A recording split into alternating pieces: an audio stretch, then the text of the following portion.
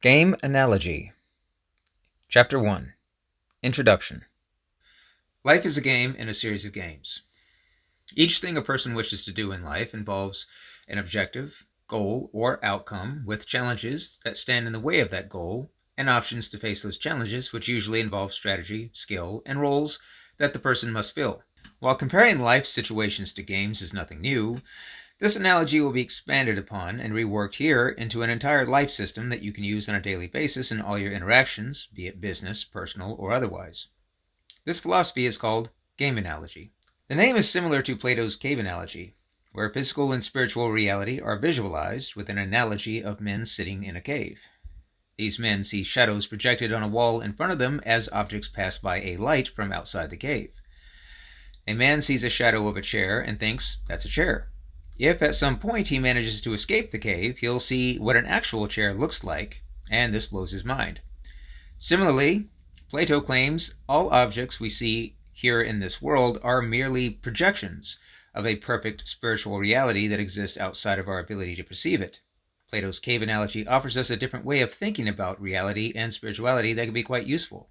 In that same way, game analogy offers a way of thinking about life, so decisions we make are clearer and better articulated in relation to society and the world as a whole. Being ethical, developing righteousness, and aligning your life with higher eternal principles is a worthwhile endeavor, but on its own will not win you the game of life. At best, it can only facilitate the character needed to win. There are several ways you can play the game of life, and they will lead you in different directions. The word winning, as is intended here, involves accomplishing goals that you have set within certain parameters and enjoying the rewards of those goals with the intention that everyone will benefit across time and across possibilities. If your aims in life are different than this, or you sincerely believe that the purpose of life calls you to focus on things other than winning, as it is defined here, then game analogy might not be for you. This is important to understand from the outset.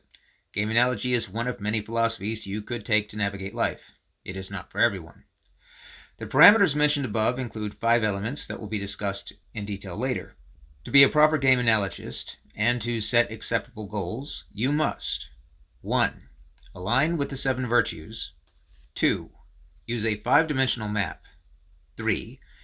Aim for the best possible outcome. 4. Understand what game is being played. And 5. Know what skills you bring to the game. If you fail to stay within these parameters, game analogy will not work as intended. Game analogy is meant to help you navigate life in a way that is fulfilling and enjoyable and make things better along the way. It is not intended for evil purposes. One way to play the game of life is to stop playing altogether, believing the only winning move is to not play. The Buddhists follow this path, and their method is meant to develop inner peace despite the external world and to let go of attachments. Another play style is to make living with grace your goal, believing we are called to suffer.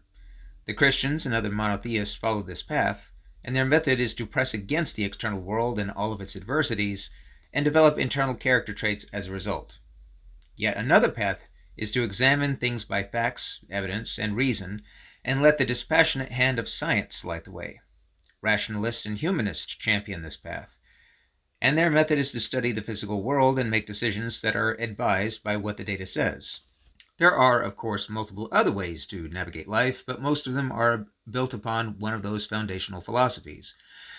Cultivation of inner peace despite the world, which is Eastern, or the development of character by struggling against the sins and flaws found in the world, which is Western, with the practice of empirical investigation of the natural world pervading through both. However, none of these paths are sufficient for winning the game as it was described earlier.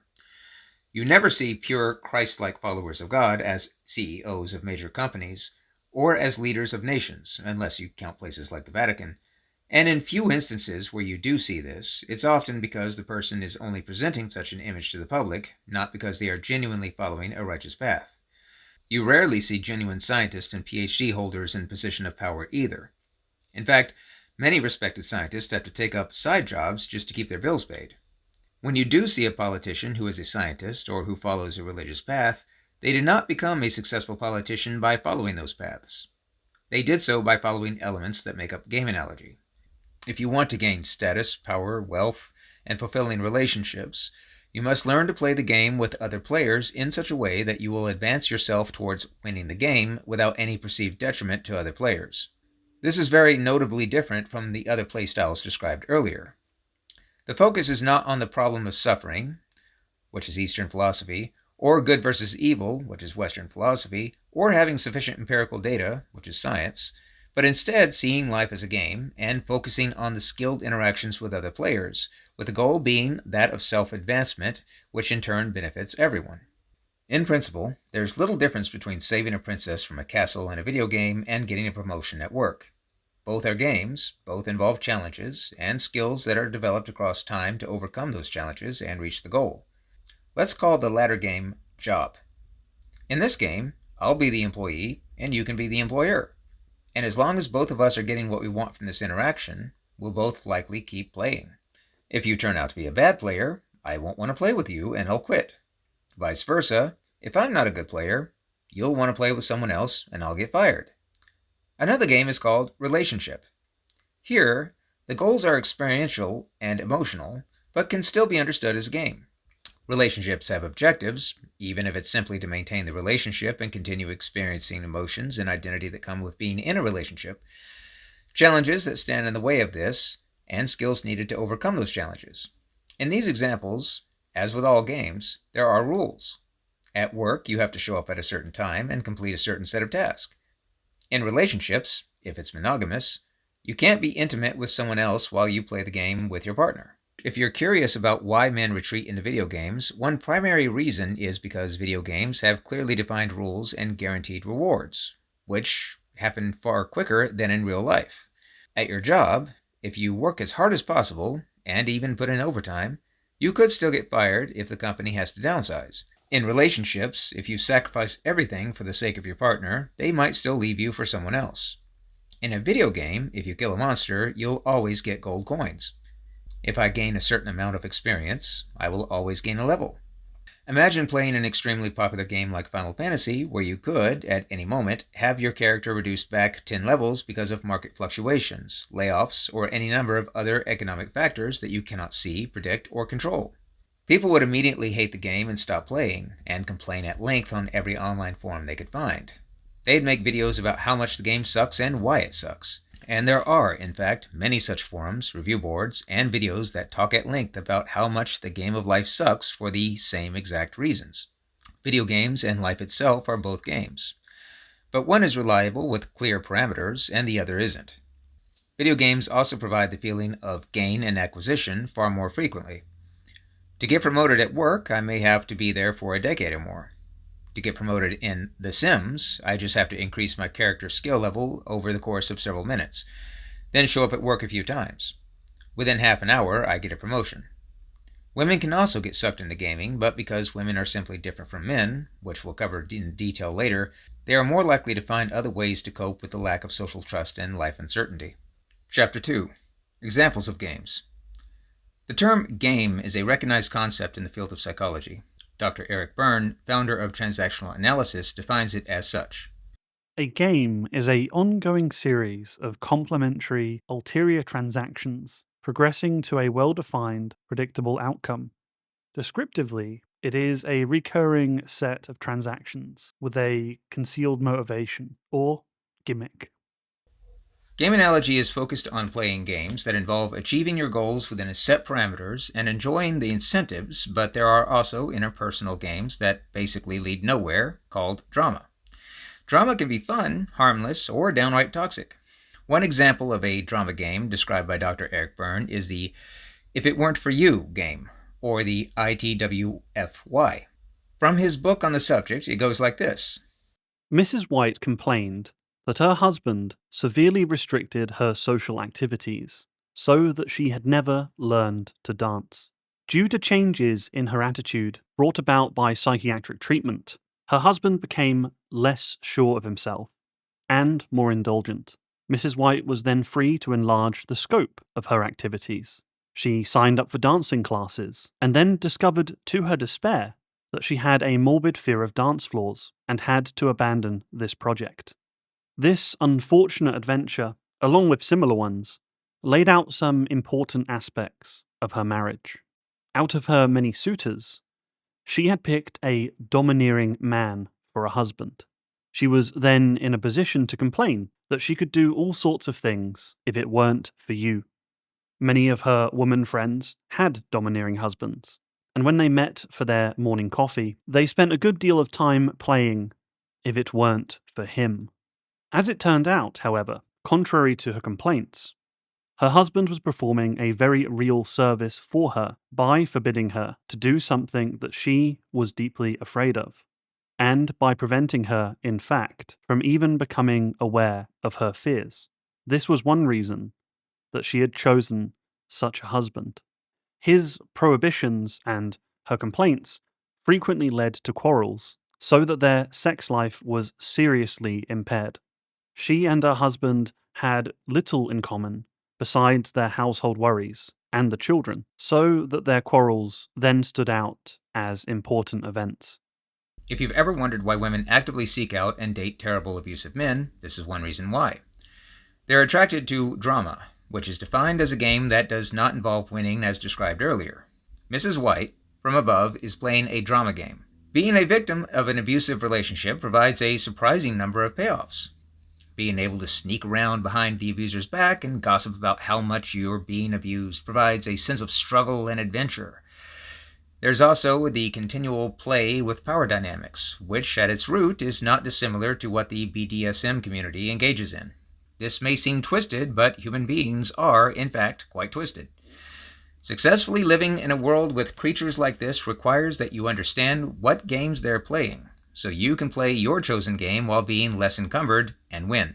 Now, the typical young, blue-haired feminist activist, social media user, or TikTok producer at the time of this writing is likely to read the above paragraph and absolutely recoil at that description, given that it does not include women who are in abusive relationships that they genuinely want to escape but cannot and are in fear for their lives on a daily basis, and should only have their cause championed and praised. But this reaction is also a game. Our online feminist now has a new thing they can shout and holler and shake their fist over, which allows them to reinforce their identity as social activists and continue bonding with others of that ilk. Obviously, the above description was not intended to describe literally every woman and every relationship, nor demean or diminish those who are stuck in abusive relationships and genuinely want to leave. And the social justice warrior feminist types know this. Again, this reaction is just a game. The game is called I'm a Good Person. The goal is to prove to everyone that you're a good person. You do this by repeating a certain set of ideas and act like you're advocating for them, often on social media or where anyone can see you doing it, and showing as much disgust as possible for anyone who says anything in opposition.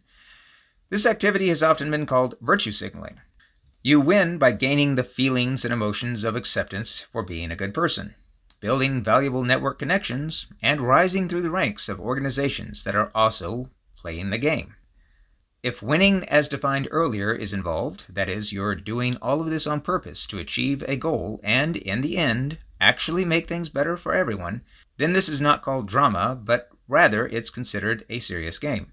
Of course, you could also be a good person by studying medicine and becoming a doctor and providing care for the sick and injured, but that would require work. The desire to be a good person is in conflict with the requirement to do the work needed to be a good person, which involves the concept of drives, and is something else we'll cover later on.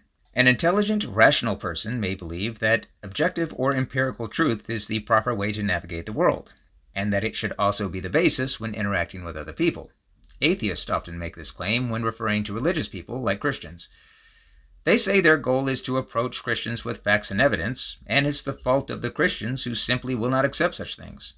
But this isn't how the world works, and the atheists are just as susceptible to buying into the wrong information and playing games as are the Christians, and are often guilty of the same exact irrational behavior that they denounce. When interacting with other people, it's important to understand that facts and evidence may sometimes be helpful, but most often they simply don't matter, and actually can do more harm than good. It's far more important to understand what kind of game the other person is playing and navigate your way around that. Think of it this way. If you called out Mrs. White from above on exactly what she was doing, would she say, "Oh, yes, you're right, thanks for pointing that out"? Or would she get defensive, dig her heels in, and find more ways to justify the game she's playing?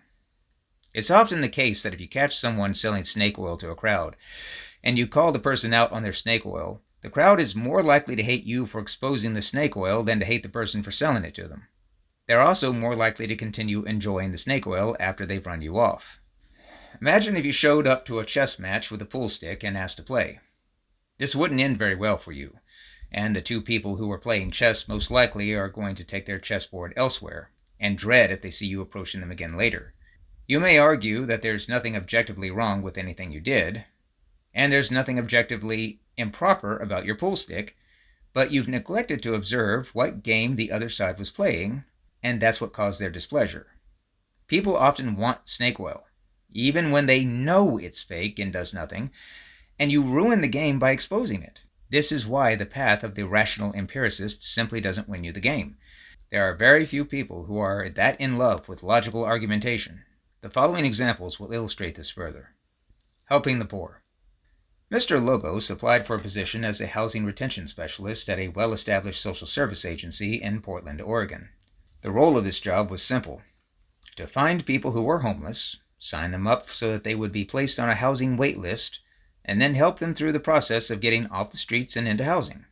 Mr. Logos was more than qualified and had plenty of experience working at other facilities related to social services. Further, his interviewing skills were top-notch. So he went in planning to impress the interviewer, answer all the questions confidently, and even slip in a source for his answers here and there, and get the job with little trouble. However, despite all this, Mr. Logos neglected to observe what game was actually being played. The interviewer started with the typical opening question: "What do you know about our company?"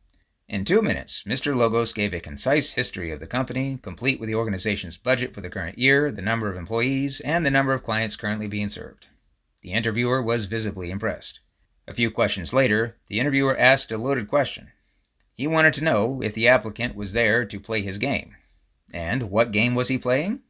Good question. Ask yourself that as we see what happens next, and consider if the applicant brought a pool stick to a chess game. The interviewer's question was, do you believe housing is a right?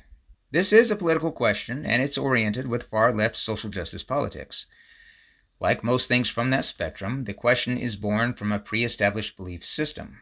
But Mr. Logos politely and professionally gave this answer. You see, housing cannot be considered a right because someone has to build a house and you do not have rights to another person's labor. That person has to be paid for the work that went into building the house, not to mention the cost of all the raw materials that had to come from somewhere. You may argue that the government could step in and pay the builder so the tenant gets his house for free, but that's still not the definition of a right because it only shifts who's paying. Instead of the tenant paying, everyone else not involved in this transaction is now forced to pay by way of taxation. Now we could say once you've paid for the house, whether buying or renting, you definitely have a right to the thing that you paid for. But that's not the same thing as housing itself being a right. Pretty good answer, wouldn't you say?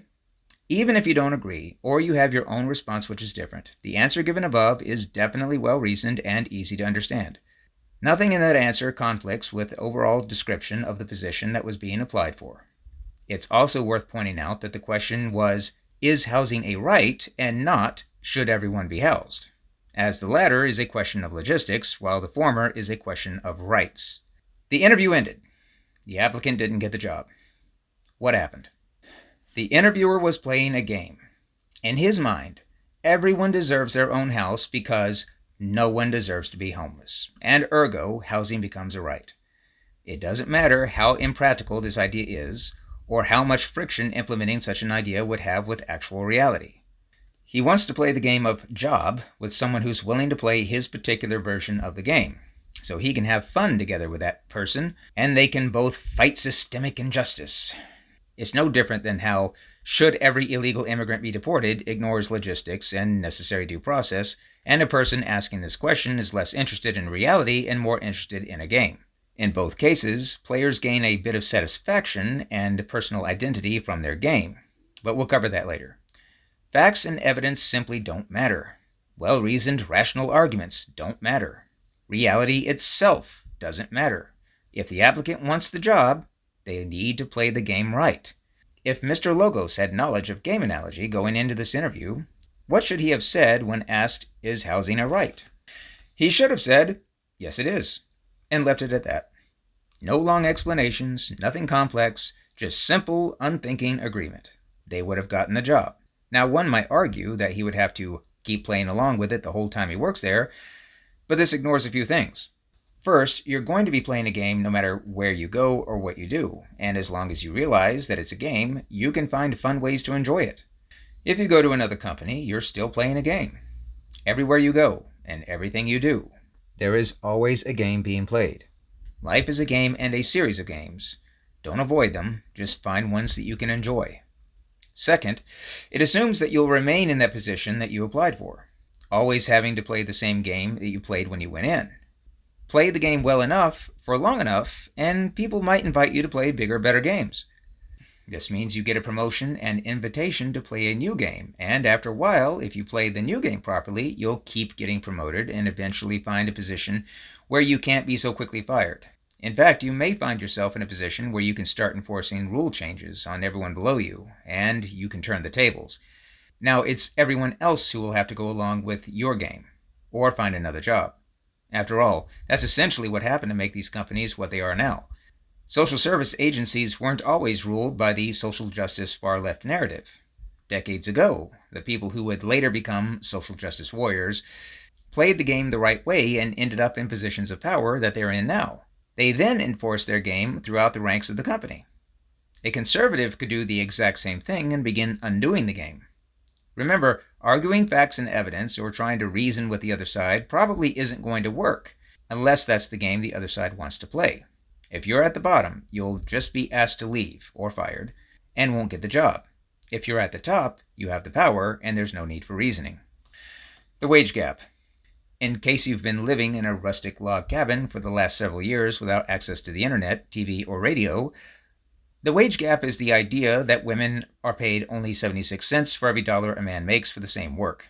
This is one of the most well-researched economic phenomena of our age, and has been covered by over 50 independent peer-reviewed studies. The Obama White House even assigned a special task force from the Consett Group, an economic research firm, to discover why the wage gap exists. Uniformly and without exception, every single one of these studies reached the same exact conclusion. Even studies from far-left feminist agencies like the Institute for Women's Policy Research. As it turns out, the wage gap is not linked to sexism or discrimination in any way. It's caused by the fact that women make different decisions than do men.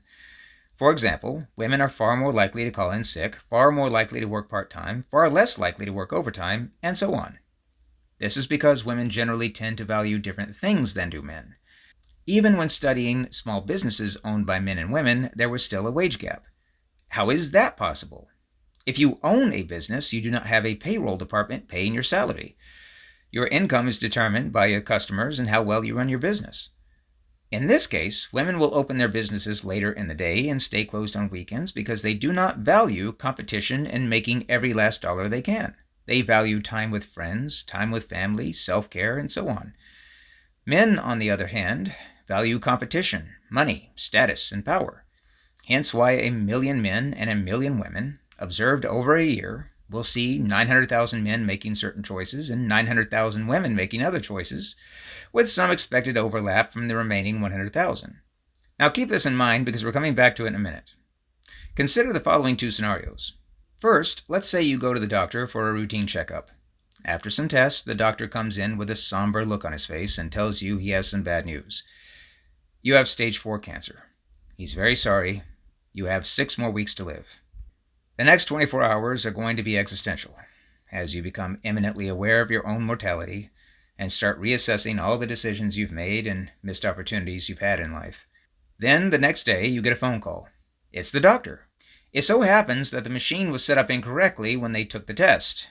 And once they fixed the error, they discovered that you actually don't have cancer. You're going to live. You'd probably have the biggest sigh of relief in your life. You might even faint because of this news. You'd call up everyone and tell them that you're going to be okay and celebrations would be had. Second, let's say there's news of a hurricane coming directly towards the town where you live in. It's a Category 5 hurricane, with winds strong enough to blow your head clean off your shoulders. It's scheduled to hit within the next day or so, and there's no possible way to evacuate. Your house also doesn't have a basement, and all the local shelters are full. So you batten down the hatches as best you can and get real religious. Start talking to God and trying to strike a deal.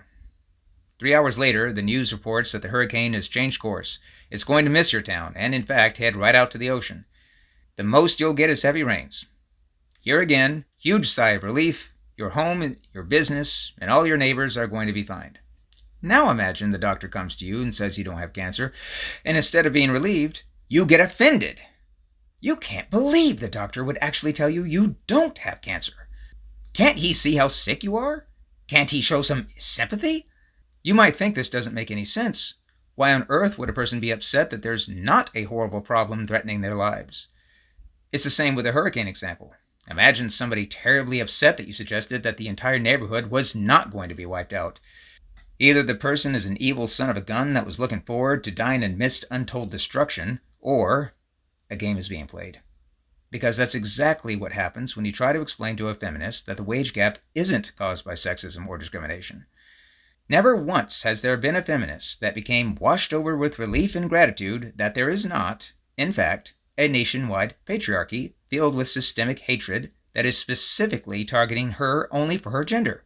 Also, the only way this patriarchy can express its hatred is by somehow commanding the payroll departments of every single company across the country to go through their payroll spreadsheets and deliberately readjust the payments of all female employees. The reality is that this is not happening.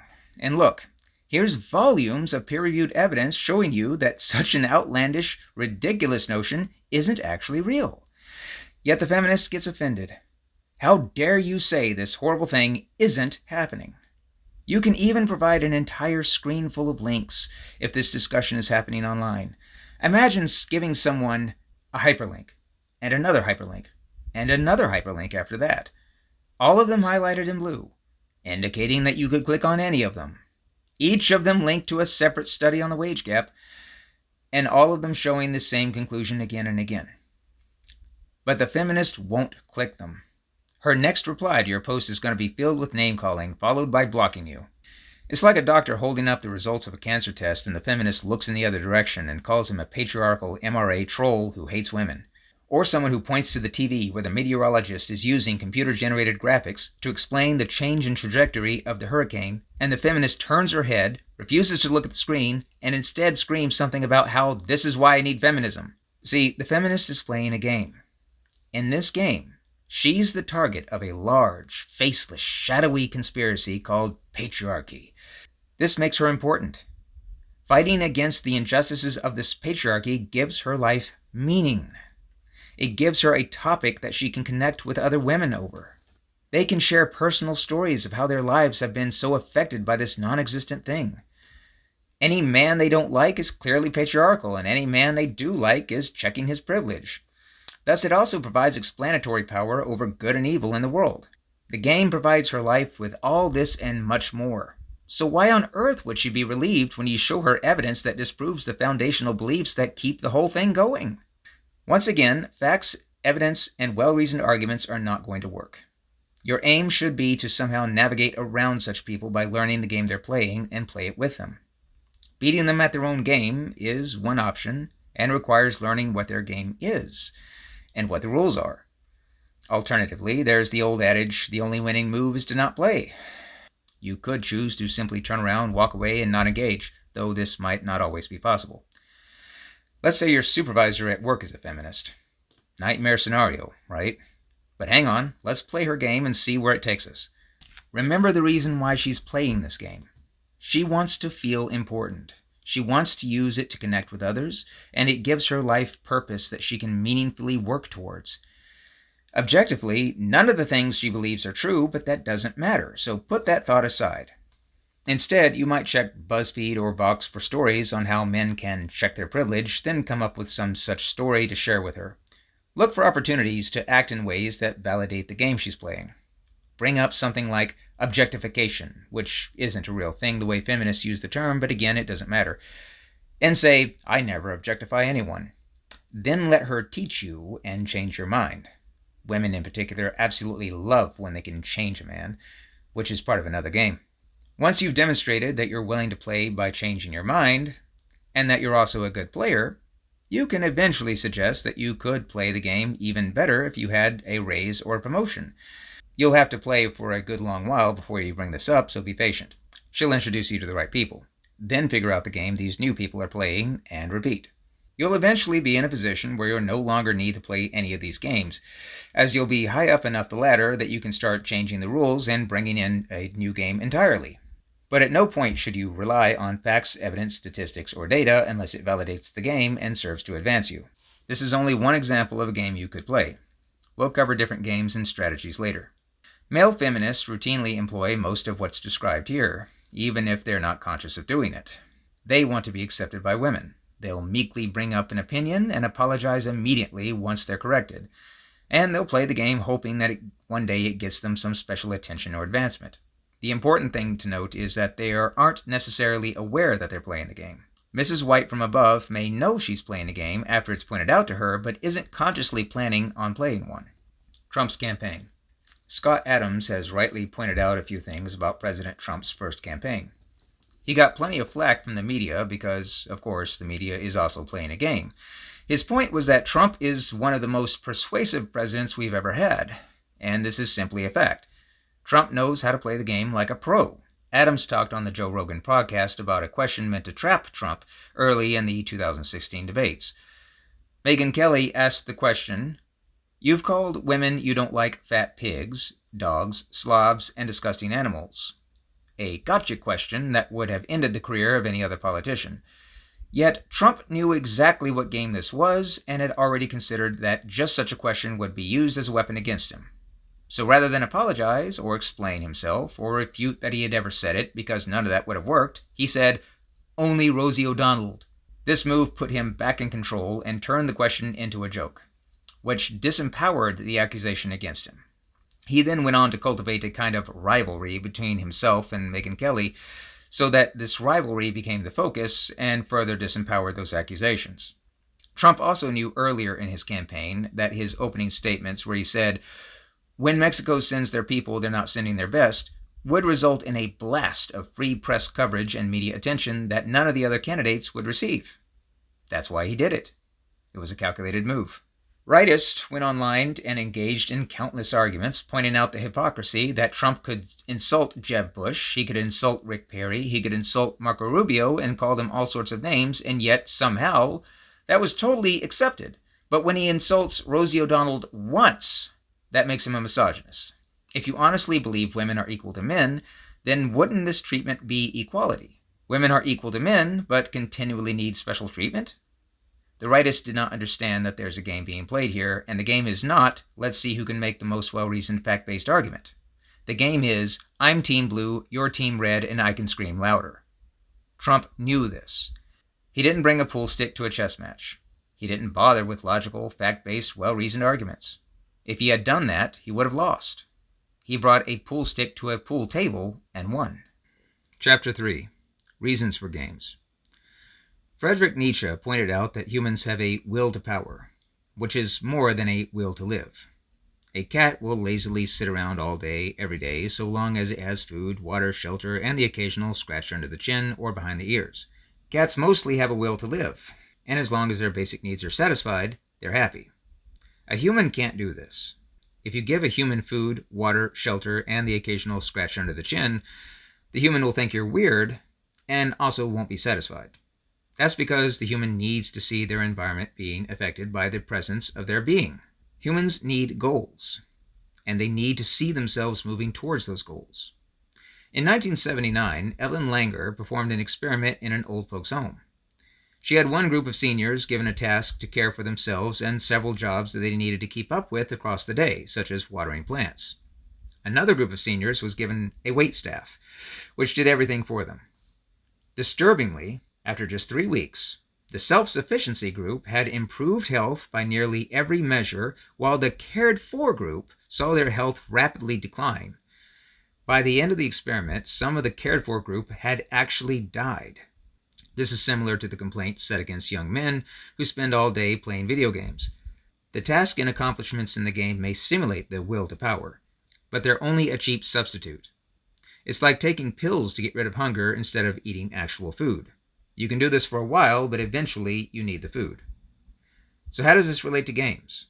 Imagine a millennial laying on their couch in their well-furnished apartment that their parents' trust fund is paying for. They have cold air in the summer and hot air in the winter. They have a fridge full of food, a microwave that cooks it for them in minutes, and a button they can press on their phone to order a pizza if they can't be bothered to get up and go to the microwave. They have hot and cold running water anytime they want it, a machine that washes and dries their clothes for them, and a service that comes and picks up their trash for them. This sounds almost like the Jetsons. The only way this could be more luxurious is if robotic arms came out of the walls and wiped the crumbs off your chin. This young millennial has absolutely no worries, no stress, no pressure, and nothing to struggle with. However, the will to power means this young person desperately needs something to worry about, some kind of stress and pressure, and something to struggle with. Humans need meaningful goals, and meaningful work that progresses them towards those goals. They can't live as cats, being well-fed and happy. If the millennial doesn't find a source of purpose and meaning, he'll waste away, just like the seniors did in Ellen's experiment. There's a few ways the millennial could fix this problem. They could go out to the local homeless shelter and volunteer. They could study medicine and care for the sick. They could join the army and contribute to the deterrence of war and the maintenance of peace. But there's another side to human nature which acts contrary to the will to power, and that is laziness. A lack of discipline and a lack of other positive character traits facilitate the laziness drive that will have the millennial laying on the couch for the rest of the day. A lack of discipline and a lack of other positive character traits facilitate the laziness drive that will have the millennial laying on the couch for the rest of today, this week, and this month.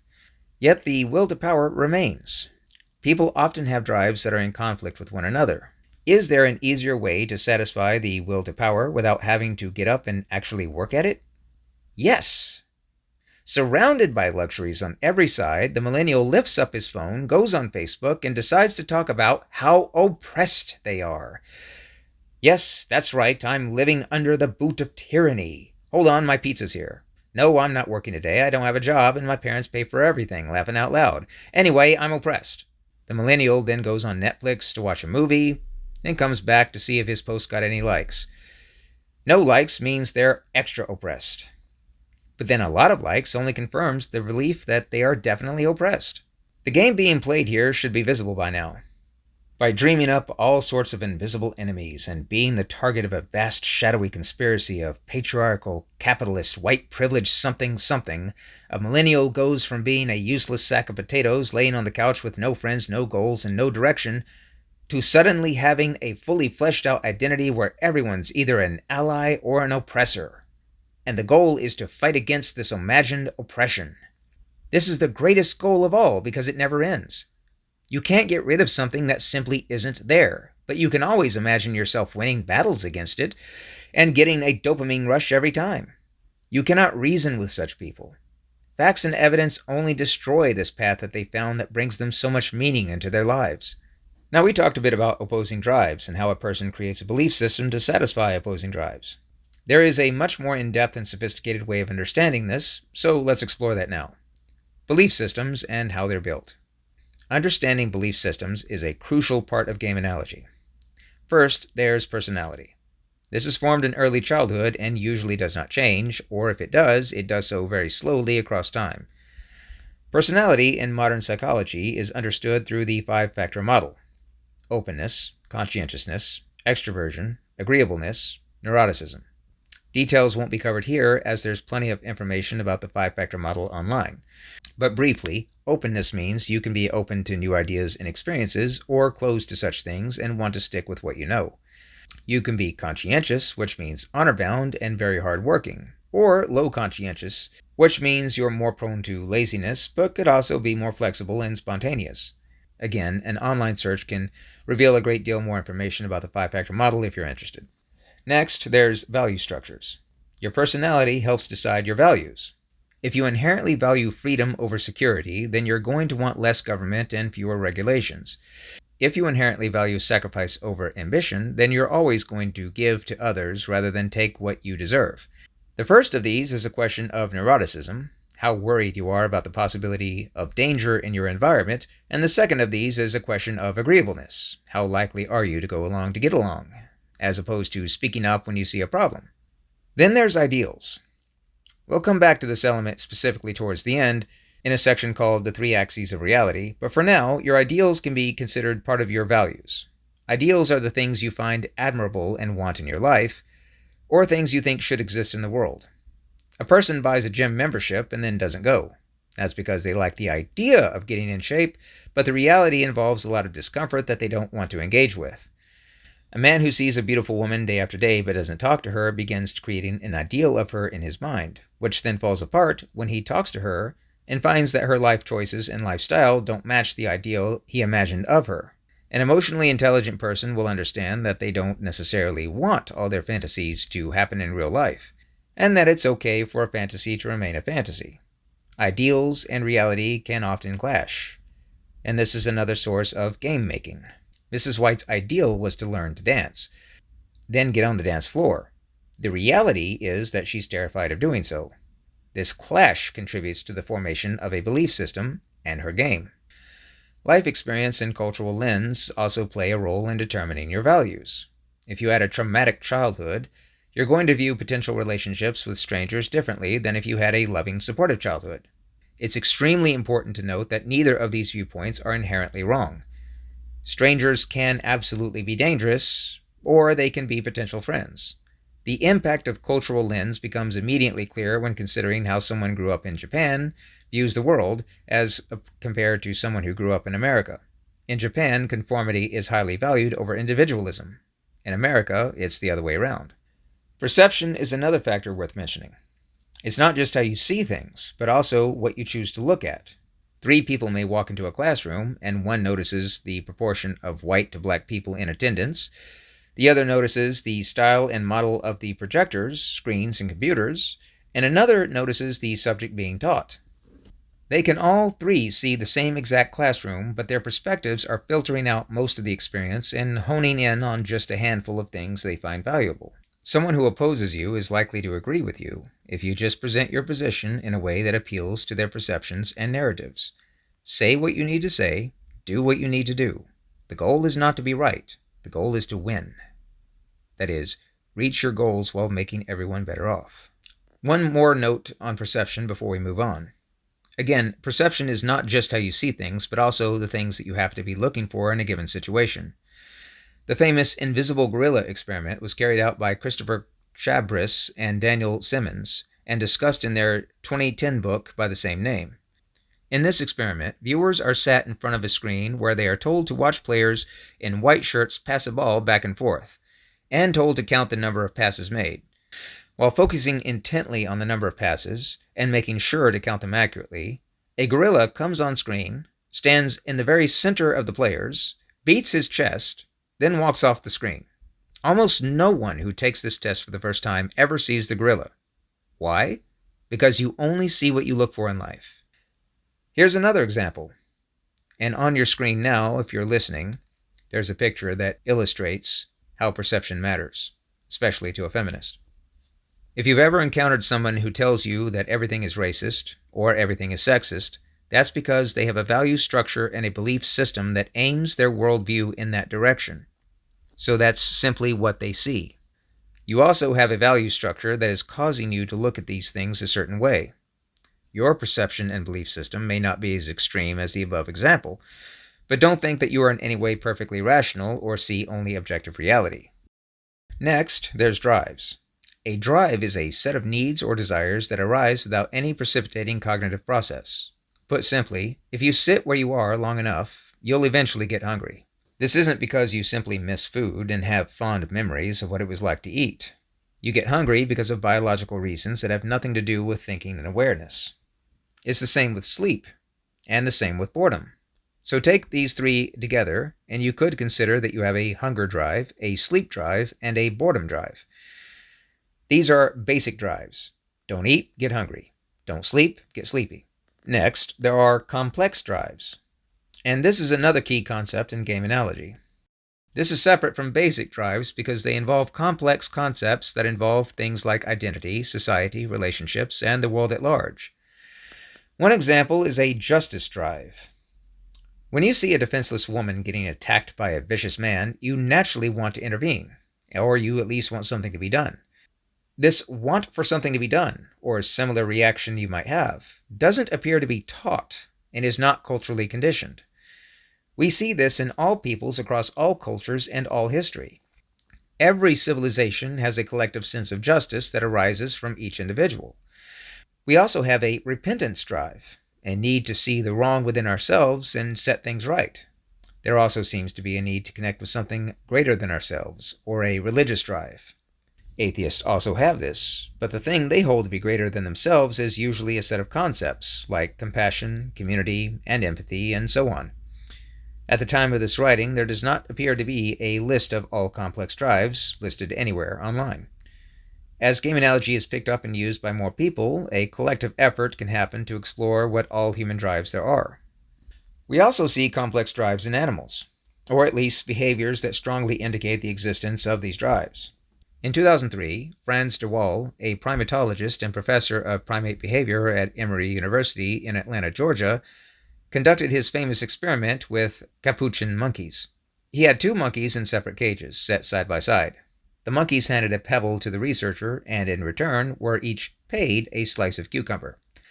Both monkeys were happy with their pay, until a few pebbles later when one of the monkeys was paid with a grape instead of a cucumber. When the other monkey sees this, he throws the cucumber, screeches, and rattles the cage. This strongly indicates a sense of fairness in animals that could easily be the foundations for more complex understandings of justice, and then later, perhaps, a justice drive. Another drive is the need for forgiveness, because ancient humans existed in tribes, and because everyone in the tribe will eventually mess up or make a mistake at some point, and also each person needs the protection and acceptance of the tribe. Asking for forgiveness became a drive. For centuries, this drive was satisfied by religion. The Catholics literally created a box for you to sit in and confess your sins, because it satisfied the drive connected to forgiveness and acceptance.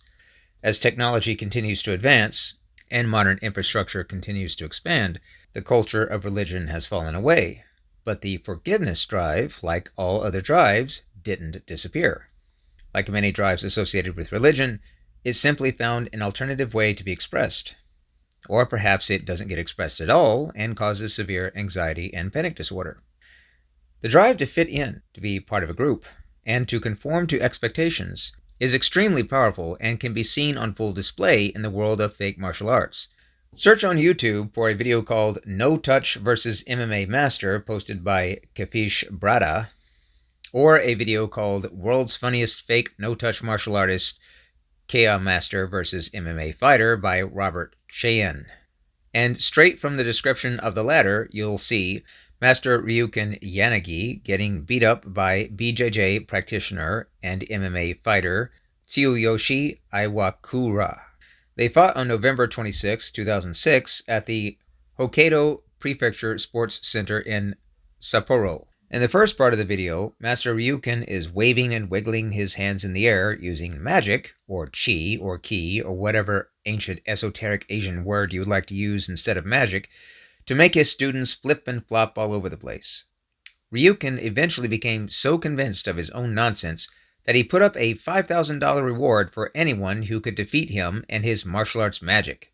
Tsuyoshi Iwakura soon responded and won himself some easy money. It's noteworthy how Ryuken reacts after getting hit, touching his face and looking at his hand several times, almost as if he were in complete disbelief. In another video titled George Dillman Called Out in Public by Reporter / Fake Martial Arts Master Destroyed, posted by YouTube channel Totally Pointless TV, Master George Dillman displays the same no-touch knockout type of magic. However, when he's challenged by a journalist, he wasn't able to make it happen. Dillman himself wouldn't even try it, and had one of his students do it instead because some part of him suspected the journalist wouldn't play along. And sure enough, the journalist didn't jump back and fall down like he was supposed to when Dillman's student tried using his magic. After this happened, Dillman is seen in the video coming up with excuses right on the spot for why it didn't work, claiming that it failed, get this, because the journalist had his tongue in the wrong place in his mouth. Feeling that this wasn't enough of an explanation, Dillman then says if one of his toes was pointed up and the other toe was pointed down, the technique wouldn't work. It seems only Dillman is unaware of how bizarre this sounds. You might wonder how grown men could actually believe in such nonsense, and even act it all out on camera. But if you understand that all of this is built from the human drive to fit in, be accepted, and conform to the group, then it makes a lot more sense. The teacher wants to be respected and looked up to by his students, so he gradually brings mysticism into his teachings bit by bit. The students want their teacher to succeed and also want to be part of a class that has a fantastic teacher, because that would make the students even more prestigious. Imagine graduating from a class taught by a full-blown wizard. So they nod along and accept it. The teacher gets more mystical, and the students enable more mysticism until finally you're at the point Ryukin and George found themselves in. The most important takeaway here is that these people aren't stupid, dumb, or ignorant. The behavior and belief in fake martial arts was created by the very same drives and emotional needs that you, dear reader, also have within you. Your susceptibility in becoming part of such a thing is not based on your intelligence, but based on how well your drives and emotional needs are currently being satisfied. An extremely unintelligent person who is loved by their family, accepted by their church, and who has many friends and a fulfilling job is likely to roll their eyes at fake martial arts. A very intelligent and educated person who lives alone, has no family and almost no friends, and is unemployed or works a job that feels pointless is much more likely to not only believe, but become an advocate for something like fake martial arts. One more key drive that plays a particularly big role in the world as it becomes more complex is a simplicity drive. People love it when things can be boiled down to one catchphrase or one cause. In 2004, Morgan Spurlock made his film Supersize Me, which led viewers to believe that McDonald's was somehow responsible for the obesity epidemic. People are overweight for a wide range of reasons. First, Ansel Keys published his 7-country study in 1958, which simply reached the wrong conclusion, that the fat content in your food was causing health problems. This isn't true, and the study was flawed, but it led to the idea that we should remove fat from food, hence why everything in the 80s and 90s was marketed as being fat-free. The fat, which was not actually making you fat, was then replaced with copious amounts of sugar, which impacts blood insulin levels and disrupts your normal metabolism. Next, our lifestyles have changed. The continuing development of technology and infrastructure meant more people sitting in front of glowing screens for longer periods of time, and going home to live alone in their homes and apartments. People are more likely to eat when they are lonely and depressed. Additionally, there's no real education on health and nutrition in school. You're not taught how to quickly determine what foods have what nutrients or how those nutrients will impact you. Now, we could keep going with all the different causes that facilitated the development of the obesity problem, but we don't have to, because we already have an answer. It's McDonald's. Clearly. They asked if you wanted to be supersized, and according to the film, that's why you're obese. Morgan Spurlock will eventually prove it by, get this, eating nothing but McDonald's food for 30 days, which is what the film is centered around. How wrong this is should be blindingly obvious to any normal functioning adult. Yet the desire for a simple explanation for a complex problem was just too great, and people bought into it. Nutritionists in 2005 would bang their heads on the wall trying to get people to understand that they aren't obese simply because McDonald's exist. And this was an uphill battle because in reality, you're selling complicated facts and evidence to someone who's already bought simplicity. And simplicity wins. Consider that human behavior itself is already tremendously complex. And entire fields like psychology, neurology, and economics have spent nearly a century trying to pin down some form of predictive model of behavior for even a single person, with little success. Now consider how much more complex a topic like crime and poverty would be, and how an entire volume of scientific work would only provide a loose approximation of causes. Yet there are millions of people who know exactly what the cause of crime and poverty are. It's racism. That's it. That's all you have to know. Police shootings? Racism. Teen pregnancy? Racism. All the world's top economists continue to fiercely debate over what causes unemployment and what should be done about it. But how could they have missed the answer? It's racism. Or maybe sexism. Or insert word or catchphrase here. A person cannot fix a broken light switch in their home, but will tell you how we could fix the entire power grid of the United States if we just switched to green energy. This same person struggles to raise their own child, but knows how to protect every child in America. All you have to do is ban guns. A solution that becomes almost painful to listen to when semi-automatic guns are cited as being particularly dangerous. Of course, on the other side, there's the idea that building a wall is all it takes to fix America's immigration problem, or saying God did it is an acceptable answer to fill in every blank on a science test in school. Each of the examples above has enough information to fill an entire personal library. And as our population increases and as technology advances, the complexity only continues to grow, which makes the desire for simplicity all that much greater. There are many other drives and many other resulting games. For example, a woman who doesn't get married and never has children still has a drive to care for her young. To partly satisfy this drive, she might become a cat lady or get dogs and talk to them as though they were her actual kids, which is something that's become quite common. There's even the term fur babies. However, she may also externalize this drive towards a social cause, and white liberal women in particular may begin viewing every black person through a maternal lens, seeing only their victimhood without any element of adult responsibility. She'll decry how most drug arrests are against blacks, but never once suggest that if you weren't selling drugs, you wouldn't have been arrested in the first place. Even making this suggestion out loud to her will get you a stern look or a jaw-dropped admonishment, as though you're honestly suggesting her 8-year-old be judged on the level of an adult, because, after all, you monster, they're just kids. Which gets phrased as, you're being unbelievably racist right now. Unsatisfied drives can result in all sorts of behaviors, and more importantly, all sorts of games. Drives also influence value structures. Imagine someone with a high sex drive. Guess what sorts of things this person will value? What would their ideal weekend look like? Compound this with culture. How would an American kid process this concept as opposed to an Iranian kid? Now imagine someone with a low sex drive, but who is very sensitive to the suffering of others, perhaps a high level of neuroticism plus a justice drive. What kind of things will this person value? What kind of games would this person likely engage in? To make things far more complicated, ask yourself, are there some things which should be valued more than others? People tend to gather into large groups and across time come to a general agreement over which things should be valued and which things should be avoided. And this isn't arbitrary.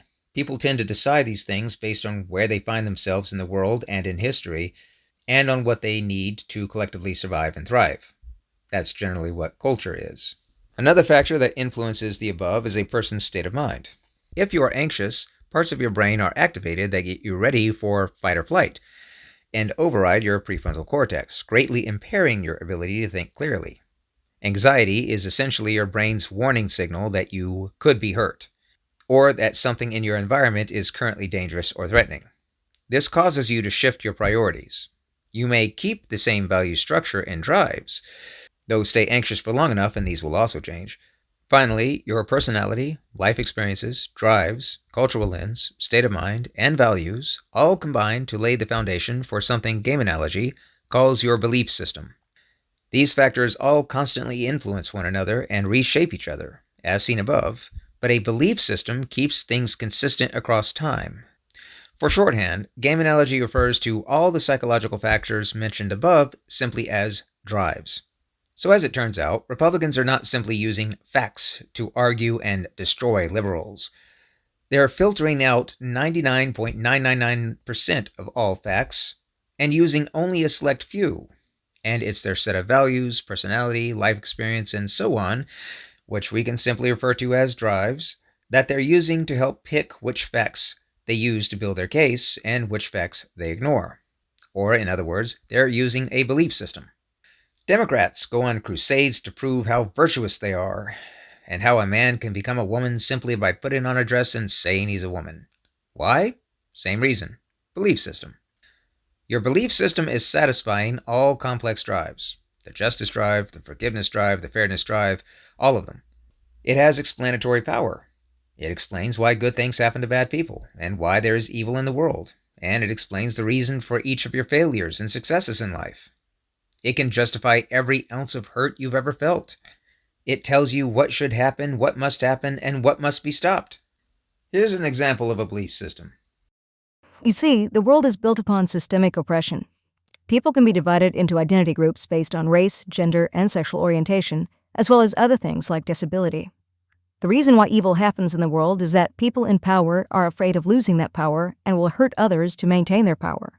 To make matters worse, it's power they didn't earn. It's privilege, which means it's an unearned advantage granted by immutable characteristics. This privilege is given to people who are white, straight, and male. It's this privilege and the system of power it creates that causes black people to be shot by the police and live in poverty. This is racial injustice, and it must be stopped. If you are a white male, you need to repent by checking your privilege. Look at all the complex drives this satisfies. It gives you a value structure. It provides you a cultural lens. It gives you an identity. And it even gives you a way to instantly form relationships with others based entirely on their identity group, whether or not they agree with this belief system. There are no more strangers. There are allies and enemies. Everyone is relevant. They're either an oppressor or the oppressed. Okay, here's another. The universe is 6,000 years old and was created in 6 days by a magical sky wizard who created a dirt man and a rib woman who ate a magic apple because a talking snake told him to, which cursed them forever, which is called sin. So a Jewish zombie who was his own father allowed himself to be killed to help remove this curse. But it can only really work if you telepathically communicate with him and tell him you believe all of this is true. All evil in the world is caused by sin, and every bad thing happened to you because of a man in a red jumpsuit holding a pitchfork. But you can fight for justice by spreading the word of this religion, and you can repent by going to a special building every Sunday and let someone talk at you for an hour or so. It doesn't matter how ridiculous or silly this belief system sounds. It satisfies numerous drives. It provides meaning, purpose, direction, identity, and it fulfills many other psychological needs. Like last time, you now have insta-relationships. Everyone is either saved or a sinner. It also allows you to feel super special because the creator of the entire universe has a special relationship with you. You can also pray to him and ask that your favorite football team wins. Here's yet another belief system. The earth is a pure, bountiful mother goddess, and man is a blight upon the world. Mankind cuts down rainforest and destroys entire ecosystems. How dare you! All for personal gain. They pollute rivers and dump tons of carbon into the atmosphere, which continues to poison the planet. This has to be stopped at all cost, because the future of our children and our children's children are at stake. You can separate yourself from such evil things by demanding green energy, like solar and wind power, and help save the planet by protesting against any capitalist business that refuses to submit to our demands. Imagine waking up every morning and saving the freaking world by holding signs and chanting slogans. The level of importance of your life has skyrocketed. This belief system rocks. You also have insta-relationships with every other environmentalist out there. Now, some might argue that this isn't a belief system, but that it's true because people really are dumping carbon into the atmosphere. Have these people actually gone online and looked up peer-reviewed scientific journals and spent hours reading the data themselves, or are they simply repeating things they've heard said on social media? The answer is obvious because very, very few people take time to go through published scientific papers, and nearly everyone simply repeats what they've heard. Further, if you showed such a person data that completely contradicted the assertion of environmentalism, or changes it in some way so that it's radically different, would they accept what you've shown them, or would they react like the feminist does to economic data concerning the wage gap? This is part of what indicates that it's not just a series of facts, but rather a belief system. Consider further what would happen if you introduced facts and evidence to any of the followers of these belief systems. Let's say you tried very politely discussing economic statistics to the first group and pointed out how young black men from Kenya earn 113% of the national average, or how unmarried women without children earn 8% more than white men of the same age group across multiple sectors. How would that go? What would happen if you politely told the creationists that the universe is not, in fact, 6,000 years old, and then provided a link to volumes of information proving it? Or how about sharing documents with the environmentalists on just how wrong their projections have routinely been, how many of their claims are factually incorrect, or how they quite literally held a 15-year-old girl with no life experience as a champion for their cause while at the same time claiming we should listen to science? You would be attacking the very thing that provides them with meaning, purpose, identity, and satisfies their drives. You're attacking the belief system. And it's difficult to express just how utterly catastrophic a threat this is. If your belief system falls apart, your world falls apart. It's worse than being surrounded by deadly animals.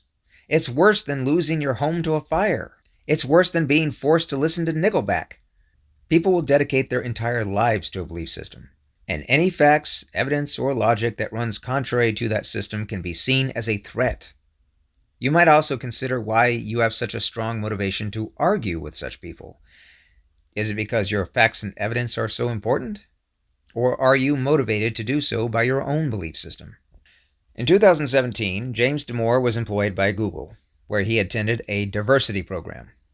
One of the topics being discussed at this event was why Google has fewer female employees as compared to the number of male employees and how they could correct this issue. At the end of the event, the organizers asked for feedback. So James wrote a painstakingly detailed memo with dozens of citations and links backing each assertion, explaining why women weren't lining up to work at Google. The memo is available online to anybody who searches for it. It merely puts forward data, facts, and evidence, all available online but compiled into this one memo, and explains the cause behind the hiring discrepancy at Google. That's it. James Damore was then fired. Why? The belief system held by the event organizers at Google is that we live in a patriarchy where women are oppressed and men are privileged, and the course of action that will bring meaning to our lives is dismantling the patriarchy. This is the game that's being played. Mrs. White isn't going to like it when you call her out for merely being scared of dancing. She wants you to join her in her game of blaming her husband. The housing retention specialist doesn't want an explanation of what rights are and how housing cannot be considered a right. He wants to pretend he's some sort of crusader on a campaign to champion the rights of the homeless, and he wants an employee who will play the role of sidekick. Google doesn't want a memo explaining the volumes of evidence exhaustively documenting all the biological and psychological differences between men and women that influence the choices they generally tend to make in a free and open society. They're playing a game and they want their employees to play the same game. We're living in a post-evidence age. Facts, evidence, and logic don't matter. Everyone everywhere is playing a game. You either learn to play, you find another game, you stop playing, or you lose. A single person, if spoken to carefully and at length, might change their mind. Over time, they might even abandon their belief system, or at least parts of it.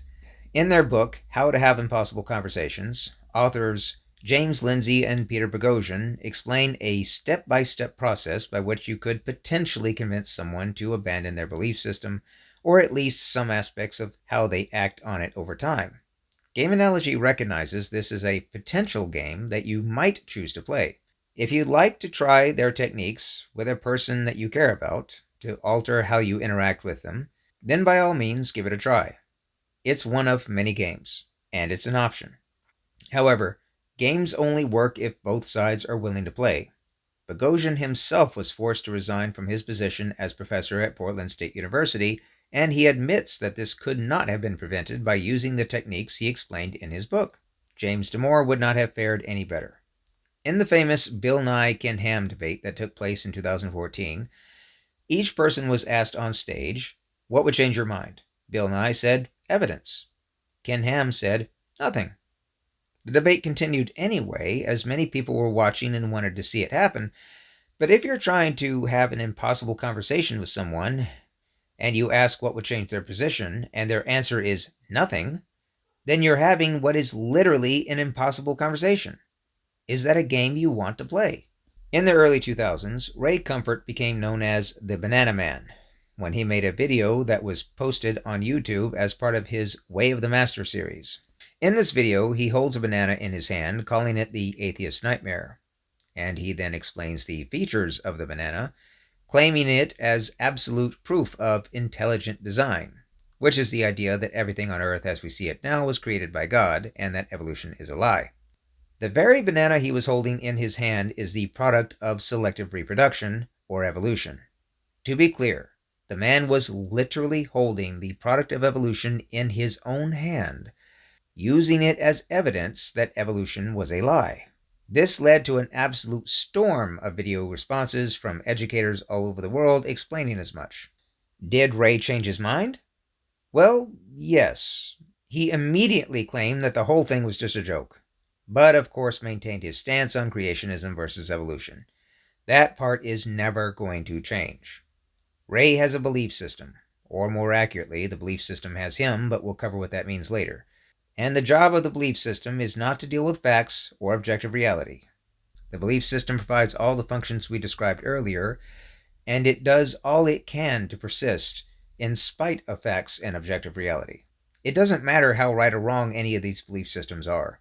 Game analogy is focused chiefly on winning the game, or achieving your goals within certain parameters and enjoying the rewards and incentives while aiming to make everyone else better off.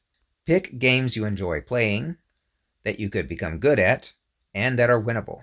Keep in mind that the person reading this right now also has a belief system that is every bit as nonsensical as the ones explained above. Do you believe that small green rectangular pieces of paper have inherent value? Do you celebrate a holiday where you sing songs to a dead tree and eat candy out of socks because a fat man crawled down your chimney? A man will fight very long and very hard for a bit of colored ribbon, said Napoleon Bonaparte. When an atheist says he doesn't have any irrational beliefs, ask him if he believes in human rights. When he says yes, ask again if he believes in human rights.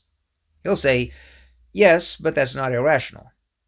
Next, ask him why so many people are afraid of the consequences of developing an AI system that becomes self-aware. The fear is that it will turn on humans and wipe us out. But why would it do that if human rights were so rationally evident? The AI is a computer program that works only with objective reasoning, facts, logic, and evidence, yet it cannot reach the conclusion that all humans have inalienable rights. Aren't they supposed to be self-evident? And the idea of Skynet and Terminators wiping us out isn't just a common plot for movies, it's a legitimate topic of discussion in the field of AI research. It would seem that the idea of human rights is not so rational after all.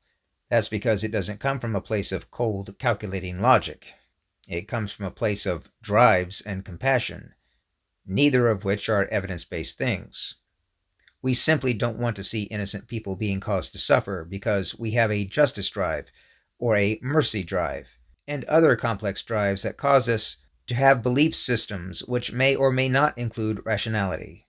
So while having your own crazy belief system, are you sure you want to talk someone else out of theirs? Chapter 4. Ranking Belief Systems. Game analogy doesn't grade belief systems based on which ones are more factually correct, nor does it place primary importance on which is more true. That's not what belief systems are about, nor related to what they do. They satisfy drives, and they provide explanation, identity, orientation, and meaning, among many other extremely important things related to human psychology. It's simply not important if your belief system is factually correct or not. It matters if your belief system works. If we remove mental health disorders and unusual external factors, like you happen to live in a war zone, let's ask the following. Can you, for the most part, live your day-to-day life without too much friction? Can you generally set goals and achieve them? Do you get along well with others in most circumstances? Then you have a functional belief system. You're doing fine and don't need to change anything. Do you constantly have friction with the people around you? Is there always a problem somewhere, somehow, that sends your plans into disarray? Are you constantly having fights with others? Then you probably have a maladaptive belief system. It might help to reassess your view of things. Are you just plain not able to handle adult life? Constantly in and out of jail? Unable to pay your bills? Non-stop arguments with everyone you encounter? We call this a non-functional belief system. Such a person could change, but it would take a lot. The Black Lives Matter protester who is always shouting that white people need to stop existing and that he's owed free money is probably somewhere on the non-functional side of the spectrum. The environmentalist who genuinely wants a better world and is gainfully employed at a nuclear research facility is closer to the functional side. You could, of course, switch this around so it's the Black Lives Matter protester who's successfully navigating life's daily struggles and the environmentalist who has a problem with everyone. There are plenty of young Earth creationists who volunteer at their local homeless shelters and work hard to assist their communities. Then there are young Earth creationists who will wave a Bible in front of Walmart and scream that everyone, except them, is going to hell. You are never dealing with a rational person. You're dealing with a person who is loaded with tons of crazy beliefs, but who hopefully shares some of your crazy beliefs so that between you they don't seem so crazy, and these beliefs are functional enough to play a good game. Let's look at a few examples of misaligned belief systems due to cultural drift. The idea in the West that a college education is an integral part of higher learning and earns you access to a better future is a cultural holdover from the 1960s and 70s, when that idea might have been valid. The older generations at the time of this writing may still believe in the value of a college education. However, the Higher Education Act of 1965, which was part of Lyndon Johnson's Great Society program, allowed for-profit colleges to receive Pell Grants and other federal student loans. This was done with only the best of intentions, and one can easily understand the arguments for making this happen. Why not allow grants and loans if a person wants to attend a for-profit college? However, like many top-down efforts to change or improve society, there were unforeseen and unintended consequences. Let's fast forward to the year 2000, where the World Wide Web is rapidly growing across the planet. It has become possible for colleges to offer education online. Imagine for a moment that college ACO requires that students read 5 books from cover to cover, master the contents therein, and write reports explaining what they've learned over the course of a year. College BCO decides that they'll only require students to read 1 book and promises less homework and less writing assignments to earn the same degree. Any potential college student can now access both of these colleges online and get federal loans to attend either one. So which one will students most likely sign up for and attend? In response to this, College CCO goes on a massive advertising campaign explaining that students won't have to write any papers at all. One-on-one learning with professors and oral exams will earn you a degree, and classes can happen anywhere you have a laptop and an internet connection. Now which college will students be clamoring to sign up for? College ACO absolutely must lower their standards, or students will simply go to an easier college that offers them the same degree and more time to party.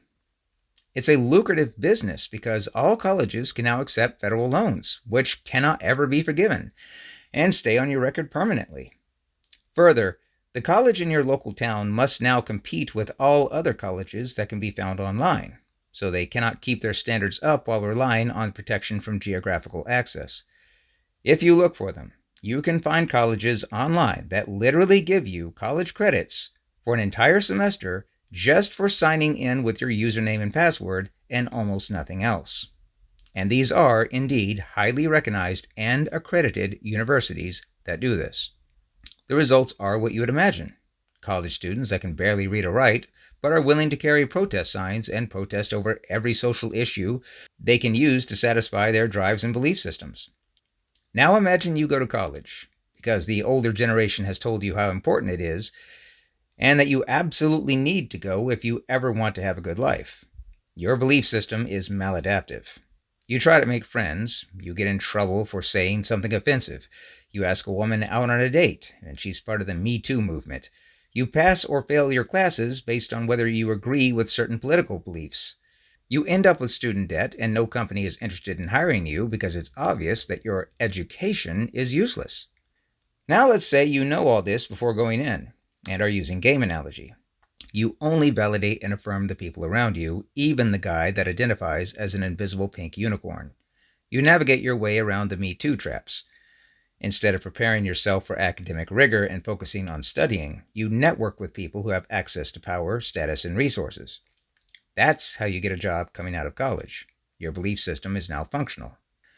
Note again that it's not important what beliefs here are morally right or wrong. You aren't going to change any of the nonsense that's currently going on in universities, and speaking truth, challenging narratives, or standing your ground is only going to get you canceled and kicked out. Winning is what matters, so do what it takes to win. Only speak truth and stand your ground if you can win in doing so. You have to get yourself in a position where you can actually win before you start fighting. And that might mean for now that you'll have to go along with the nonsense that's being imposed upon you. If you simply can't bring yourself to do this, that's understandable. Not everyone can. Find a game you enjoy playing and where you can develop the skills to win. College might not be the game for you. But if you can go along with it, you may find yourself rising through the ranks, and you may find other people who think and feel the same way you do, and at some point, you'll be too high up and too well known for them to simply get rid of, or cancel. At that point, you can change the game that's being played. Here's another example. Let's say you rate very, very high in trait conscientiousness and very low in extroversion. Let's say on top of this, your value structure and life experience brought you into fitness athletics at a very young age, and you stayed committed to fitness throughout your life. You very greatly enjoy hard work, and as a consequence of your lifestyle choices, you can do more physical work than most people around you.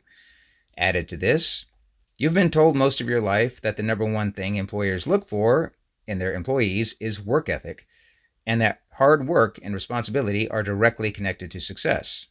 Naturally, you apply for physical labor jobs, and when you finally get one, you're excited to show up and start doing the toughest work they have. However, you happen to live in a state like Mississippi, where the obesity rate is 39% as of this writing, and the physical inactivity rate is over 30% according to the CDC. This means the culture where you live does not value fitness or work ethic, despite what you've been told since childhood. You show up and excitedly start carrying massive barrels and drums and moving concrete and loading up trucks. You do more work in a few hours than your coworkers do in days, which isn't hard when the physical conditioning of the average person in your area is considerably low. Your belief system is maladaptive. Your coworkers are not going to like the new guy that can do things right on the first try on account of his strength when they've been working at the same place for 10 years. They certainly aren't going to congratulate you on your conscientiousness, despite how much some people are convinced that it's correlated with success. If you show up to work 10 minutes early and everyone else shows up 5 minutes late, you don't get a trophy, you get hated and ignored. And don't think the manager isn't going to feel threatened by your performance either. His job might be on the line if you're doing too well. He might also be dragging a project out in order to fill time. And having someone get the job done sooner simply isn't in his best interest. Now let's say you know all of this before going in and are using game analogy. You will know which of your coworkers have been there for 10 years because they will constantly tell you, repeatedly, without being asked. Those are the ones you want to ask help from. Doesn't matter if you already know how to lift a box and put it on a truck. They want to feel important, so find a way to involve them and ask them questions that allow them to teach you. Appreciate them for the help. Watch how hard and fast everyone else is working and try to work at roughly the average speed of the team. If everyone else is using hand trucks to move even the smallest items, then a show of strength is probably not going to be admired. By going along with the group, you'll keep your job, and by not spending your energy doing the greatest job possible, you could spend it on gaining access to power, status, and resources. Your belief system is functional. If any of that seems less relatable, then simply replace strength with intelligence and physical labor jobs with any number of intellectually centered jobs, and you'll have the same thing. The reason capitalism failed in places like South America is, in part, because in order for it to work, the culture has to value things like merit, competition, and excellence. The culture also needs an acceptable handling of winners and losers, where the winners don't gloat over their victory and the losers are encouraged to dust themselves off and try again.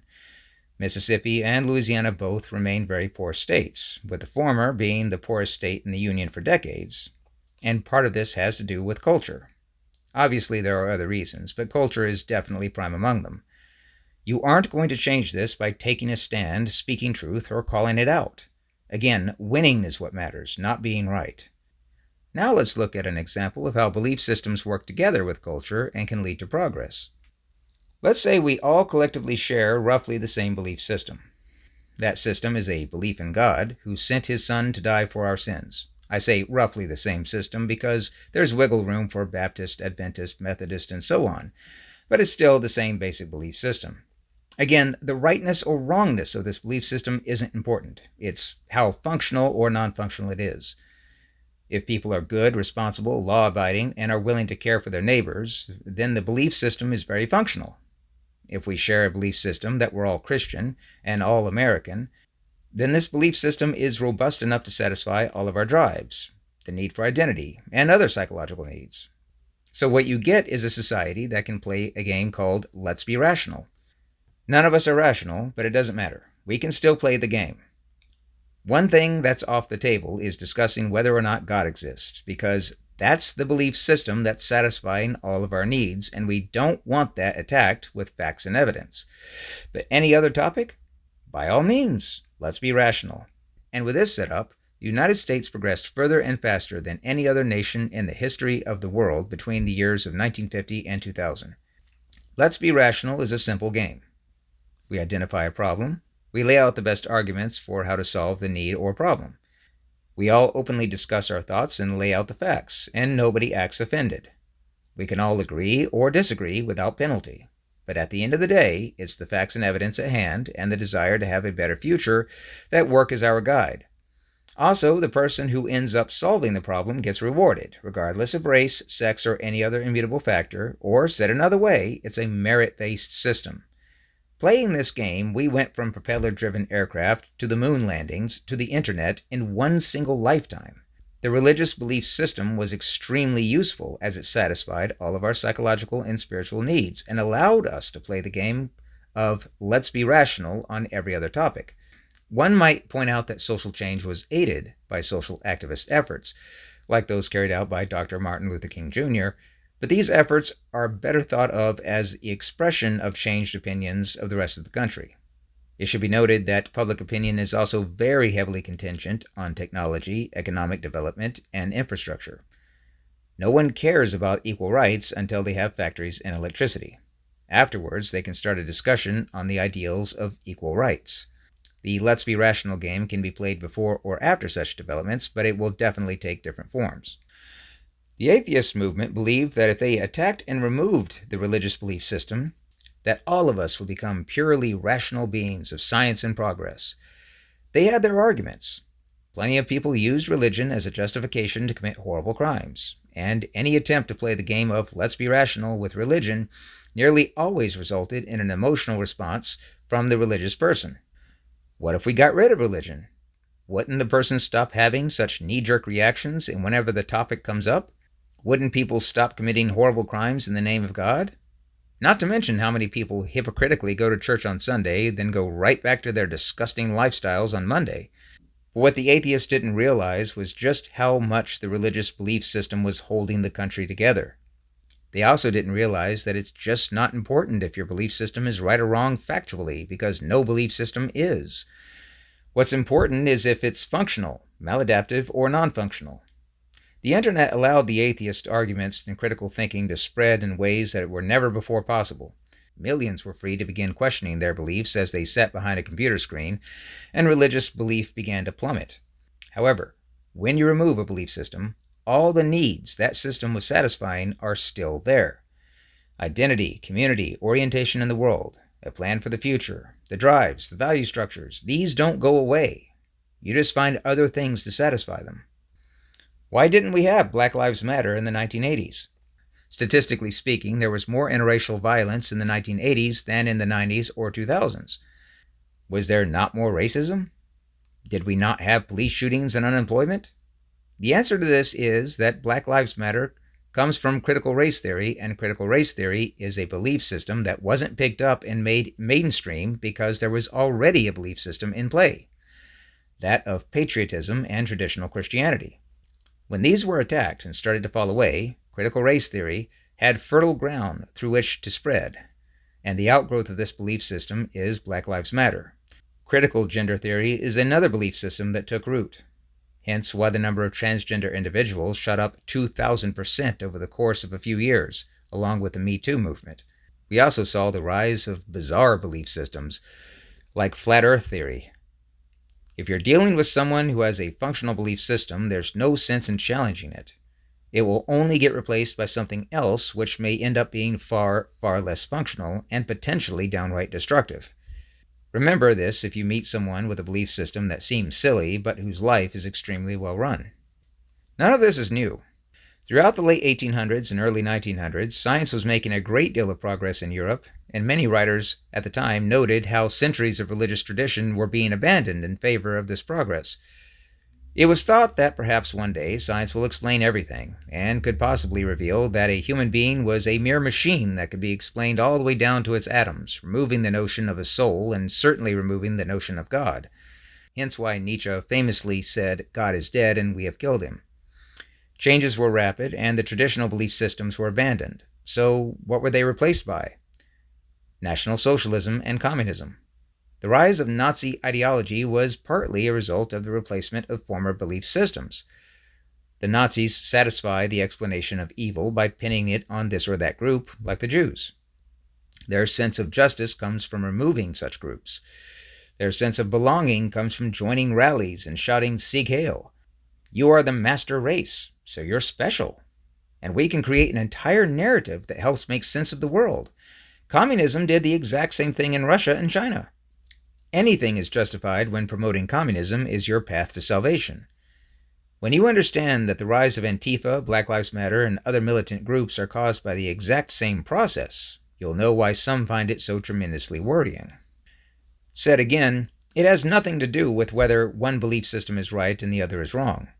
It has to do with whether the belief system is functional and whether everyone is better off with it. American nationalism in the 1980s, with figures like Hulk Hogan being the photo cover of songs like "I Am a Real American," wasn't harmful, and most people remember those times fondly. If your belief system is telling a group of people that the world would be better off if they didn't exist, whether it's a group of Jews, blacks, whites, or any other such group, your belief system is probably beyond non-functional and should be considered a kind of mind virus or a poison.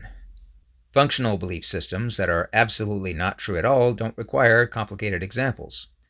Think of the claim, "Porcupines shoot their quills." This is entirely false. Porcupines cannot do this.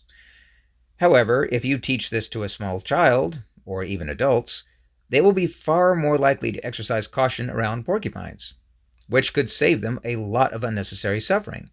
Knowing this fact, and telling the myth to others anyway, means you're blatantly lying. But it could still lead to them being better off, which means the belief is functional. Also consider the claim, "There's no such thing as an unloaded gun." Once again, it's purely factual that there are, indeed, unloaded guns. But treating this belief like it was reality means you'll handle every single gun with care, which is definitely a good thing, and the belief is functional. How many other beliefs can you think of that are actually wrong, but are possibly better off left as they are since they are functional? How about the belief that every human life matters? Or the belief that we are all, on some level, equally valuable? One could easily argue that the Nobel Prize-winning scientist who's working on a cure for cancer is definitely more valuable than the homeless drunk with a criminal record. And who knows, that might even be true. There's no way to scientifically measure the value of life. But the belief that everyone is equal seems to be functional, and if challenged or removed, it will only be replaced by another belief system that could be far less functional. As we've said, people do change their belief systems, but when they do, it's often very slow and in small steps.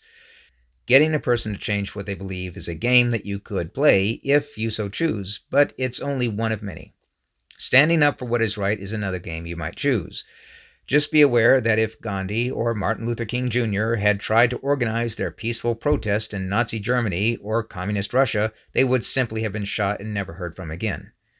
Like it or not, you can't bring a pool stick to a chess match and expect it to work, even if you have the noblest of intentions. Peaceful protests only work if the other side is playing a game that allows that. It's the same thing with being rational or having impossible conversations. Now that we've looked at belief systems and considered whether they're functional, maladaptive, or non-functional, let's ask another question. When beliefs have you? Do you have belief systems, or do the belief systems have you? There's 3 points to consider that will answer this question. Number 1, how willing are you to change your mind on a given subject? If I believe in gravity, but you have some other explanation for why matter is attracted to matter, then I'll change my mind. I have the idea of gravity. The idea of gravity doesn't have me. Let's say I believe social mobility in the United States has been crushed so that the rich remain rich and the poor remain poor. If you show me considerable evidence to the contrary, like how statistically most families lose their wealth within a few generations, and how the average lifespan of a corporation is around 70 years before it goes out of business, then I could change my mind. Again, I had the belief. The belief doesn't have me. Now let's take feminism. You show me that the wage gap is not caused by sexism. If my response is immediate outrage, and I claim that you're hurting women by challenging this narrative, then it's likely the belief has me. Number 2. How much of your life experience or the world at large operates according to your idea? After a severe weather event, a young earth creationist might say the devil sent that tornado and God stopped it, because God and or the devil are somehow involved in literally every single thing everywhere, and you can't just have a normal non-devil sent tornado. Natural weather events are created by the devil and stopped by God. Meteorology is completely irrelevant. Or, alternatively, God tosses hurricanes at homos because they make him angry. Hurricanes are an extremely well understood atmospheric phenomena, and they are not caused by a magical sky wizard. In 2022, the BBC posted an article on its website titled, "Why Climate Change is Inherently Racist." Yes, read that again. The climate itself has something against black people. Other related articles will tell you that black people cannot be racist because racism requires access to systemic power and privilege, so the climate is white because it couldn't be racist if it were black. Belief systems don't have to make sense, and that's okay. The problem is when they don't stay in their own zone and instead go everywhere. You order your pizza and it's late? Racism. Your smartphone came unplugged and didn't charge overnight? Patriarchy. 3. How do you treat others who have different beliefs? Let's say a Christian shows me a link that says Jesus rose from the grave and here's proof. If I read it and say, wow, you're right, I'm marked down as a very intelligent person and I'm seeking truth. However, if I'm not convinced and even thank the Christian for showing me the article but politely explain that I'm not convinced, then I get marked down as clearly closed-minded, not willing to listen. And they may even feel motivated to keep trying to convince me, while getting louder and louder each time that I'm not convinced. Their belief system has them, and it's using them to propagate itself. When it's unable to spread, it makes them try harder. You can have a Muslim who listens to the atheist speak, then says he understands but disagrees, and they part ways. The Muslim has a belief system. If instead he flies into an absolute rage and threatens to behead the atheist, then the belief system has him. If you then think of these belief systems as a kind of spirit that takes possession of an otherwise reasonable person, then the talk of being possessed by spirits in ancient writings makes a lot more sense. Now combine these 3, and you'll have the nasty, rude, thick-headed uncle who comes over for Thanksgiving dinner and wants to talk politics. And 1, he's absolutely unwilling to change his mind no matter what you say. 2, he works his politics into every conversation. And 3, he conflates listening with agreeing. You're a good person, but only if you agree with his view. And you'll know what his views are because he'll tell you, repeatedly, even as you try to walk away. If you don't agree, he'll explain it again because you clearly didn't get it the first time. No one would disagree if they really understood. If you disagree again, he'll get louder. The uncle doesn't have ideas about politics. The ideas have him. He's a puppet for the belief system. Perhaps I don't agree with Black Lives Matter. If your first response is, "How could you be so racist?" followed by a complete inability to hear any other perspective, the idea probably has you, especially if you're the one working it into every conversation. If I say I don't agree and your first response is, "Why? Tell me your perspective, I'd like to know," followed by, "Okay, well, I guess we just see it differently," then you have the ideas. Think back to our early example of Mr. Logos applying for the job of a housing specialist. Did the interviewer have beliefs, or did the beliefs have him? He was able to hold a job and was picked by his company to do the interviews, so perhaps his belief system was functional, but it can be functional while also having possession of him. Would it have worked to try changing his mind? Or would simply agreeing with the belief system have been a better move? Maybe a better question to ask is what game you're honestly interested in playing. Do you want to help poor people? You can find other ways of doing that. Are you just trying to make money? You could find other ways to do that too. You get to choose what games you play, so find ones you like. We've talked a bit about games and that being right or wrong is not what's important. It's winning that matters. So let's take a closer look at winning. Chapter 5. Winning Without Becoming. In any given game, you are trying to win. Remember, that means achieving your goals in such a way that you and everyone else are better off. There are 9 tiers of winning. A Tier 1 outcome is you win and everyone else wins. Tier 2, you win but no one else loses. Tier 3, you don't lose and others win. Tier 4, no one wins but no one loses. Tier 5, you win and someone else loses. Tier 6, you lose and someone else wins. Tier 7, you don't lose but someone else loses. Tier 8, you lose and no one else loses. Tier 9, everyone loses. This is an essential part of game analogy, and it is the third element. It is a primary part of the ethical calculus that will be routinely used in determining right from wrong, and will also prevent you from becoming an evil son of a gun bent on world domination. We've already had enough of those on our planet's history, and we don't need any more. Is it okay to lie?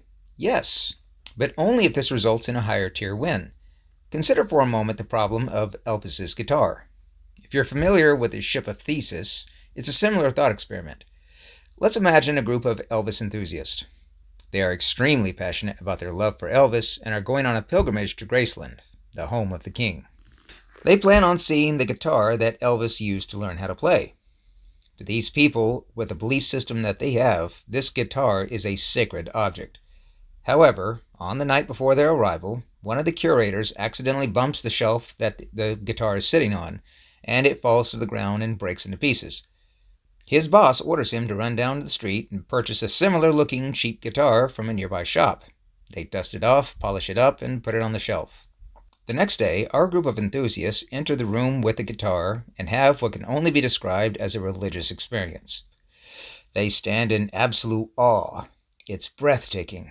A tear rolls down one old woman's cheek. They take pictures.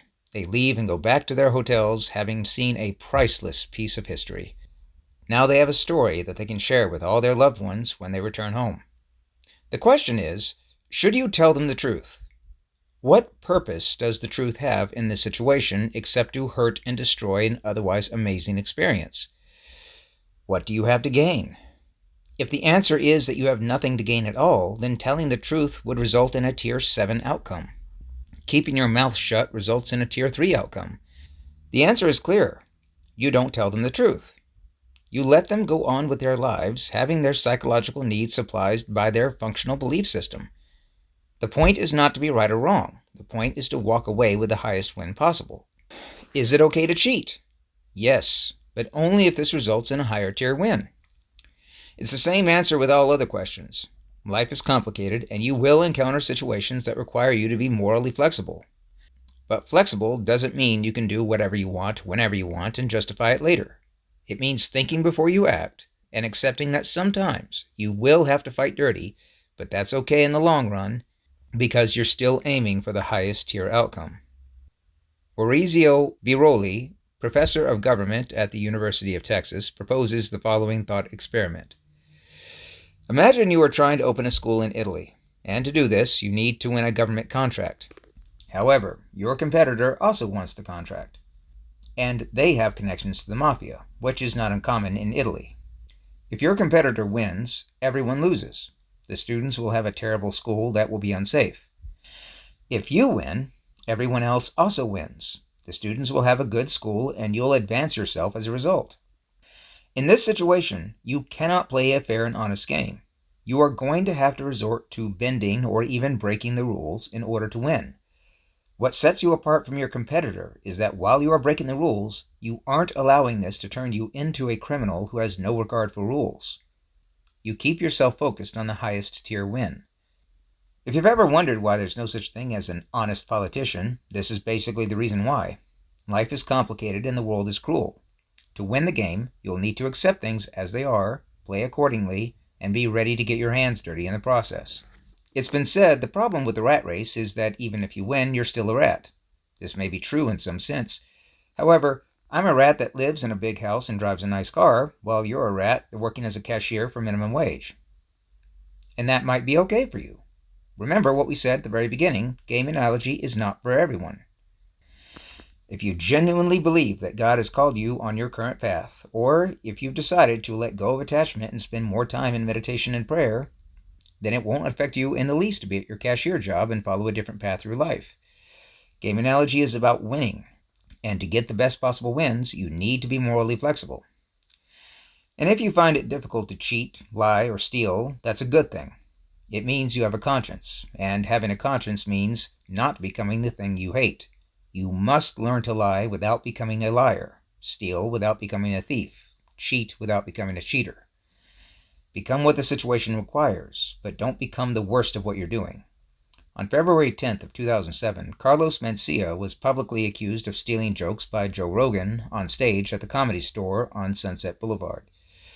Videos were posted online showing material from other stand-up comedians posted right next to Carlos doing the very similar, if not exact same, set of jokes.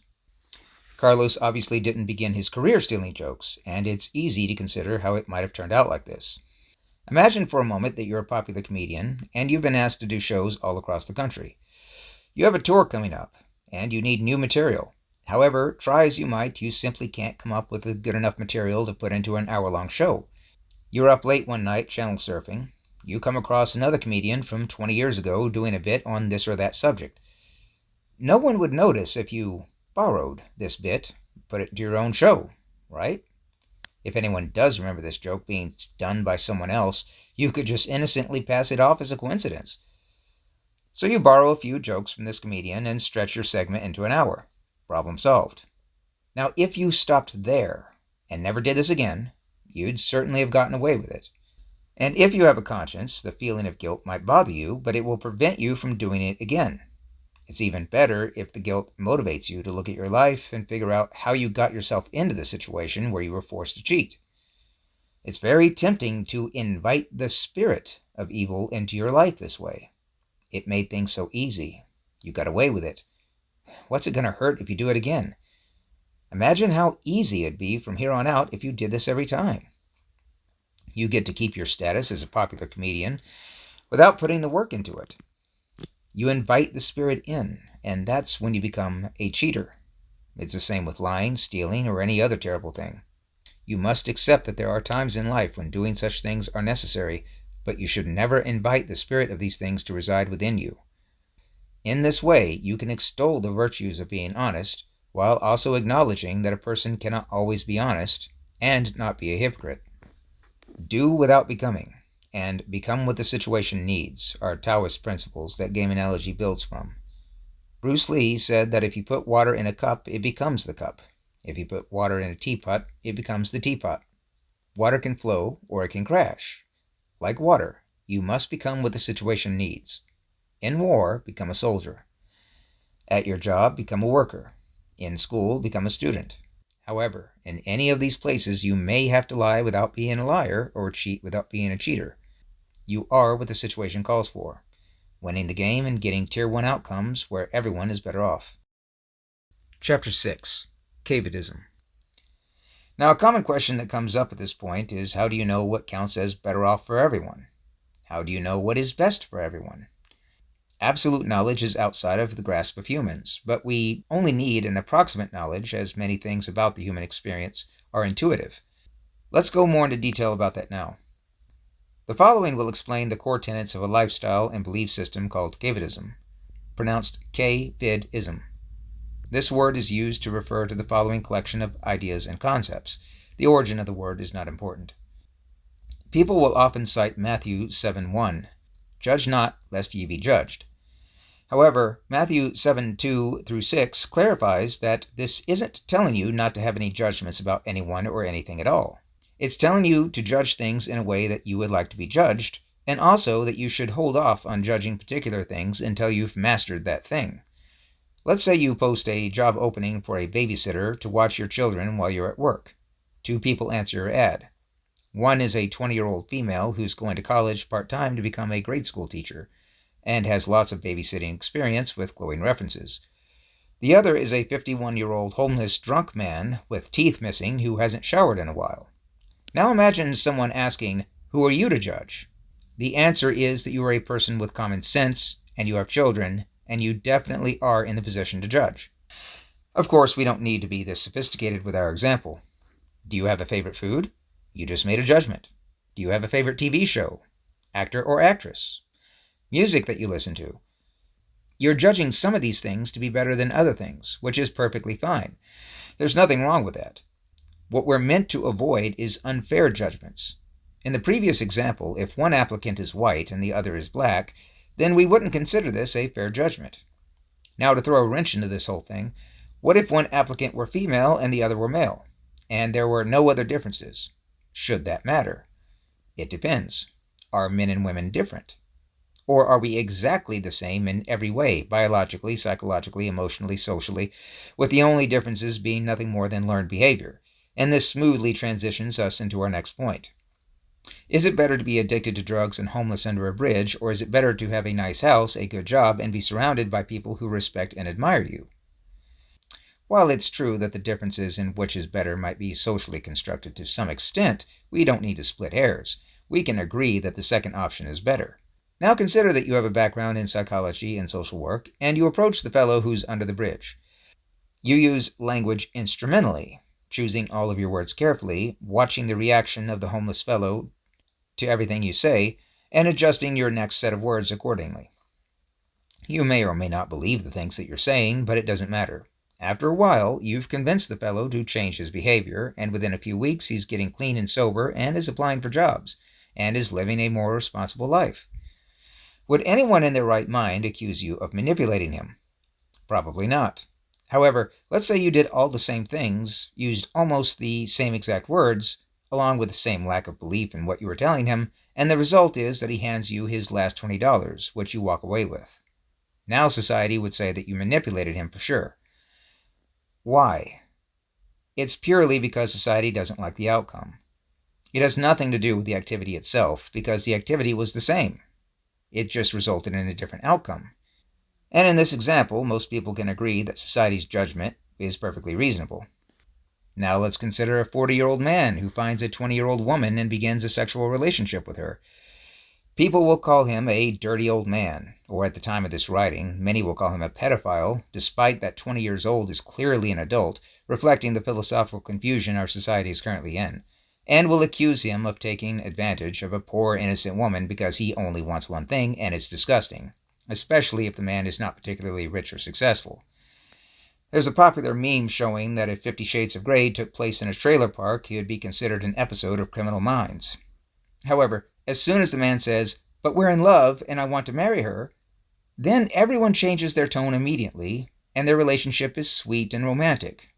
Which is particularly ironic when it comes from the same crowd that calls themselves sex positive and claim that consent is all that matters. Why? Once again, it's the outcome. These are often the same people who say no relationship should ever be shamed as long as it's consensual, meaning they're not only focused on the outcome, but they're also very confused, since they were definitely shaming this arrangement when it was consensual before the love and marriage were mentioned. The long and short of it is, society is not always right. And judging what better off means, according to what society says, might not be the best measure. Is there a better way? Aligning your life with a higher power. If you're an atheist and you've made it this far, don't close out just yet. Wait a few more minutes and you'll see where this is going. God is another key essential part that is needed for game analogy to work. In game analogy and caveism, we can refer to God as meta and use those words interchangeably. This ties into the outcome tiers we covered earlier. The definition of God, or meta, and the logic used to conclude its existence goes as follows. Number 1. Is suffering real? It seems so. If a person says suffering isn't real, then we either have a language problem or the person is being deliberately opaque. We can assume that it's definitely real. 2. Is the opposite real, which would be joy and fulfillment? Again, this seems logically so. 3. Are there ways of acting, believing, and being that increase suffering? Definitely. If I act like a complete jerk to everyone I meet, I can definitely increase suffering. That's guaranteed. 4. Are there ways of acting, believing, and being, codified as principles or teachings, that will increase joy and fulfillment? Once again, there does seem to be a set of principles which, if always followed, generally cause this to happen. 5.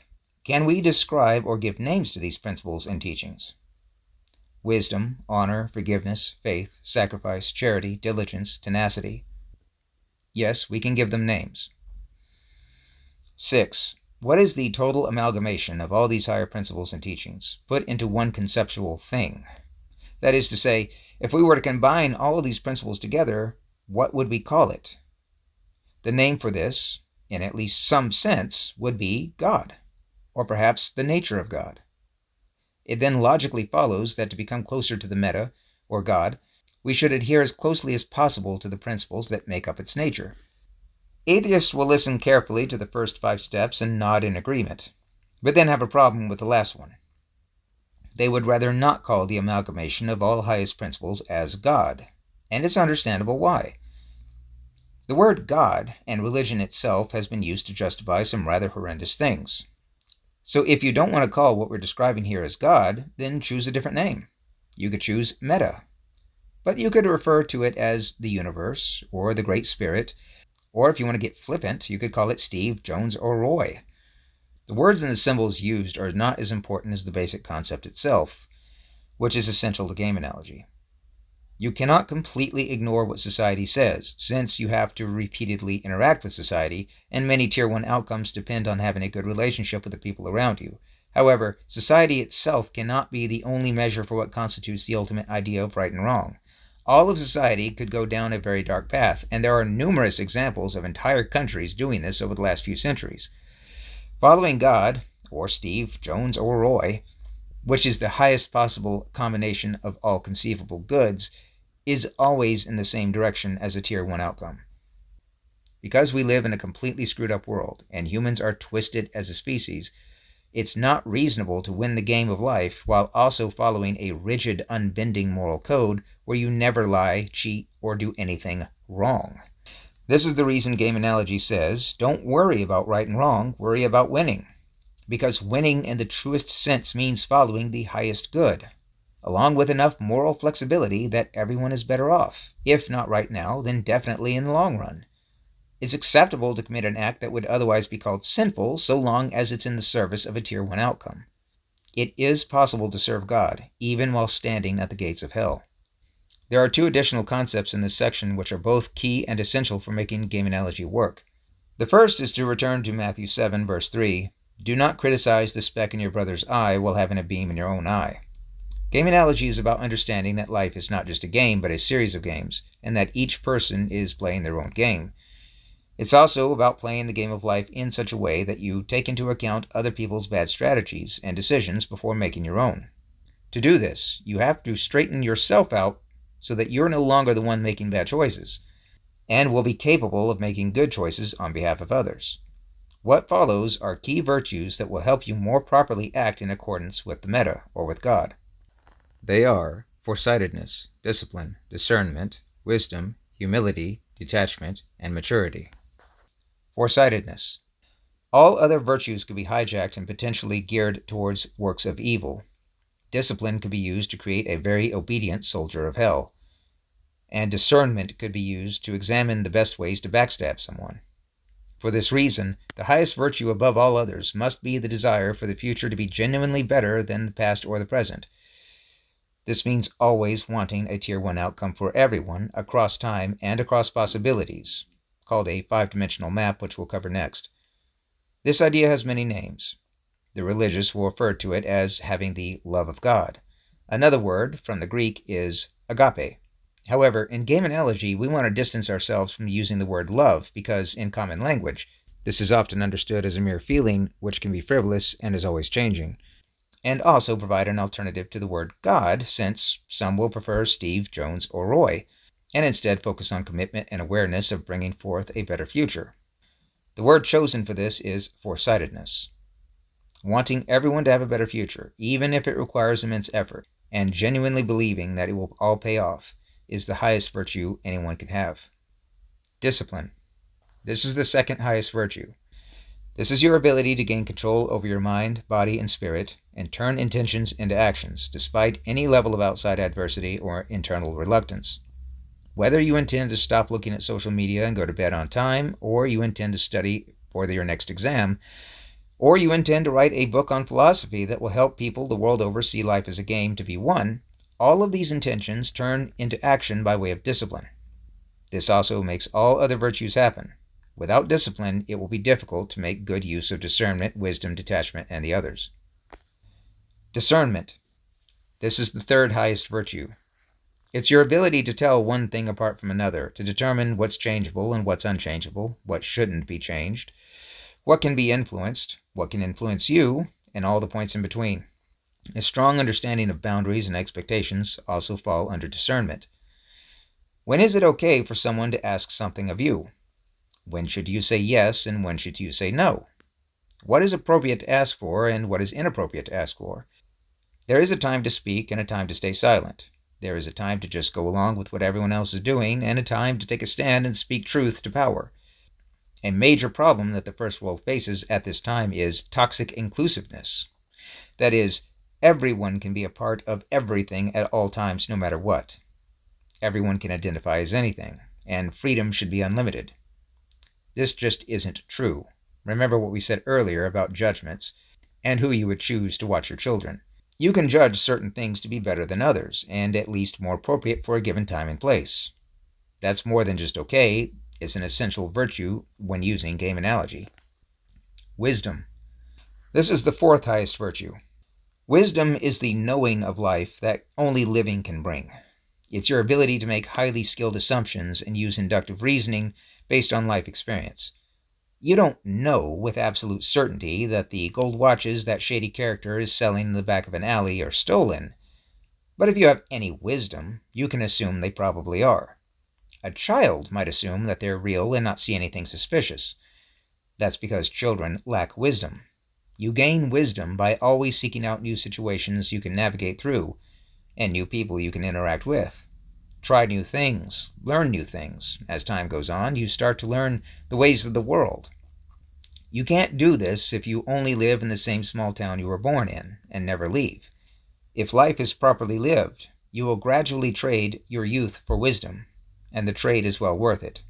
It is also what the old should share with the young, if there is a proper relationship between the two. Humility. This is a natural extension of wisdom, but it's important enough and different enough to be included as a separate virtue, and is the fifth highest virtue. Wisest are they who know they know nothing. All knowledge outside of a priori or mathematics is assumed. There is a short story that encapsulates the importance of humility perfectly. Once upon a time, there was an old farmer who had worked his crops for many years. One day his horse ran away. Upon hearing the news, his neighbors came to visit. "Such bad luck," they said, sympathetically. "You must be sad." "We'll see," replied the farmer. The next morning the horse returned, bringing with it 2 other wild horses. "How wonderful!" the neighbors exclaimed. "Not only did your horse return, but you received 2 more. What great fortune you have!" "We'll see," said the farmer. The following day his son tried to ride one of the untamed horses and was thrown and broke his leg. The neighbors came again and offered their sympathy for his misfortune. "Now your son cannot help you with your farming," they said. "What terrible luck you have." "We'll see," replied the farmer. The following week, military officials visited the village to conscript young men into the army. Seeing that the son's leg was broken, they passed him by. The neighbors congratulated the farmer on how well things turned out. "Such great news, you must be happy." The farmer smiled to himself and once again said, "We'll see." Imagine applying this to any number of social activist movements. It's also why we frown upon vigilante justice. A criminal lives in the house down the street from you, and you're planning to carry out some justice of your own. You don't know all the facts of the case. Planning to shut down traffic because a black man was shot? Again, you probably don't know exactly what happened, and if you've been listening to the media, then you definitely don't know what happened. This doesn't mean you should never take action, because everything you decide to do could carry with it the same questions. It means before you commit yourself to something that could have irreversible consequences, do not go in thinking that you are absolutely right or that everything will be okay because you're on the right side of history or God is with you. Go in slowly, after careful deliberation, and having first straightened out your own life. Act on principle and allow yourself to change course as needed. It is not a shameful thing to change directions when you have learned something new. Detachment. This is the 6th highest virtue. It's much easier to approach challenges and enjoy taking them on when you can let go of the outcome. Learn to respond rather than react. Be watchful, and do not let others control how you think and feel. Enjoy what you have while you have it, and when the time has come, let it go. Lao Tzu would have said, "It often takes more strength to let go than it does to hold on." Marcus Aurelius would have said, "The more we value things outside of our control, the less control we have." And Seneca would have said, "We suffer far more in our imaginations than we do in reality." Detachment can help make you immune to toxic relationships and narcissists. Abusers are able to abuse because they do things and say things that get you emotionally involved and committed. For example, your partner may blame you for something that happened to them. The act of being blamed makes you react with defensiveness. Your defensiveness is then used to increase the blame. This creates more reaction, and the cycle repeats until your partner is crying and you're apologizing. If instead, when your partner blames you, you calmly ask for clarification, then just sit in silence while your partner explains. Though they're not really explaining anything, they're just trying to get an emotional reaction. Master your own emotions, be detached, and do not react. It takes a very high level of discipline to do this. Respond by asking how your partner would like things to improve, and ask questions skillfully as though you were waiting for a constructive answer. Your partner will continue pushing all your buttons and will say dozens of things designed to elicit an emotional reaction that they can take advantage of. But if you remain properly detached, you can simply watch the situation unfold and at any time say, "I'm sorry you feel that way," and let it go no further. Handle high-stress situations with the same level of detachment, and you'll be able to think your way through them with much greater clarity. A healthy understanding of boundaries, or discernment, will help tremendously. Maturity. This is the last virtue, though it is better conceptualized as the result of personal and spiritual growth. This word is difficult to define, so a spectrum definition will be given using 4 categories, and a variety of examples. Maturity can be understood as alignment with reality. That is, that understanding what's being perceived is never exactly the same as what's there. Maturity. You understand that advertising, whether for a position at a company or something you intend to buy, won't be exactly as shown. Immaturity. You approach things with wide-eyed naivete, believing everything you see. Maturity. You understand the grass is always greener, and if you leave your current job or relationship, the next job or relationship will also have challenges. Immaturity. You freely abandon what you have now and are always chasing something that looks better. Maturity. You don't create an idealized version of something in your head, then believe that version to be true, or have trouble accepting when the actual thing is different. Immaturity. You see a beautiful man or woman and think he or she is absolutely perfect, then get bent out of shape the first time you have an argument over anything. Emotional intelligence. This means understanding how your emotions work, knowing what affects them, and being able to manage them. Maturity. You didn't get enough sleep last night, so you feel irritable, but you completely understand why you feel that way, and you put forward your best attitude when you're around others. Immaturity. You're in a bad mood because blank, whatever it may be, so you take it out on the people around you. You freely and loudly express your bad mood when anything upsets you. Maturity. Your partner upsets you because they want A when you want B, but you realize such a conflict is very normal and decide to communicate and negotiate instead of getting an attitude. Immaturity. Your partner upsets you and this immediately leads to a screaming argument. Also, you're not able to communicate what you want properly, which also leads to arguments. Maturity. You understand that just because you feel a certain way, say you're angry at a person, it doesn't actually make the thing that certain way. That is, they're not actually stupid simply because you're angry at them. You can remain objective and make allowances even when angry. Immaturity.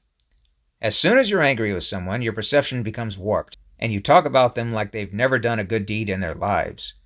You can't stay objective when talking about them, or acknowledge your role in what developed. Also, you'll get angry if somebody mentions that you might have had a role in how things turned out. Social intelligence. That is, understanding what's appropriate for various social situations. That's connected to emotional intelligence. Maturity. Someone gets rude with you or subtly insults you in some way. You can let this go, shrug it off, or respond in a way that addresses the rudeness while staying professional. Immaturity. If anyone disrespects you, you loudly disrespect them right back, and this quickly escalates. Also, you hold grudges with anyone when this happens, and then talk about them behind their back, and the perception becomes warped, like in the previous example. Maturity.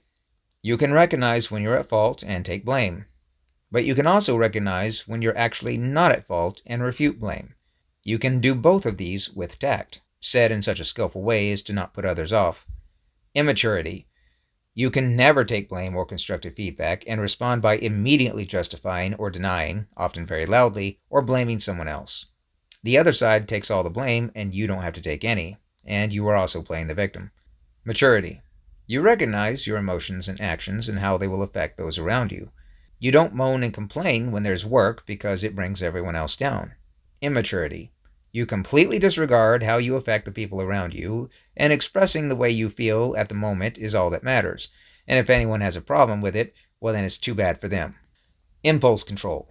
That is, you can exert delayed gratification and exercise discipline and restraint in everyday decisions.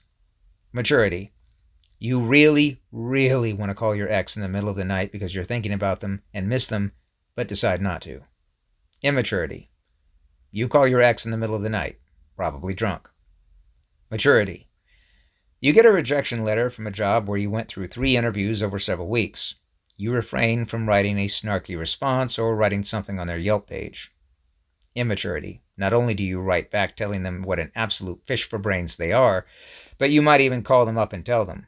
Then you'll call all your friends and tell them. Then you'll leave comments all over their social media page. You've probably known at least one person who did this, right? Maturity. You don't feel like going to work on Monday, but you go anyway, rather than calling in sick. Likewise, you schedule to meet someone and you keep your appointment rather than blowing it off because you just weren't in the mood. Immaturity. You call in sick and then an hour later post pictures on your social media of you at the club. Wisdom and maturity are 2 virtues that are out of reach of young people, as are the other virtues by some extent. This is because age is much more than a number. There is a very clear difference between the young and old. This is a consideration one should keep in mind when determining what game others are playing and how best to play it. Once you've mastered these concepts, integrated them into your own life, and have a functional belief system or better, then you will have removed the beam from your own eye. At that point, you can ask your brother if he would like help with a speck in his own eye, and if he says no or gets offended, you can apologize and let it go. It's his speck and his eye. However, you can also decide to try again later, this time using language instrumentally and coaxingly, and convince him to remove the speck from his eye so that everyone is better off. You won't be called manipulative because society agrees with the outcome. But another choice is to not get involved. The best way to clear muddy water is to leave it alone, and sometimes people have to learn their own lessons. All of these approaches are valid. It comes down to what kind of game is being played. Go to bed at a reasonable hour with plans for what you want to accomplish tomorrow. That's foresightedness.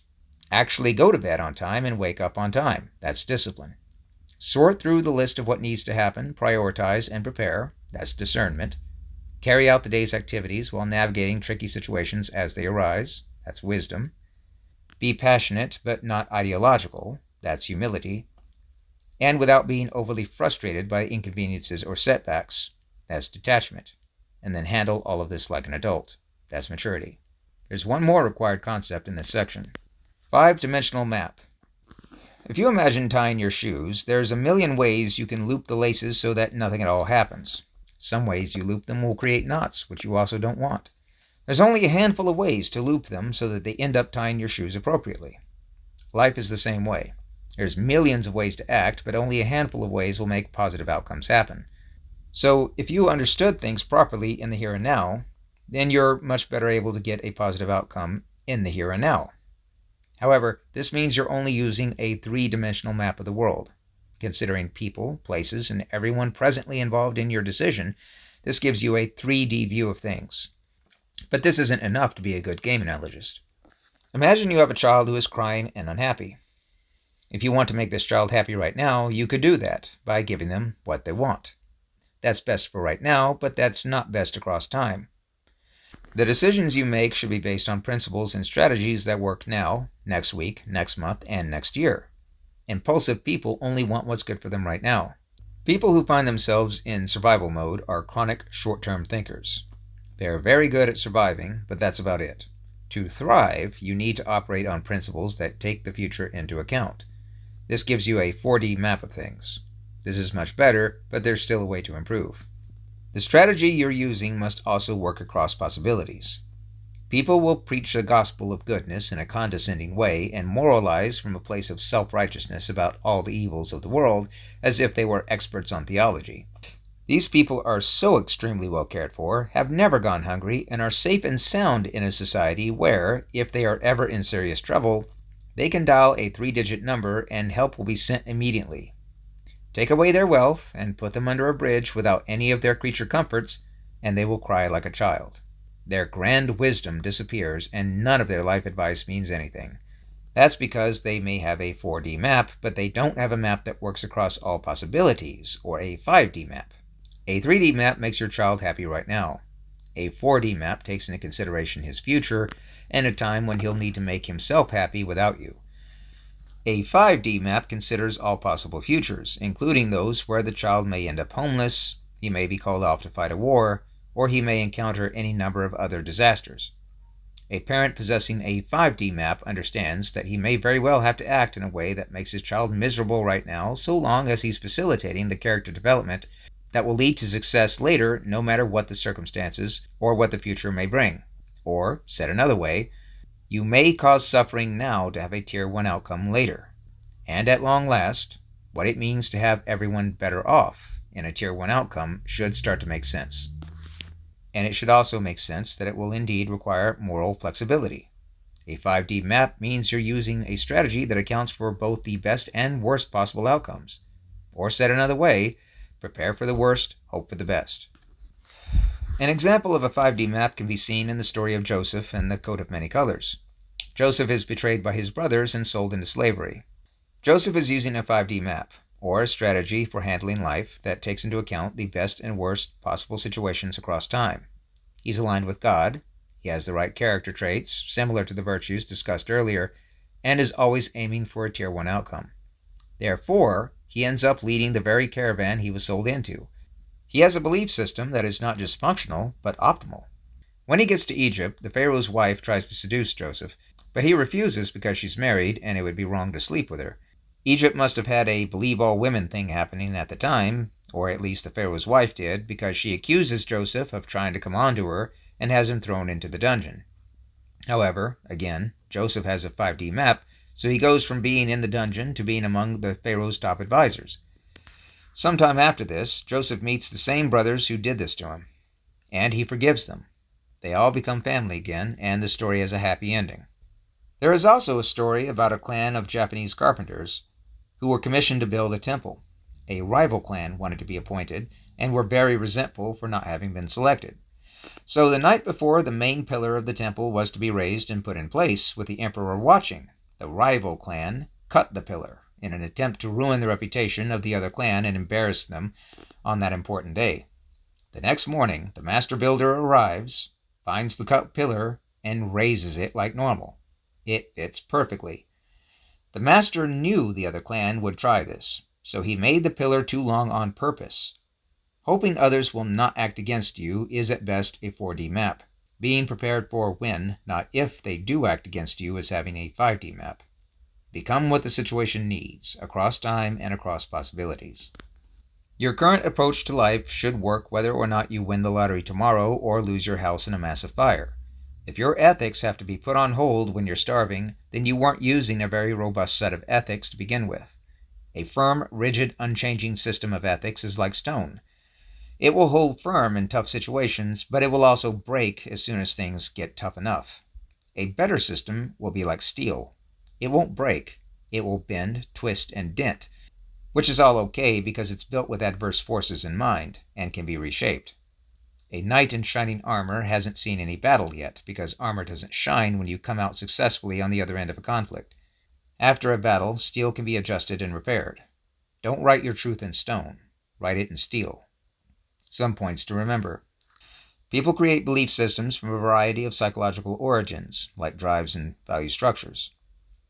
Belief systems are not right or wrong. They are functional, maladaptive, or non-functional. Belief systems are largely what determine what kinds of games people are going to play. Life is a game and a series of games. Your choices are to learn to play the game, find another game to play, change the game being played, stop playing altogether, or end up losing. Bringing a pool stick to a chess match won't work. We are living in a post-evidence age. When discussing a belief system someone has, facts and logic are unlikely to have any effect. If someone's belief system has possession over them, facts and logic definitely won't work and will probably make the situation worse, unless the facts and logic are carefully tailored to support their belief system. Worry less about what may seem right or wrong at the moment, or what others might believe is right or wrong. Be morally flexible and focus on winning. To be a proper game analogist, you must follow all 5 elements. The first element is the 7 virtues. The second element is the 5D map. The third element is always seeking the highest tier outcome. The fourth element is understanding what game is being played. The fifth element is understanding yourself, which we'll cover later. Multiple layers of analysis. This section can be concluded by discussing the multiple layers of analysis, or MLA. This can also be called connecting the meta to the minutiae. This is a concept that will be helpful, but isn't essential for making game analogy work. This will provide you with a different way of thinking about the world. Don't struggle with this next part. If it's too much, skip it and come back later. What are the multiple layers of analysis? First, we have the meta. This is the highest possible abstraction. All truth, meaning, and purpose ultimately ends up here. A shortcut for this concept, especially when used in an actionable context, would be God, though it can also be called other names, such as the universe, Great Spirit, or, like we said, Steve, Jones, or Roy. Describing this level through words may not be possible. For a Taoist, it's considered literally impossible, for the true Tao cannot be spoken. The best we can do is describe the submeta and get an idea of the meta. Submeta. This is the categorization of ultimate truth, or the meta. This is where we can begin grouping concepts from the meta into definable terms, such as honor, integrity, discipline, fortitude, faith, responsibility, sacrifice, and so on. These are virtues, or character traits, which are fundamentally connected with the ultimate good. We did this earlier in an attempt to provide a workable definition for God, though the true nature of God, the meta, has been considered unknowable through the ages. Global. This level further breaks down truth and allows it to cross the line from pure abstraction into what it means to be human. Being human includes such things as having the will and ambition to affect our environment, often called the will to power, the longing and desire to be loved, the outrage we all feel at the sense of injustice. If a person lacks these things, we may ask ourselves, are you even human? You can see how these elements would easily tie into the submeta, which then ties into the meta. Cultural. Here we get cultural truths. What it means to be human is broken down into specific context. We express our humanity differently depending on where we are geographically and historically. If we removed all human culture, that is, we mind-wiped everyone so all humans had amnesia, then let everyone go back to work, culture would simply come back, although it would look different. This is because culture is not a top-down system that can be changed with enough effort and programming, as leftists currently believe at the time of this writing.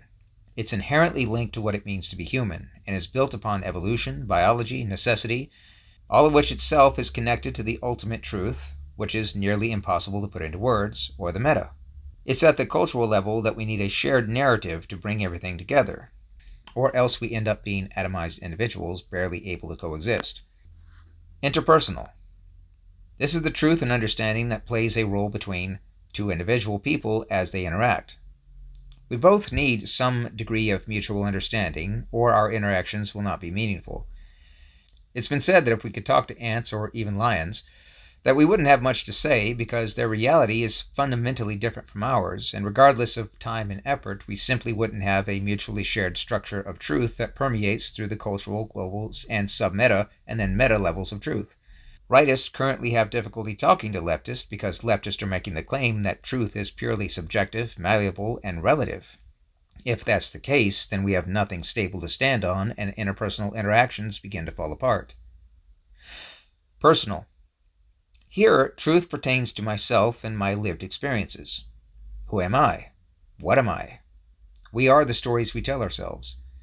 Perhaps you've been through a tragic event. The way you tell the story will essentially contain a truth of who and what you are. Did this tragedy make you into a victim? A survivor? a hero. Each of these truths are valid. The story you tell creates the personal truth, which in turn affects your interpersonal interactions, which in turn is linked to culture, which in turn is linked to the global, and so on. It's at this level that personal truth is a real thing, and life experiences can, and do, help define reality. Minutia. This is the polar opposite of the meta. Here, truth is broken down into the most constituent parts. Perhaps I lift my arm up to the side, then lower it again. This is basic, objective truth. The thing on my body is called an arm. It can't be broken down any further than that, or it loses its pragmatic usefulness as a concept. My arm is made of this and that, but unless this and that is needed as part of the discussion, it doesn't really mean anything. I lifted my arm out to the side. That's it. So, consider. Lifting my arm. That's the minutia. I call this exercise. That's personal. I'm doing this because how others see me and how productive I can be physically is important. That's interpersonal. Fitness and strength are admired. That's cultural. Being fit allows me to experience health and well-being and express my will to power and achieve my goals. That's global. Routinely exercising helps me build discipline, sacrifice, and fortitude. That's sub-meta. This is part of what it means to be a good person. That's meta. In everything around you, at all times, you can see how the meta is connected to the minutia and vice versa. When a religious person says all things are connected to God, it's the meta connecting to the minutia that he's referring to. You're at a party or a gathering, and you notice how one woman is talking to a man. Her speaking words into the air is minutia. She's talking and saying something that's important. That's personal. She's doing this because she has an attraction to the guy she's talking to, which is interpersonal. These are things that are attached to the outcome she wants, which is approved by the others around her, which involves culture, and so on up until the meta. If her mind is pursuing only pleasure and she's using a 3D map, then this will go off the rails at some point, falling off the proper way to the meta. If she's after money and resources, then she's using a 4D map, as she's definitely thinking about her best interest over time, but this still falls short of the meta. If she wants a fulfilling relationship that will last through good times and bad, then she's using a 5D map, and may find herself properly connecting the meta to the minutia. However, remember how we discussed functional versus non-functional. What if the woman finds herself in a time and place where the culture has fallen so far from the meta that the absolute best she can hope for is a temporary companionship that includes the experience of physical intimacy? This could still be a Tier 1 outcome. You must be morally flexible. Sin means to miss the mark, that mark being the meta, or God. Let's say you're saving money for a useful education, and then you blow it all on gambling. You sinned because you missed the mark, and in this way, gambling is a sin. However, let's say you're saving money for the purpose of going to the casino next July. In this way, gambling is not a sin. Life is complicated. There's lots of places where things can go sideways when lining up the meta with the minutia. Is our culture truly lined up with the meta? Has our society become so toxic that personal and interpersonal, that is, I identify as a transgender cucumber, now affects the culture so much, call me by my pronouns or you're a bad person and I'll get you fired from your job, that our current path needs to be disregarded? If so, then is there a sort of anchor that we can return to or reference to get our bearings straight when this happens? Yes, and having a shared narrative stemming from a cultural mythos or religious scripture is often used for this purpose. Remember that it doesn't matter if the mythos or scripture is exactly, empirically, scientifically correct. It matters that it's functional or non-functional. Many cultures have tried to lay out foundational, fundamental truths on the personal, interpersonal, cultural, and global levels, which then lend themselves to revealing the submeta or the meta, for the purposes of reorienting society when things begin to go off course. Mythos, narratives, and current affairs. If the mythos or narrative that was being used is not recoverable, then if a group of people come together and earnestly align themselves with the highest possible good, developing the 7 virtues, use a 5-dimensional map, and are always aiming for the highest tier outcome, then they could create a new mythos or narrative. This sometimes happens. On your screen now is an image of a comparison between Jesus and Horus. Notice how the stories are almost the same. Atheists will use this as one of their main criticisms of how religion is inherently false. But the fact that the stories are almost the same is a key indicator that the mythos was functional. When a society becomes non-functional, that is, it strays too far off from the meta and their mythos and narratives are abandoned, that society may collapse, although sometimes they're conquered. However, the shared narrative that made the society work in the first place is still functional. The next society that rises up will switch out the characters, but will basically be the same. Roman gods were nearly the same as Greek gods. The concept of there being an absolute essence, or thing, that governs a particular area of life was still functional. People will wonder if there's any such thing as eternal truth, if truth is always changing. The answer is yes. The meta, the submeta, and the global are essentially eternal and unchanging. Cultural truths can change, but very slowly. They are born, they live, they die, just like people, and they can last for hundreds of years. Interpersonal truths, like the customs that a community or neighborhood could hold, may last a few lifetimes. Personal truths can change a few times in a person's life. Finally, the minutiae, or the exact way of doing things, can change very often. If the US or any other major Western nation ever collapses, whatever takes its place will need a narrative or mythos that connects the meta to the minutiae, uses a 5D map, encourages people to straighten themselves out, and allows people to strive for a Tier 1 outcome while being morally flexible enough to deal with the practicalities of life in an ever-changing world. Perhaps caveism, or something like it. Consider the following narrative that describes what being a perfect person would look like. Let's take Steve. Steve lives in a single-room apartment in New York. He works a job in pizza delivery, which is just stereotypical and relatable enough for the story to work. Steve takes his job very seriously and treats everyone with kindness and respect. When he comes home from work, he offers to help his neighbors with any troubles they're having. They offer to pay him, but he declines because he's just glad he could help. He even returns the cart to the rightful place when he's out shopping for groceries. Yes, he's that much of a good guy. He even returns the cart. After a while, everyone gets to know good old Steve. He's well-liked and well-known all over town. One day, Steve is falsely accused of something. You would think everyone would come to his defense, but they don't, despite how much he's helped them. People go on social media and spread defamatory memes about Steve. They spew insults when they see him. Things get bad enough that the police are called, and Steve is arrested. Now remember, he's innocent, but that doesn't matter. Once accused, you're guilty in the court of public opinion, so he gets dragged off to jail. Steve evokes his right to remain silent when being evaluated by the judge. The judge looks over the evidence, but sees nothing wrong. However, the crowd now wants Steve dead. That escalated quickly. When he's returned to his cell, the police start beating him, which just goes to show how some things never change. They beat him within an inch of his life. Somehow or another, it's determined that he should be executed.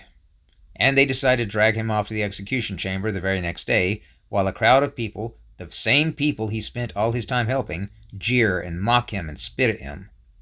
Now let's make things interesting.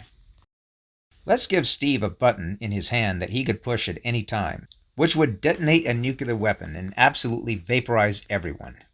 Every last single one of those fools will burn for their betrayal, but not Steve. The button will activate a force field around him, leaving him totally unaffected, so that he could stand there and watch as everyone screams in agony, burn from radioactive fallout. How many of you wish you had this button for far less severe circumstances than what Steve finds himself in? Well, Steve holds on to this button, but deliberately chooses never to press it, and instead forgives everyone. Steve dies, having forgiven the people who treated him this way. That's the story of Jesus. Or the story of Horus. Or switch out the names all you want and change the details. The story has lasted through the ages because it is tremendously powerful and awe-inspiring. If you genuinely believe this story, it can transform you. We've all had moments in our lives where the world was unbelievably unfair, especially in recent times, and we've all wished we could do something. We've had hate fantasies where we imagine exactly what we would do to the people responsible for our misery and how we'd go even further than detonating a nuclear weapon, because that would be all too easy. It would be over too fast. You would want the people responsible to suffer. But ultimately, what does that accomplish? Does this bring you closer or further away from what you know to be the highest possible good? You know the answer. And it's why the story of Jesus has lasted for so long. The story itself was around even before Jesus. It's a story of what it would look like if a person truly lived the best life possible under the worst circumstances possible. Now, these stories have to be retold and updated as time goes on. That the Bible has multiple versions and has been updated is not a weakness. It's what's supposed to happen. Life in modern-day America is not even slightly the same as what it was in ancient Jerusalem. Sure, certain truths remain eternal and transcendent. That would be the meta, submeta, and global. But other truths, that is, from cultural on down, absolutely change. For example, consider the advent of the birth control pill. The progressives won the culture war in the 1960s, and both of these events led to the destigmatizing of teenage pregnancy and single motherhood. What followed was logical. If women can choose whether to be mothers, then men can choose to leave and not be fathers. This would have been totally unthinkable in ancient Jerusalem. This in turn meant children grew up without a reliable family unit that had both a mom and a dad. Single mothers still have to earn income, which makes it even harder to raise a child and inculcate them with a proper cultural narrative and mythos that would naturally be shared by others.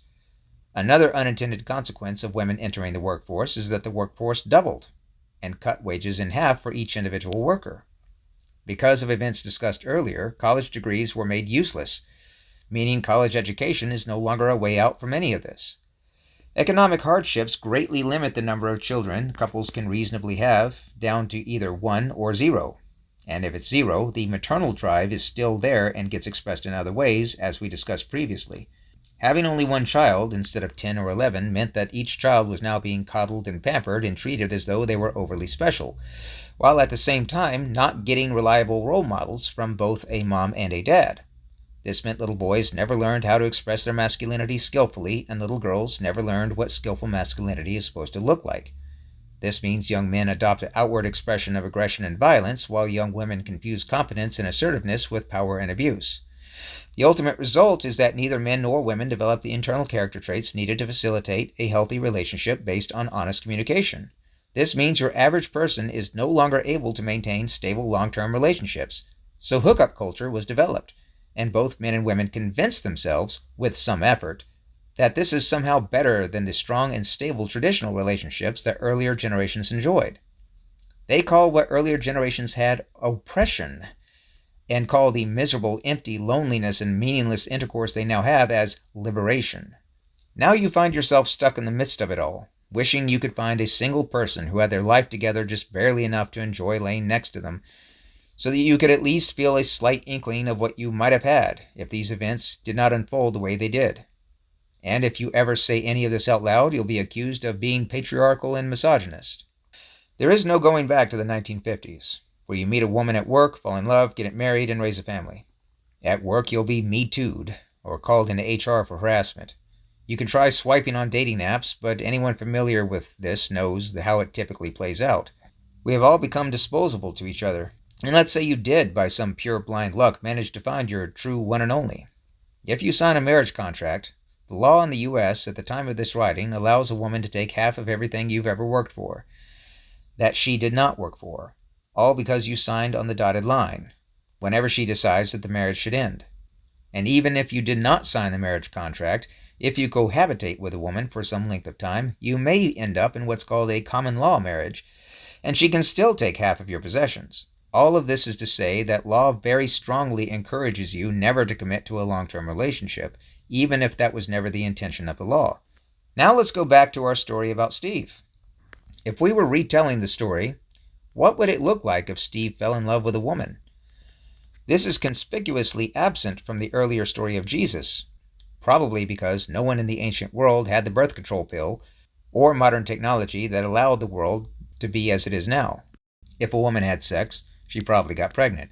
Getting pregnant meant having a child. Society demanded that the man care for the child, so they got married. And then he took care of the woman whether he liked it or not. End of story. It's clearly not that way anymore. So if we told the story of Steve to include this facet of life, what would that story look like? Remember everything we've discussed so far about caveism, then imagine a person following such a lifestyle. But also keep in mind that most people in the dating pool do not follow caveism and do not have their lives straightened out at all. Should the caveist stay all alone, given that no one else follows a similar lifestyle?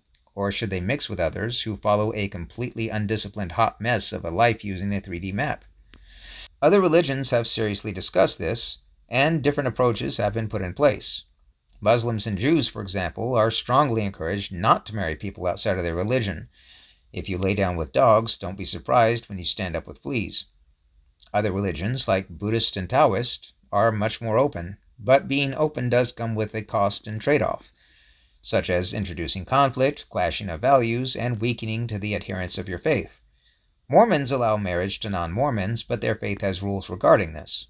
The structure of Cavitism focuses on the individual Cavitist first, and then guides interaction with people through game analogy. A Cavitist can still date and experience intimacy with others, since that's better than being forever alone, and that leads to a higher outcome, so long as they're doing it with a healthy understanding of boundaries, which is discernment, do not let themselves be dragged down by the bad habits of the person they're dating, which is discipline, and are aware of when to say no because dating just wouldn't be good for either person, which is wisdom. The Cavitist can accept when they are factually wrong, that is detachment, avoid petty arguments, which is humility, and might also be able to influence the other person for the time that they're together, offer advice, or improve their lives in some way even after the relationship ends, which is foresightedness. And when it ends, part ways amicably, which is maturity. This means everyone is genuinely better off for the relationship having happened, even if it didn't last, and even if it revolved mostly around intimacy. Yes, a long-lasting committed relationship is better, but it's not always possible, especially if the culture you're living in doesn't support or encourage it. What would it look like if Steve were laid off from his job or unemployed? This is another part of life that is absent from the story of Jesus, because in the ancient world, there was always a need for physical labor of some type. That's just not the case anymore. In the 1960s, if you saw a "Now Hiring" sign, you could walk in with your resume in your hand and ask to speak to the manager. A firm handshake and a few questions later meant you could start tomorrow. At the time of this writing, an entry-level job could require 4 years of experience, 3 job interviews, 2 background checks, and a partridge in a pear tree. There is no talking to the manager. You will be told to apply online. Demanding and insisting to speak to the manager will result in the manager finally coming out and telling you to apply online. They will not even consider looking at your resume that you have in your hand. You have to apply online. And if you do apply online and upload your resume, on the next page you will be asked to manually fill out each and everything that's already on your resume. This will require going from text bar to text bar, painstakingly filling in dates, addresses, and phone numbers again and again, and this is all for an entry-level job. If you're using Wi-Fi and your signal drops and you click submit, you might be met with a white page saying no internet connection or page timed out, forcing you to reload, and all the information you entered is gone and must be entered again. When you finally do get through this process, no human will ever see your resume. It will enter into a cloud with tens of thousands of other resumes, and an AI algorithm will scan them for keywords and then select a resume at random, paying no attention to the keywords.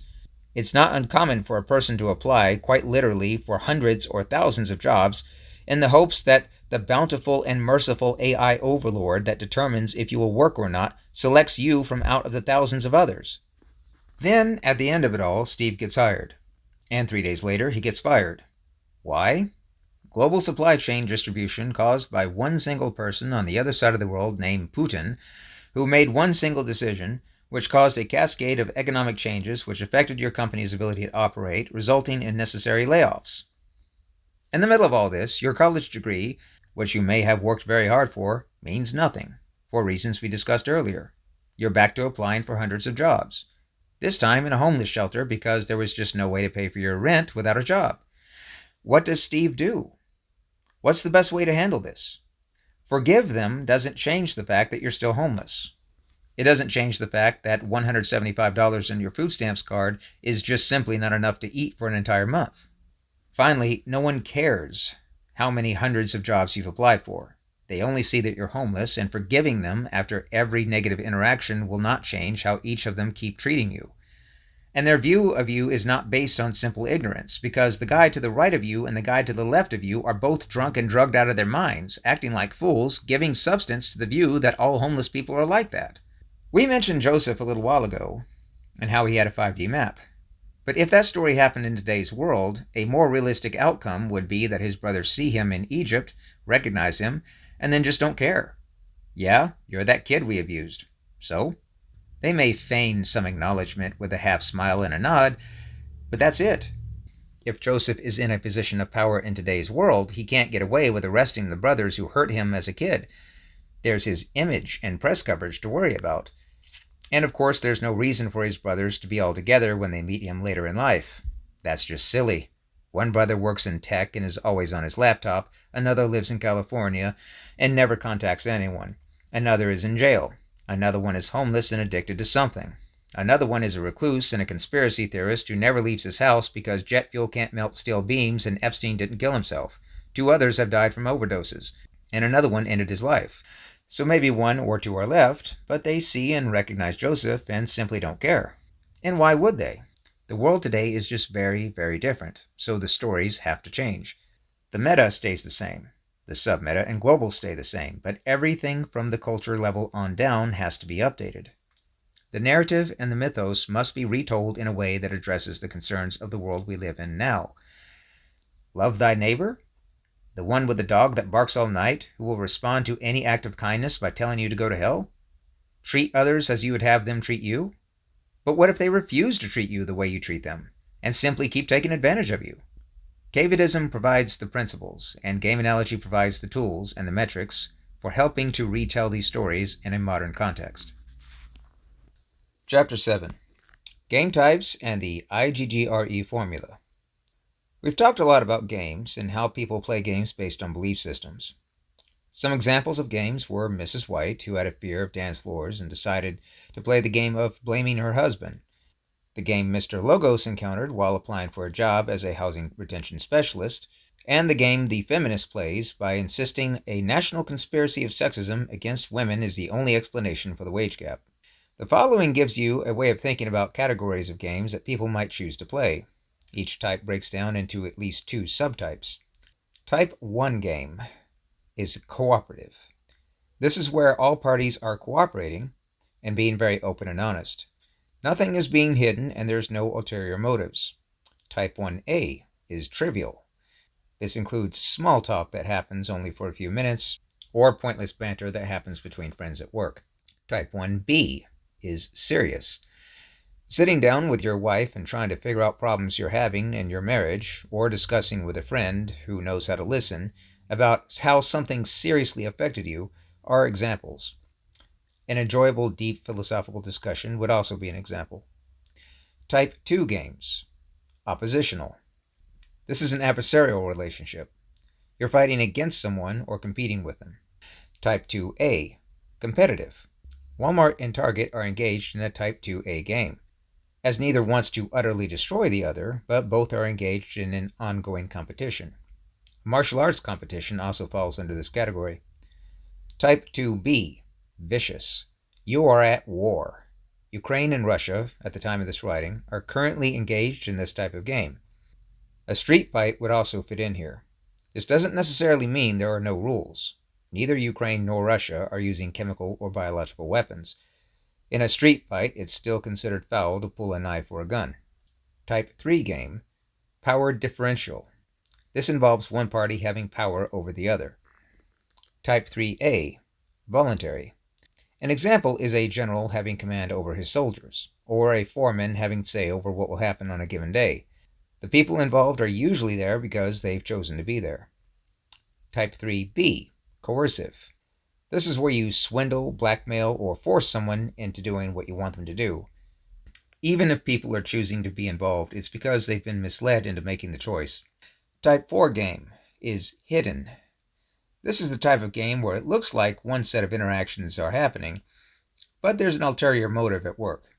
It's different from a Type 3B because it doesn't involve one person having power over another. Type 4A. Harmless. You come home from work complaining about your day and your wife comes over and hugs you. You knew if you complained you would get the hug, which is why you did it. No harm, and in fact it was quite enjoyable. You might also try to act intelligent in front of others because you want to be noticed by them. While this might be cringed, it's still pretty harmless. Type 4B. Exploitive. Here, you constantly play the victim or some other role because you want the benefits that go along with that identity. Calling out sick from work when you really just don't feel like going is this type of game. Another example is how the media wouldn't continue giving Greta Thunberg attention if it didn't keep giving them clicks and ratings. You might also needlessly challenge authority in an inappropriate way because you want to feel strong and powerful. Sovereign citizens do this. The police have to spend their time going through the motions with someone who rolls down their car window only an inch and then haggles over the definitions of words like drive versus travel because it brings power and purpose to an otherwise meaningless and boring life. Type 5 game. Subconscious. These are games people don't know they're playing. They happen on a subconscious level. Type 4 games could end up here depending on the level of awareness the person has of them. Type 5A. Adaptation. A feminist who believes in the wage gap despite anything you could show her and insists that all men are potential rapists is most likely adapting to some earlier trauma involving an experience with men. A young Earth creationist probably has extremely fond memories of going to church as a child and wants to continue having similar experiences as an adult by proselytizing his religion. Both examples are adaptive behaviors with origins and drives that the person isn't consciously aware of. Type 5B. Aberration. A woman brings her husband coffee. It's slightly cold, so he throws it across the room and screams at her. The husband came back from active duty in a war zone a few weeks ago and has been through some terrible things. If asked, he might not even know that his behavior is off, or he will justify it, but he won't know why he did it. This is different from a Type 5A because it strongly interferes with a person's ability to live a normal life. The feminist can navigate the world just fine, all while believing ridiculous things. Drama is any game where the payoff for the person playing is a cheap emotional experience and typically comes at the expense of those around them, and does not lead towards gaining access to power, status, or resources that benefit themselves or benefit anyone else. A woman accusing her boyfriend of cheating in the middle of a restaurant is wanting a chance to express dark emotions and also wants an audience while she does so.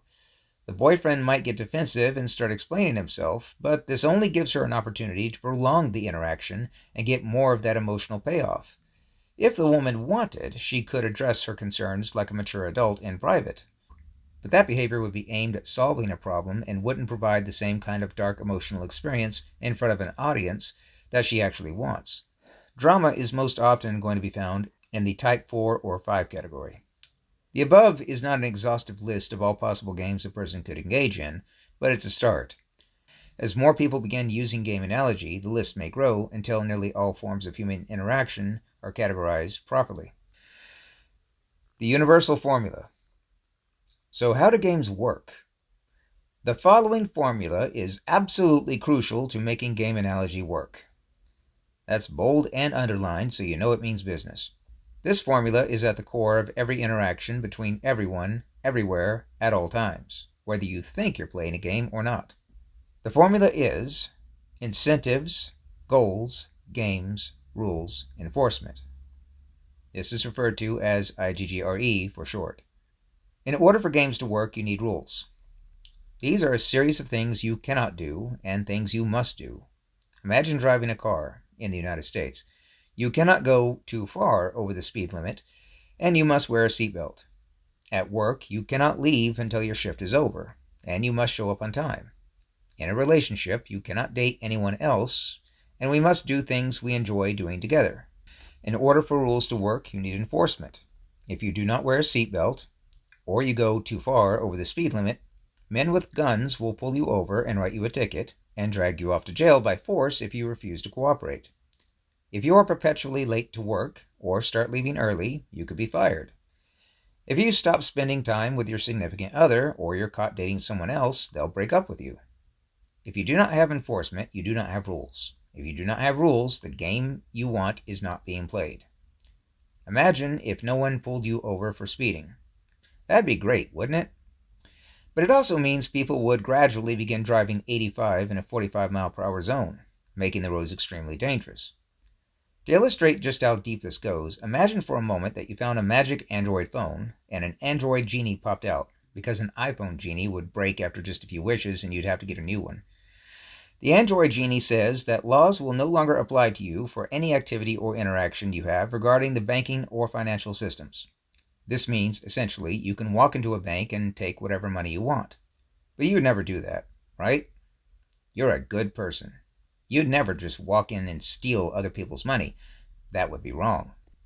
However, a few weeks go by, and you had to miss a few days of work due to some personal emergency, your car needed unexpected repairs, and you're going to be short on paying your bills this month, it wouldn't hurt to take a few hundred, right?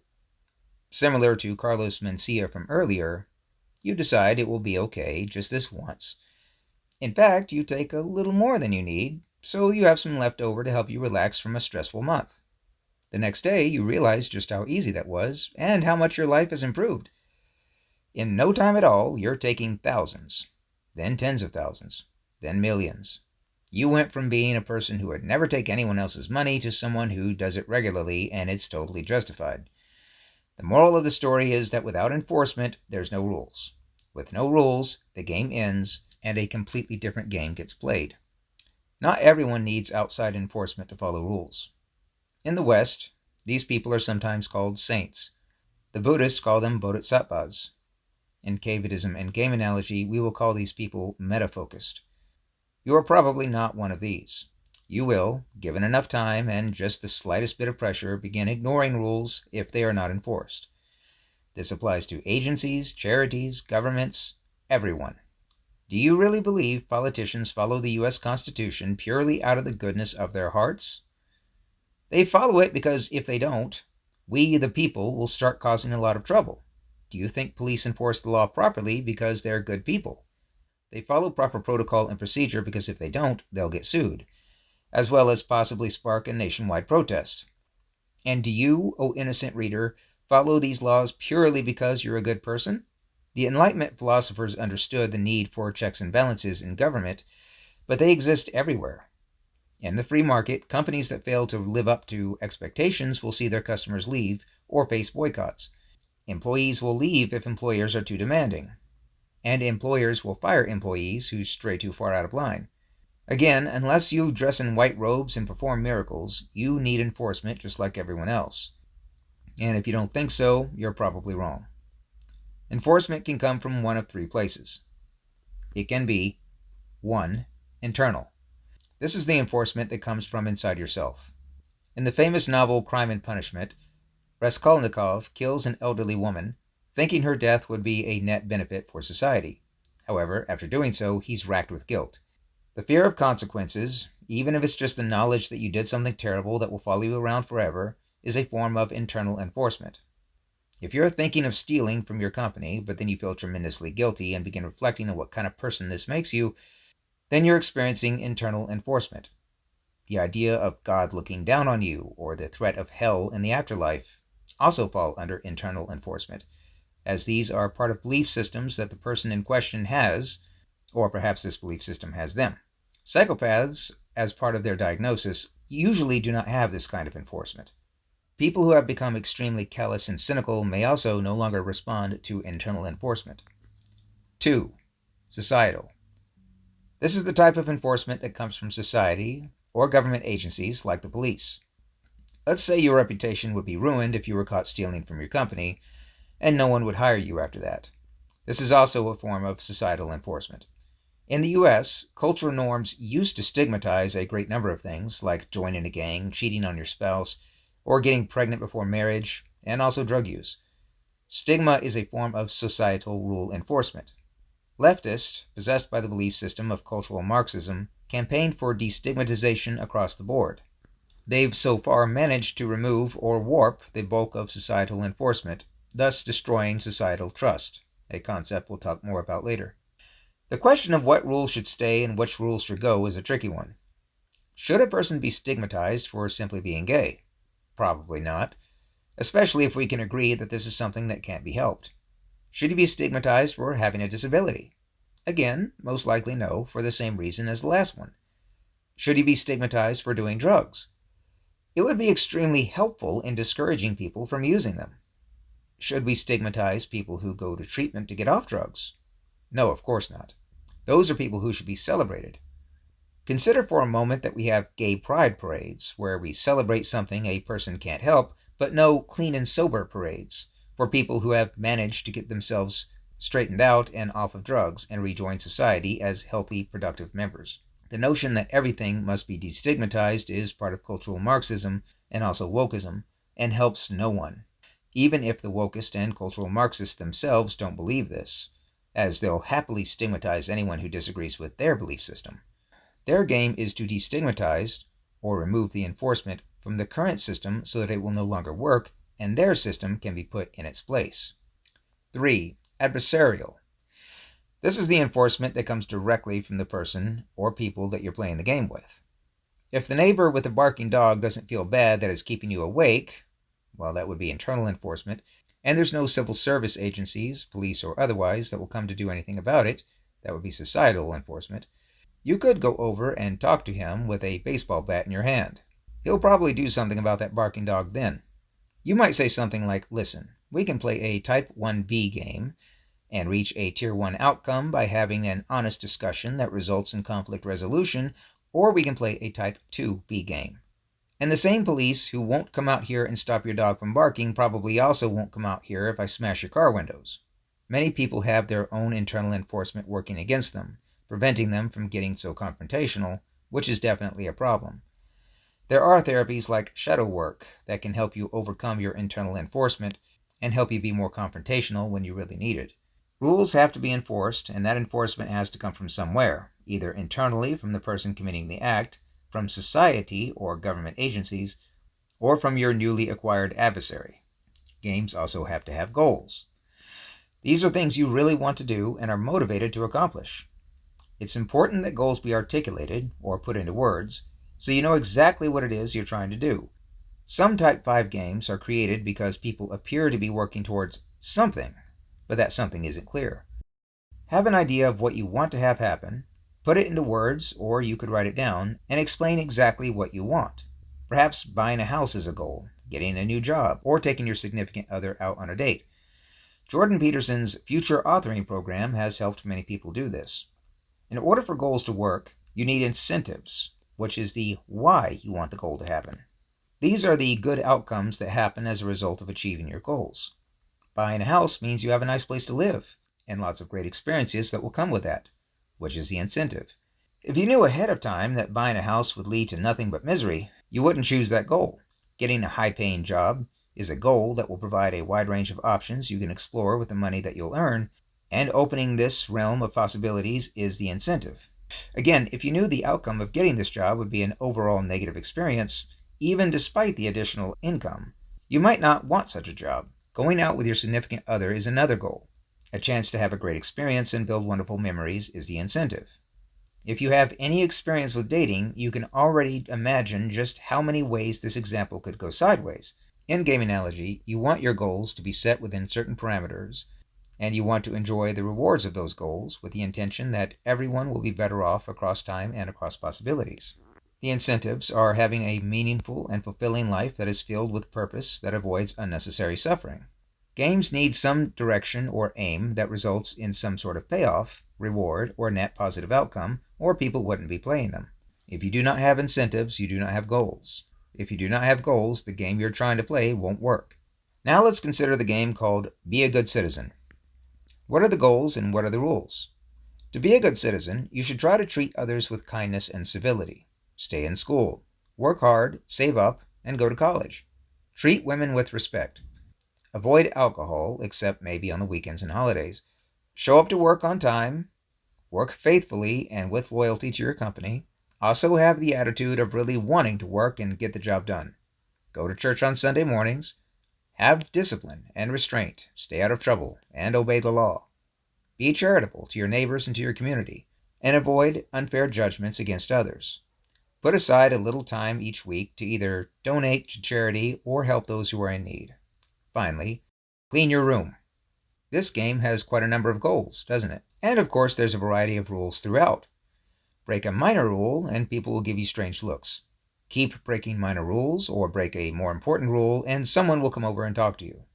The enforcement starts off small and gradually escalates. And what are the incentives? You get treated with the same kindness and consideration as you've given to the people around you. People don't call the police when you walk by their houses at night, or during the day, or if you're in the local park having a barbecue. If you want a job, it's easy to find one. People will recommend you. Say that you're sorry after committing a transgression, and people will forgive you and move on. Your hard work pays off, your college degree matters, And you can afford to buy a house after a few years of hard work. You can get married, you can have kids, and you can live what is basically a good life. Now let's remove those incentives. Let's say you've done all the items listed on how to be a good citizen. But in return, you're treated with suspicion and cynicism by the people around you. Wanting respect means you think you're privileged. If you want a job, you'll have to apply online hundreds of times just to get a job sweeping floors, pass a background check, a drug test, and go through 3 interviews, and people who've known you for years refuse to be job references. You can lose that job at literally any time of the day, no matter how hard you work, due to global economic forces which you cannot see and have no control over. Saying you're sorry after committing a transgression just makes people 10 times louder and more accusatory, as now they have a chance to play the game of righteous hero by getting more and more stirred up the more you apologize. If you help anyone in your community, they'll show up at your door constantly wanting to borrow more stuff or needing you to get involved in their petty troubles. Your hard work means nothing, as you could literally be fired at any minute for any reason. Your college degree isn't worth the paper that it's printed on, and you will never be able to afford a house no matter how many hours you put in. You might not even be able to afford rent in a 1-room apartment.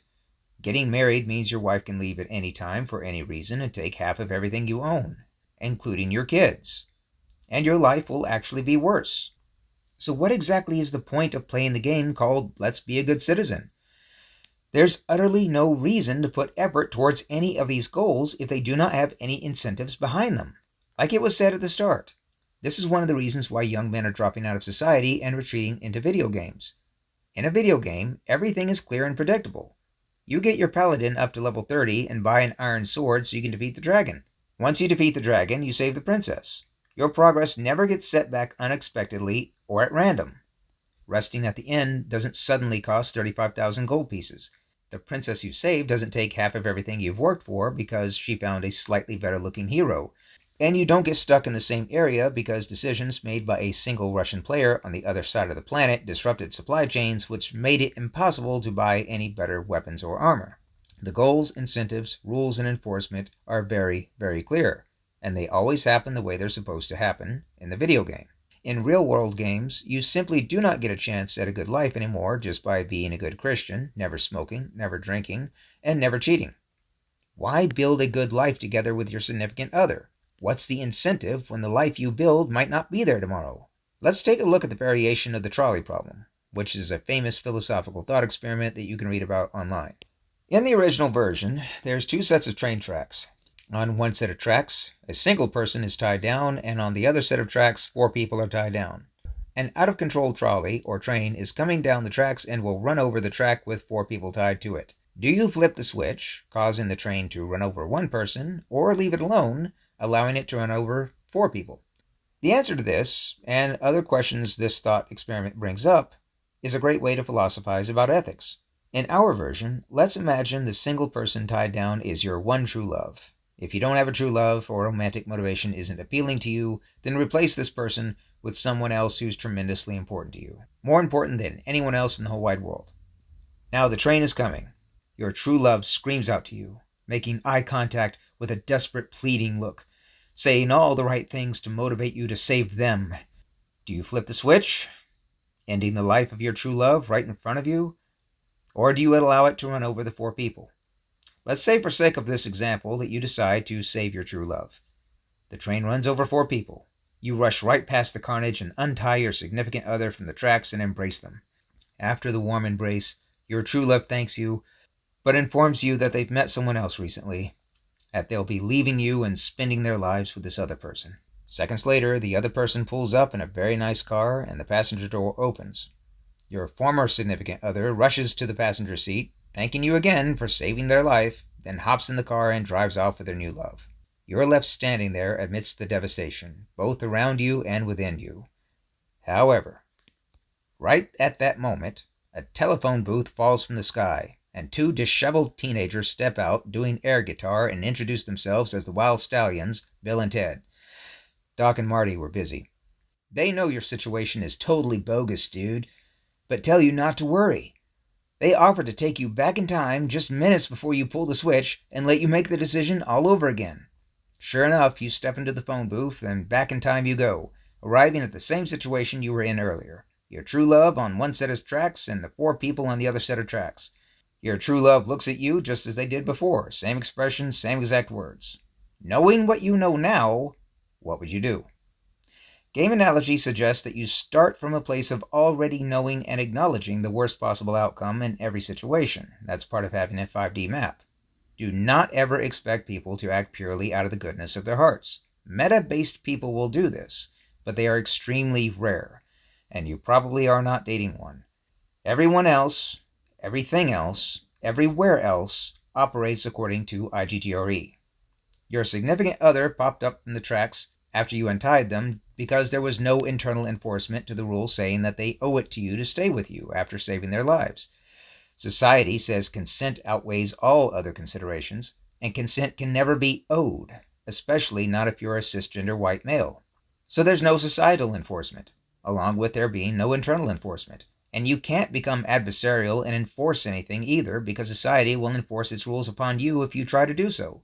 Trying to sit down and have an honest discussion with your significant other won't work, because while both of you can agree to a whole slew of things and feel extra good about your agreements anytime they're made, rules simply do not exist without enforcement. Nothing you've agreed to will hold together unless it's enforced. On the other hand, if you're both deeply religious, that increases the chance for some internal enforcement, as you genuinely believe God will know your infidelity. If you live in a religious society, that also increases the chance for societal enforcement. Finally, imagine that if in all cases, the one who cheats loses half their wealth to the partner that didn't cheat, regardless of whether that was the man or woman who did it. This sets in place the proper adversarial enforcement. This means you're very likely to enjoy a faithful relationship, but only because all 3 types of enforcement are present. So if both of you are religious, or have some other kind of internal enforcement, belong to a church, or have some other type of societal enforcement, and live in a society that allows one party to sue the unfaithful party, or have some form of adversarial enforcement, then rescuing your true love from the train tracks will have a very different outcome. The incentive also has to be there, not just rules and enforcement. If your significant other has been making your life hell for the last several months, and you've been wishing you could just leave them, and then you just happen to see them tied to the tracks next to the separate set of tracks that has 4 people on it, well, here's your chance to end the relationship. There might even be just one other person on the other set of tracks. The other person might even be Hitler. Which is worse, dealing with this person for another minute, or, well, Hitler? It's funny because if you have any relationship experience, you've probably been there. A lack of incentive can cost nearly as much as a lack of enforcement. Also consider that if the other person sees some other opportunity that promises something more, they may leave and go after that. If your man meets a woman who's a bit thinner and more beautiful, or if your woman meets a man who's a bit taller and a bit richer, and your partner hasn't integrated the 7 virtues and isn't using a 5D map, then incentives alone will not be as effective as enforcement alone. This is why Machiavelli rightly pointed out that it's better to be feared, or have enforcement, than to be loved, or have incentives. Which is better between incentives and enforcement is a philosophical discussion that can be had, but both must be considered in your dealings with other people to make game analogy work. IGGRE and trust. Now let's talk for a moment about trust. This is another key concept. Not every single interaction needs to be explicitly defined in terms of goals and rules. A nebulous understanding is often good enough, and in fact, is often preferable. Taken from an article written on the Forbes website in 2006 titled, "The Economics of Trust," the opening paragraph says, "Imagine going to a corner store and buying a carton of milk, only to find that the refrigerator is locked. When you will persuade the shopkeeper to retrieve the milk, you then end up arguing over whether you're going to hand over the money first, or whether he's going to hand over the milk. Finally, you manage to arrange an elaborate, simultaneous exchange, a little taste of life in a world without trust. Now imagine trying to arrange a mortgage." Stephen Knack, a senior economist at the World Bank who's been studying the concept of trust in economics for over a decade, has written a great paper on the subject titled "Trust, Associational Life, and Economic Performance." From the paper, Douglas North, 1990, page 54, has argued that, quote, "The inability of societies to develop effective, low-cost enforcement of contracts is the most important source of both historical stagnation and contemporary underdevelopment in the Third World," end quote. Spot market transactions allow some gains from trade, but most of the potential benefits from specialization will be foregone in the absence of any trust-dependent trades, i.e., trades that occur over time or across space, and which are thus subject to opportunism on the part of one or both parties to the transaction. For example, goods and services may be provided in exchange for a promise of future payment. Creditors loan money to debtors on the promise of future payment. Managers hire employees to accomplish tasks that are difficult to monitor or measure. Investors rely on assurances by firms and governments that they will not expropriate these assets. Savers similarly rely on banks and governments. According to Arrow, 1972, page 357, quote, virtually every commercial transaction has within itself an element of trust, especially any transaction conducted over a period of time.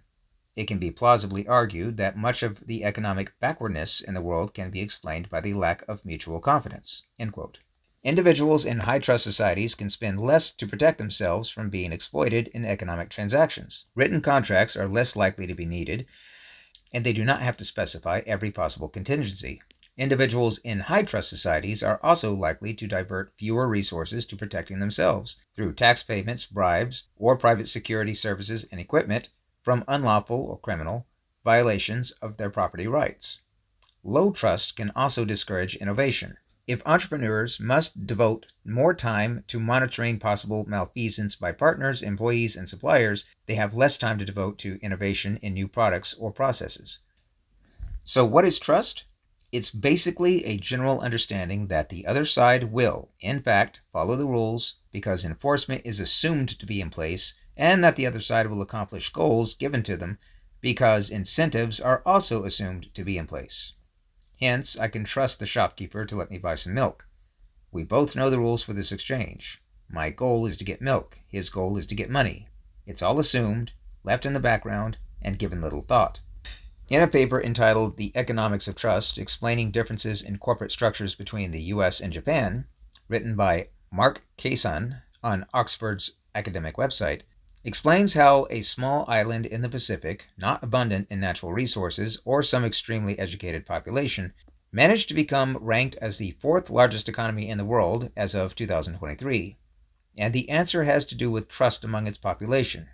When a large population of people have trust, that is, assumed enforcement and incentives, which is held together by belief system elements like patriotism, nationalism, and conformity, they can simply do more, even when they have less. A question asked on Quora, "What is the most Japanese thing ever?" had this answer by Scott Egan. Quote, I worked in a government office in Japan 30 years ago. After 1 month on the job, I returned to my desk, after being away for the entire day, to find $3,000 worth of yen on my desk, just sitting there, right on top, in fresh new bills. I, of course, reported this to my boss, who replied that it was my salary, and presented the pay receipt that was underneath. This simply has to be the most exclusively Japanese thing there is. What other country would have had this as a common practice? I have no idea whether this is still done today. Imagine this happening in America.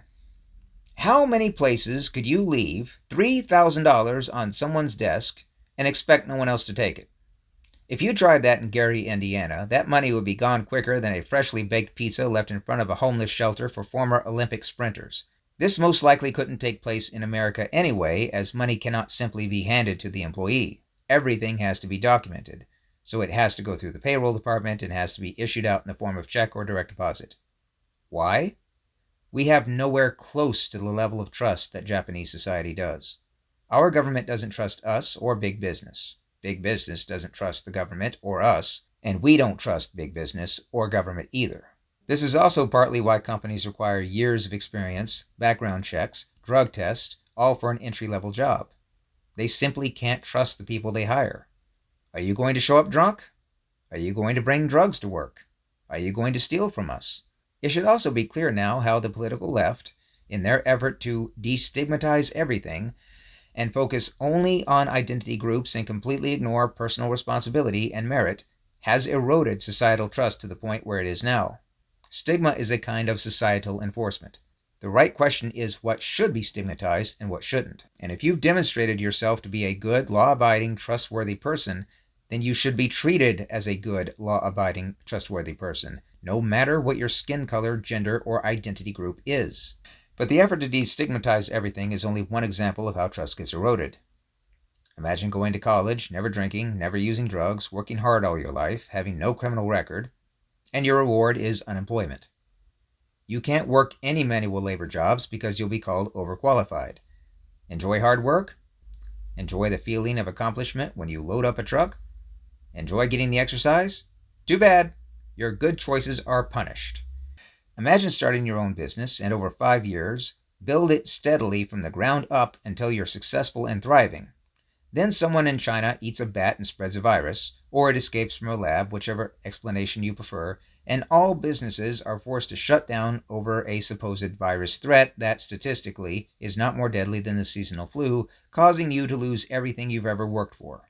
Imagine the FDA caught lying about drugs and medicines. Imagine the EPA getting politicized over the subject of climate change. Imagine the Federal Reserve giving bailouts to big banks after the 2008 housing crisis. Do a search for MKUltra and read up on how the CIA experimented on U.S. citizens. There's reasons the government, big business, and people don't trust each other. Mr. Ra watches a YouTube channel called Audit the Audit and sees hundreds of videos of police interactions and how badly the police mess up their jobs over and over again. Ra notices, in nearly every example of police misconduct, the problem is always the same. The officer allows his ego and emotions to get in the way of his judgment. Ra has a background in psychology and wonders if he could be a good addition to the police force. He knows how to listen to people, he knows how to de-escalate situations, and he feels that he could help improve the image of the police by being someone who won't let his ego or anger get in the way of doing a good job. So Mr. Ra applies to the police department. He passes every test and is scheduled for his interview into the police academy. He'll be interviewed by 4 officers. Mr. Ra shows up to the interview and after a few introductory questions is asked, "What would you do if someone disrespects you?" Mr. Ra answers, "I would respect their freedom of speech as protected by the First Amendment of the Constitution."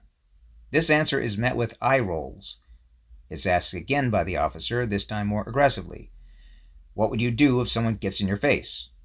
Mr. Ra, still confused why his last answer got such disapproval, says, "I would ask him why he's in my face. Is someone in trouble? Is he angry about something?" This answer gets even more signs of contempt. Another officer asks, "Yeah, but what if he tries to insult you? What if he starts talking down to you?" Only with profanity liberally added into this question. Mr. Ra tries to bring up the Constitution again, but is cut off mid-sentence. "What if he tries to spit on you?" Mr. Ra asks, "Why did he spit on me? Also, am I in uniform? What's the context?" If I'm not in uniform and he's crazy enough to come up and spit on me without any context or history between us, he's probably also crazy enough to pull out a knife and start stabbing. The interview ends shortly thereafter with a very confused Mr. Ra and 4 very disgusted police officers. He receives a text later stating that his application would be rejected. The police were not going to admit anyone into this academy that had the mindset of genuinely wanting to abide by the Constitution and protect the rights of individuals they encountered on the job. They wanted tough guy responses from someone whose first answer to confrontational behavior is the indiscriminate use of force. Mr. Ra now fully understands the popular adage, "The police are not your friend," and from that day forward, any and all trust with them was gone. The takeaway here is that trust factors into the IGGRE formula. It doesn't replace it by any means. Trust is when you can assume that the formula will work without paying close attention to it. The less trust you have, the more conscious you'll need to be of the formula. I can still get milk from the shopkeeper in a low-trust situation. We just both have to have incentives, goals, rules, and most importantly, enforcement. Can you trust the government? No? Well, then you'll need to pay attention to IGGRE. What is the government's incentives for their goals? What is the enforcement for their rules? Remember, you'll need both. How do you increase societal trust? You can't. It's like the weather. It will come and go. Economic, social, cultural, and political factors raise or lower trust across time and across different areas. In the 1950s and 60s, people in the U.S. could reliably trust each other, and hitchhiking was still a thing. Today, the person driving the car will think the hitchhiker could be a serial killer. The hitchhiker will think the person in the car could be a serial killer. But who knows? 50 years from now, it might be the way it was 50 years ago. How do you increase personal trust? Become a good caveatist so that your life is completely straightened out. Then establish a firm relationship with the people around you. Those who show themselves unwilling or unable to reciprocate or cooperate should be handled only using the IGGRE formula. Look closely at what enforcement there is, because without it, you have no rules, and thus the game you want won't happen. Others will demonstrate reciprocity and cooperation. If they value your relationship and your contribution towards their goals, then you'll have some level of trust built with them. Trust always involves some level of risk. Under the right circumstances, a person may decide to take what they can get and run. Like in our trolley problem example from earlier, always have this possible outcome in mind and be ready for it. Chapter 8. Relationships, Dating, and Gender. In centuries past, relationships often had a pragmatic basis found in survival. A woman needed a man because she did not have the physical strength or the endurance needed to survive entirely on her own in the wilderness, especially if she found herself pregnant. Having a provider during this time ensured survival. Women who were not picky with who they slept with could get pregnant by a man who wouldn't stick around and would not help them survive. These women died. Women who were very picky and discerning found a man who would stay with them during the pregnancy. These women survived, and their discerning behavior was passed down. Families had social bonds that obligated members to help one another for similar reasons. People who share genetic material have a vested interest in caring for a member of their group who falls sick on the wild frontier or in some other dangerous territory, especially before the advent of modern transportation and medicine. Monogamy was enforced because polyamorous societies meant only a few hyper-successful men took most of the women, and society became viciously unstable. None of these conditions exist anymore in the first world. Lamenting over how things used to be, or how they should be, is a question of idealism versus realism, and that is a topic that will be covered later on. However, women now have multiple social services and laws that serve them. They don't need long-term relationships with men. Men now have access to porn and hookup apps. They don't need long-term relationships with women. An individual can work a job and afford their own apartment, and they no longer need family members to rush to their aid. And society is kept stable by modern economic forces that no longer need enforced monogamy. This brave new world needs an updated way of understanding relationships. In the following general guidelines, relationships refer to all forms of relationships between free and individual adults absent of any mental disabilities. First, all relationships are conditional. That is, they start or stop due to predictable conditions that may or may not be within your control. If you find yourself developing emotional bonds with someone, it's because they display certain physical, emotional, or character traits that you find valuable. If they did not display those traits, or stopped displaying them, your feelings for them would change. Second, the effort put into holding on to a relationship should not exceed the benefit received from the relationship. Make sure you're using a 5-dimensional map on this one, and not cutting people off the moment they stop being entertaining. It is not a productive use of time to keep a relationship going for its own sake, or simply because it lasted for a stretch of time. If you and your best friend graduated from high school, then go off to different colleges, you're probably going to lose touch, and that's okay. Men and women marry, then they have kids, and when the kids graduate high school and leave home, the man and woman may become two very different people. Amicably leaving on good terms is better than enduring silent desperation. Third, when a relationship ends, let it end. There's no sense in being resentful or spiteful.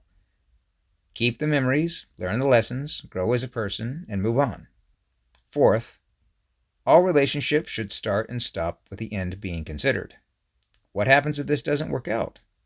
Some can last a lifetime, but so few of them do that it's not helpful to go out of your way to make that happen. Relationships are like a whirlpool in a draining bathtub. The whirlpool stays where it is, but the water that makes it happen keeps changing. Fifth, have a contingency if the relationship ends in 3 days, 3 weeks, 3 months, and do not ever be led to think that the relationship cannot end. Loyalty is a concept that's only reliable if the IGGRE formula is well calibrated, and love is a feeling that can change from day to day. No one is obligated to anyone else. You may choose to help someone in their time of need, but without trust, or IGGRE, it's fallacious to expect them to help you in return later on because you helped them previously. Game analogy advises playing the game of life while taking into account other people's bad moves. Finally, focus on maximizing relationships. Begin working towards short, medium, and long-term goals, even if the goal is entirely experiential in nature, bearing in mind that relationships may end at any time for any reason. Plan for the best, be ready for the worst. Skill is needed to make advancement happen without also contributing to the early end of the relationship, that is, coming off as needy or desperate. Remember to also aim for a Tier 1 outcome, and integrate yourself into the 7 virtues. Friendships. To establish a friendship, 4 things are needed. If all 4 are present, the friendship will usually happen on its own, without any effort. If any of the 4 are removed, the friendship will come to an end. They are: 1. Means of proximity. You need some way of staying in touch or having regular contact. The reason the kid next door to you growing up was your best friend is because he was the kid next door, not because he was somehow inherently special. If he moves away, you will lose contact, and you will eventually not have a friendship.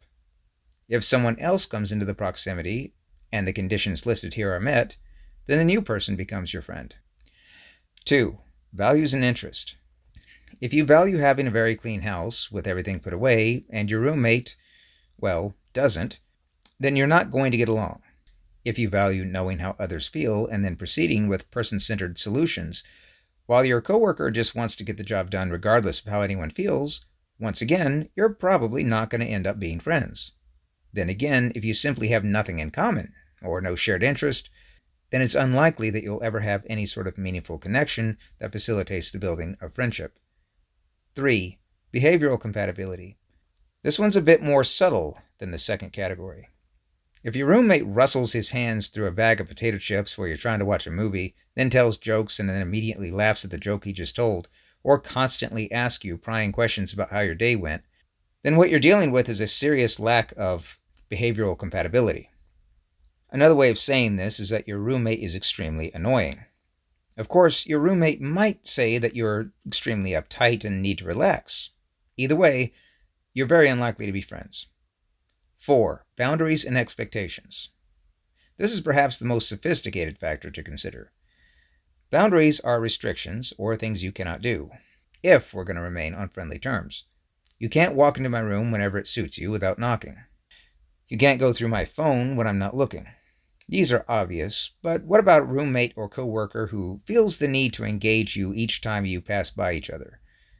Engagement that happens as frequently would be crossing a boundary, though it's a boundary that most people would already be aware of if they were properly socialized as children and not something usually discussed and agreed upon out loud. A lot of boundaries are assumed. Expectations are obligations or things you must do. If I'm speaking, I expect you to show that you're listening and not looking at your phone.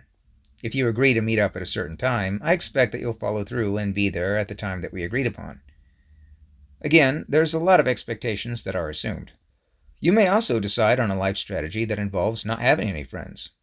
Remember IGGRE. This applies to literally all interactions between all people. Let's say you need someone to come help you move furniture this coming Wednesday, and it's currently Thursday, meaning you have almost a week before you have to get it moved, so you ask your friends if they'll come and help. You contact 5 because you've done this before and you know how people love to agree but then won't follow through. By Friday, one of them informs you he can't make it. By Monday, another says he can't. By Wednesday, the other 3 just don't show up at all, and only one even bothered to send you a text that morning saying he couldn't make it because of this, that, or the other. Remember the trolley problem from above. Go ahead and assume you won't be helped ahead of time, and ask yourself what enforcement and what incentive you have regarding the expectation that they show up. If you offered each one $50, then they would show up for sure. But then you could pay $50 to anyone and they would show up, friendship or not. So what's the point of bothering with friendships? In this day and age, it's a perfectly valid strategy to simply skip having friends. You may even find that life moves much faster, much quicker, and quieter when you don't need to consider other people's expectations or deal with drama games. In regards to family, consider the following. Imagine the roommate from hell. Even though you pay half the rent, your roommate thinks he owns everything in the apartment you share, and he lets you know it. He drops his stuff all around your work area, but makes a huge fuss anytime he finds anything of yours out of place. He sits in front of the TV 24 hours a day, volume turned all the way up, and no, you can't have the remote, and no, he's not changing the channel, or even turning down the TV. He passes by your laptop when you leave it open, and he reads your online chats and emails, but hey, it's okay because he didn't actually touch your laptop. He also has some advice for you based on the little parts that he read. He knows your life better than you do, and it's your fault your life is like this because you're just not listening to him. There's tons of other stuff this guy's doing, but let's leave it there for now. Next, imagine you share 0.01% more DNA with this guy than you do with a complete stranger, and it's for that reason and that reason only that you are obligated not only to put up with this, but to keep putting up with it all year round with a smile on your face the whole time. This makes no sense. Why on earth would any sane person tolerate such behavior? Well, it's because he's family. But let's spend half a minute thinking about this. Family, for the majority of our species' history on this planet, actually did mean something, primarily because the world was a very dangerous place where people died very easily all the time. In the 1800s, medical science was only getting started. Prior to 1800, it was virtually non-existent. A mosquito bite could kill you if it had malaria. In such an environment, you would need a small group of people who will help save your life if you're in danger, or if you're terribly sick, which could happen at any time. It makes sense for family to be that small group of people since they want their genetics and DNA to pass to the next generation, and helping your family survive allows that to happen. It's also likely that your family members will be the people closest in proximity to you, as travel wasn't nearly as easy centuries ago. However, today, life is comfortable and sterile, and if I'm ever in danger, I'll just dial 911 and I can have massive government services that will immediately respond and protect me and help me. If I work a decent job, I can afford food, and I don't need to rely on Cousin Billy to grow enough wheat for us to survive. I can pay rent, and I don't need Uncle Joe to cut down trees and build a cabin for us. Like it or not, family just isn't a necessity anymore. If you have toxic family members, there doesn't really need to be an if, you most likely have toxic family members, you do not owe them anything. You have in your body a few hydrogen and carbon atoms that are arbitrarily arranged in a unique pattern called DNA. And because you share a slightly similar pattern of these atoms with this other person, you believe you have to tolerate their abuse? Someone might object, saying, family means more than DNA. It's the people who love you, raised you, and look after you and take care of you. But that's not true at all. Our country has hundreds of families where the mother and the father beat the living tar out of their children and abused them in every way imaginable. Or perhaps abuse didn't happen, but your parents turned on a TV or gave you a smartphone and then went and did their own thing. Being family has absolutely nothing to do with whether a person loves you or not. And if someone genuinely does love you and supports you, but they're not genetically related to you, then how are they not on the same level as family regardless of whether or not they shared your DNA? Perhaps your friends are your true family, but they're only your friends because they have the 4 elements laid out earlier, and IGGRE still applies. If this true family of yours loses contact or starts violating boundaries and expectations, they'll be demoted to just friends. And if the elements needed for friendship continue to vanish, then these just friends also vanish and become someone you used to know. None of this changes purely because you share DNA with someone.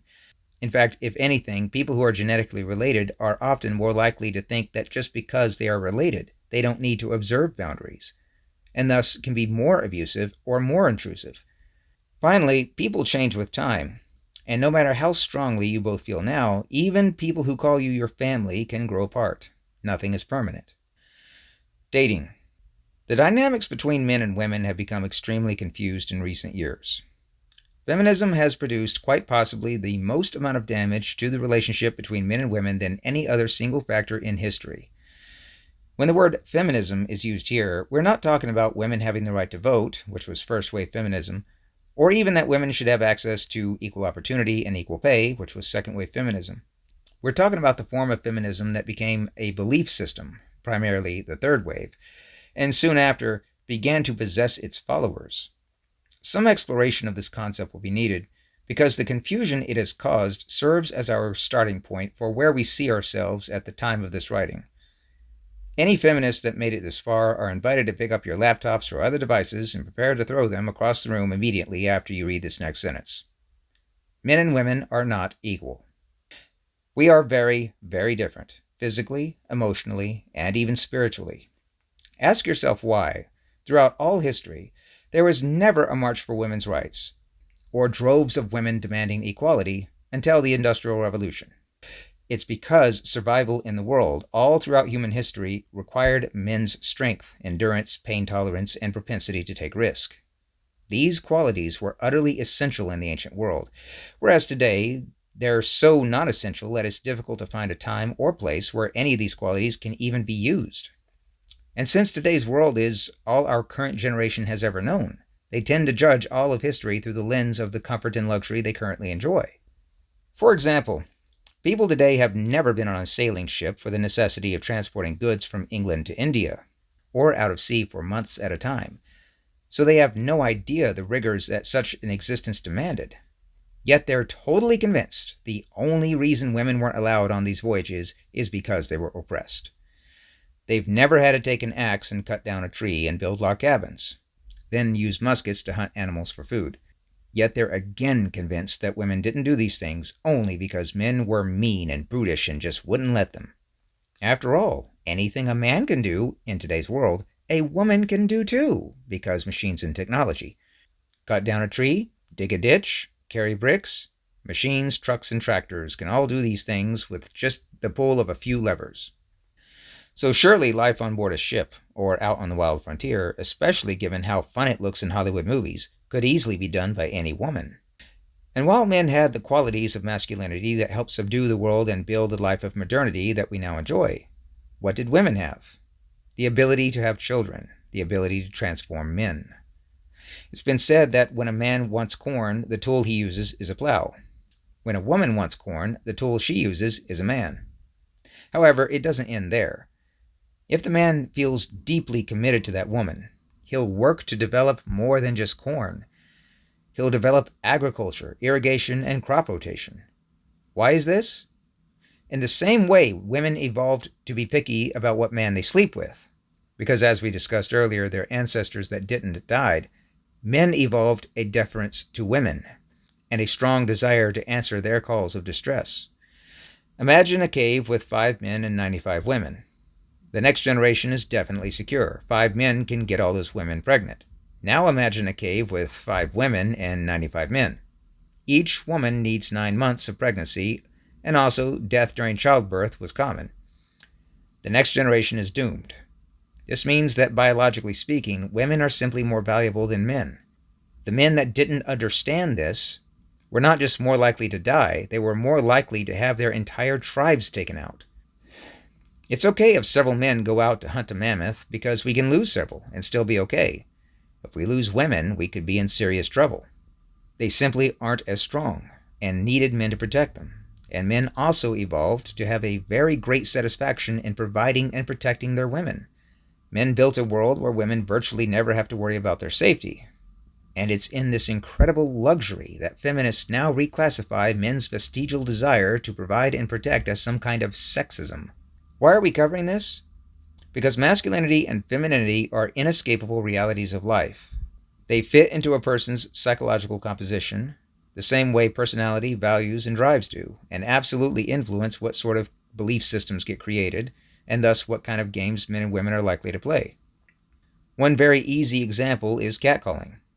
Imagine a man walking by a construction site filled with women workers, who then start whistling at him and making remarks on his body.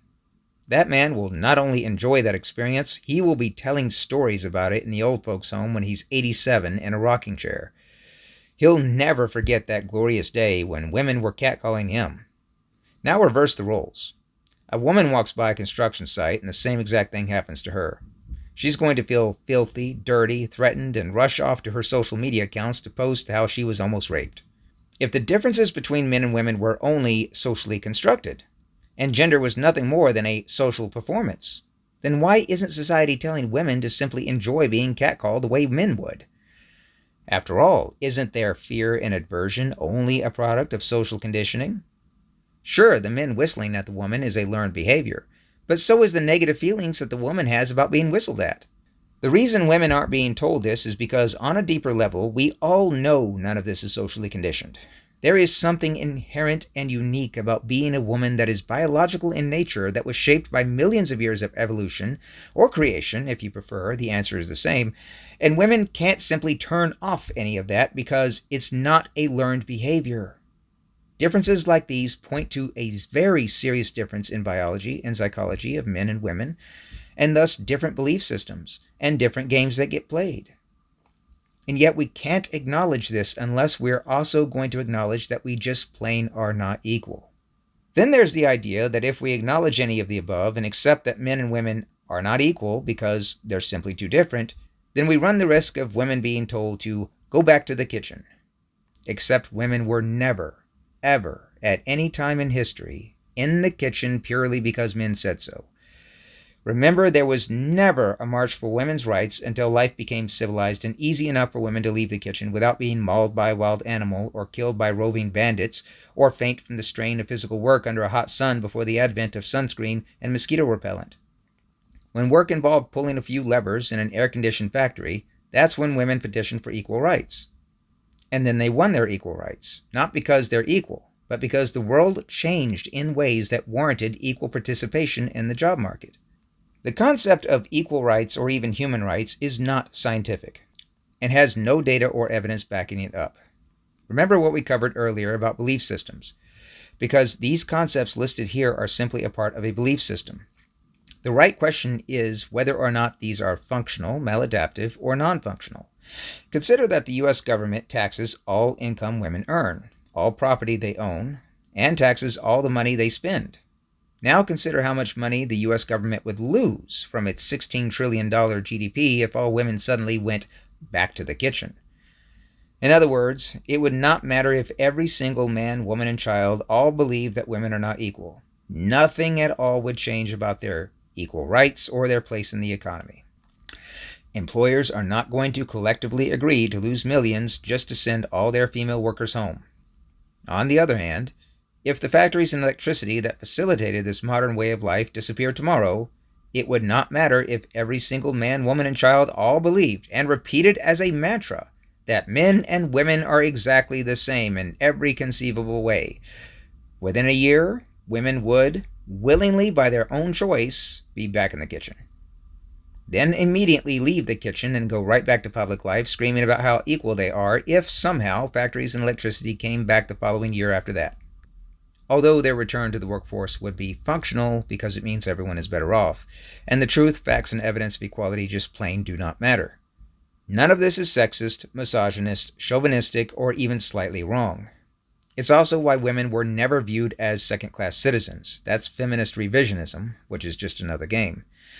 Men will not risk their lives to rescue a second-class citizen, or spend 15 minutes working up the courage to go talk to a second-class citizen, or work extra hours at a brutal job and willingly hand over the money he's worked for to provide for a second-class citizen. Moreover, women have the power to shape society in ways that men do not. Women have the power to bring life into the world and turn boys into men. They were the reason barbarians became statesmen.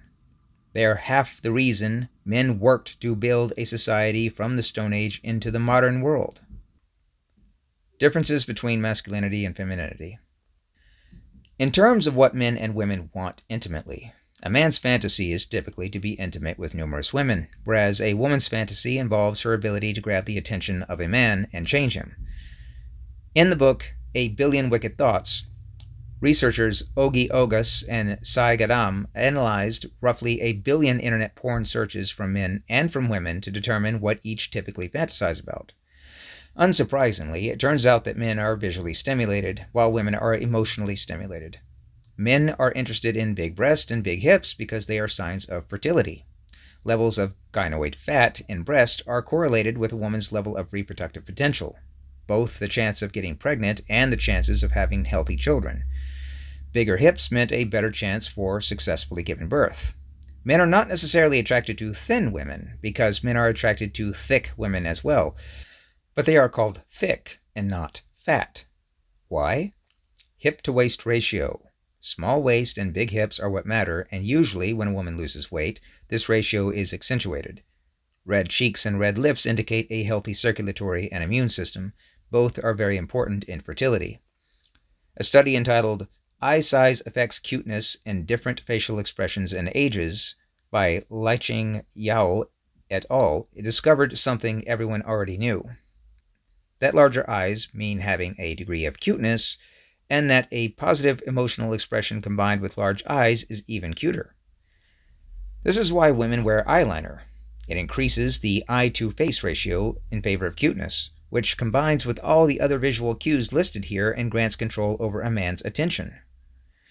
None of this is socially constructed, socially conditioned, programmed, taught, trained, or learned, or any other words or phrases meant to dismiss the biological reality in favor of a promised utopia where no one ever has to come in second place. It's a harsh reality that some women have won the genetic lottery and are stunningly beautiful without trying, while other women are not. All of the above items listed are tied either to signs of fertility and having children or being cute, which brings forth an additional desire from a man to protect and provide. Notice that intelligence and capability are not listed. Yes, of course, in a world of 8 billion people, there will be a handful of men who are turned on by an intelligent woman. There's always exceptions, but the vast majority of men are going to be attracted to signs of fertility as described above. A woman can be intelligent and witty, but it's probably not going to help in terms of attraction, unless you find a guy who just happens to be attracted to those things. Before we go into women's interest, we should talk about the excuse of one and double corner.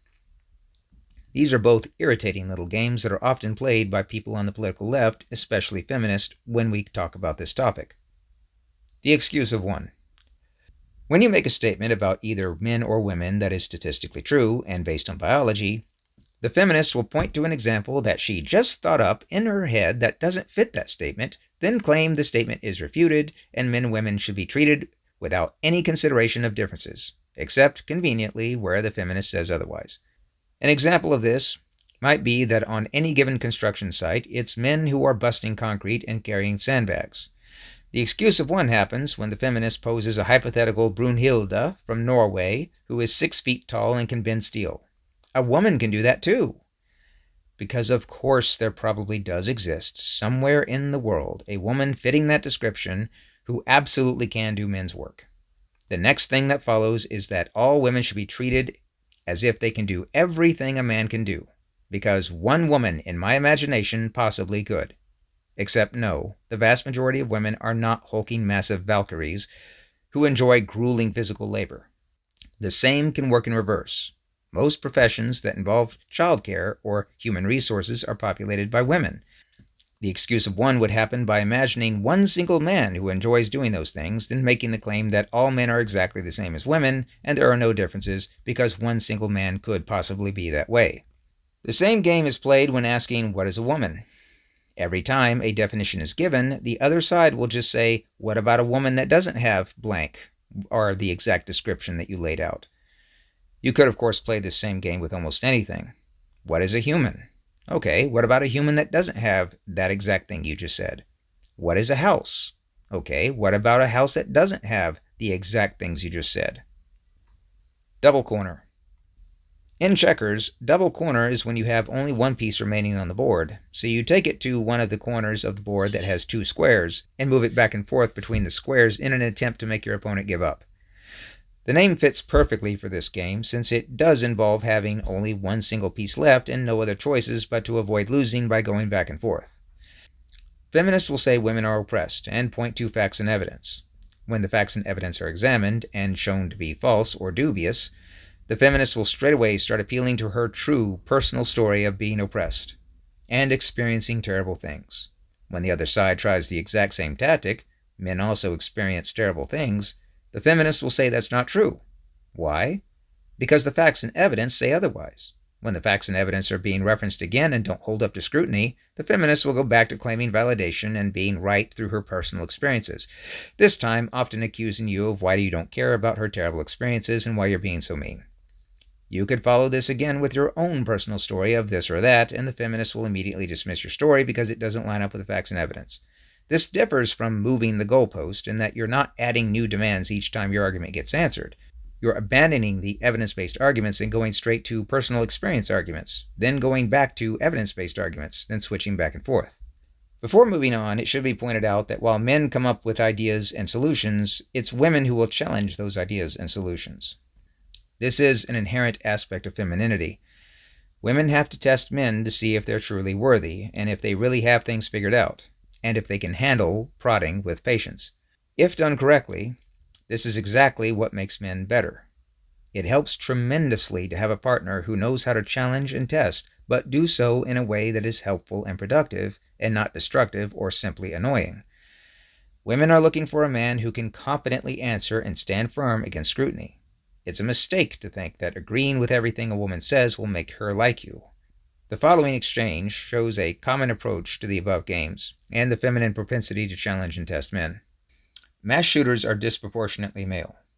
Yes, that's right. Rapists are disproportionately male. Exactly.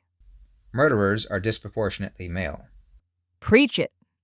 Inventors and explorers are Not fair. Women can do that too. Cures for diseases were discovered disproportionately by Only because women weren't allowed. Nearly all monuments in cities were built by Because women were too busy being oppressed. Carjackings are done disproportionately by males. Yes. Money laundering is committed disproportionately by males. Right. Space travel is disproportionately undertaken by But women can do that too. Such an exchange illustrates several things. 1. Masculinity causes men to go to extremes, and that means either extreme good or extreme bad. That's why men are on the far ends of both good and bad. 2. The proper role of the feminine is to shape men towards the good and coax them away from what is bad. Men love and appreciate women who can do this, and women love and appreciate a man who uses his masculinity to make everyone better off. 3. Imagine a man being told all his life that every good thing he does could have been done by a woman, and every bad thing he does is done because he's a man. Such a man might think it's better that he stop being a man, especially if this is communicated to him his entire life. The transgender movement has many origins. None of them are founded in any science or empirical data. What women want. Men's interests are pretty straightforward because they are visually stimulated by signs of female fertility. Women's interests are not straightforward at all because they are emotionally stimulated by concepts centered around masculinity. According to the book A Billion Wicked Thoughts, women commonly fantasize about doctor, cowboy, boss, prince, rancher, knight, surgeon, king, bodyguard, sheriff.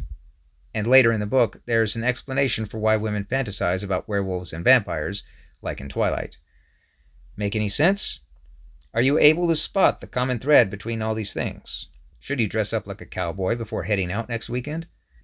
The common thread between all those vocations is that they are all representations of masculinity. A discussion on what masculinity is and how it works is the best way to talk about what women want. Let's first make it clear. The vast majority of women are attracted to masculinity. Even lesbian women are attracted to masculinity as they date other women who look and act just like men, showing that masculinity is not the same thing as maleness. They are related but separate. Masculinity is definite and recognizable. That is, it does not change based on whether a man decides to express it or not, and includes, but is not necessarily limited to, ambition, diligence, assertiveness, aggression, control, confidence, and low neuroticism. That means a greater emotional stability that is less affected by external stimuli, objectively centered thinking, as opposed to emotional or empathetic thinking, and risk-taking. It's a short list because many other traits are often a combination of the traits shown here. That is, courage is a kind of risk-taking plus confidence, dominance is a kind of aggression plus control. When women experience these things in their interactions with a man, provided that the interactions are done the right way, it causes emotional stimulation. The idea of non-binary comes from the notion that a man could have more or less of all these traits, and the less of these traits a man has, the less masculine he is, and therefore the more feminine he is. The flaw here is believing that less masculine makes you more feminine. It doesn't. Men and women are not opposites on one pole. They are two different things entirely. Femininity involves emotional empathy. Having less confidence, less control, and being less capable overall does not automatically make you empathetic or compassionate. It just makes you pathetic. Having less of the traits needed to be a successful man does not mean you now have more of the traits needed to be a successful woman. As such, gender is not really a binary, it's two different categories. It's not a scale where the less you have of one, the more you have of another. You can be more or less masculine, but you don't stop being male or start being female simply for not expressing or wanting to express masculine traits. The excuse of one will undoubtedly make an appearance here. What about a woman who's ambitious, diligent, assertive, etc.? The answer is that if you took 1,000,000 men and 1,000,000 women and left them alone, the men would overwhelmingly display traits of masculinity, while the women would overwhelmingly display traits of femininity, due to biology and evolution. Just because one person does or doesn't follow masculine or feminine traits does not mean that the vast majority of the world deviates completely or at random, and any conformity is purely socially conditioned or taught. A man who isn't masculine doesn't become feminine by default, but he could possibly develop feminine traits, such as becoming caring or compassionate. A woman who isn't feminine doesn't automatically become masculine, but she could develop traits of masculinity. To address toxic masculinity is simple. The masculine traits listed here could all be used to start a business, defend one's country, or serve one's community, and all of these would be considered valuable to have in a man. Toxic masculinity, then, is when these traits are used to motivate someone towards something harmful or destructive, such as destroying property, breaking the law, or physically harming others.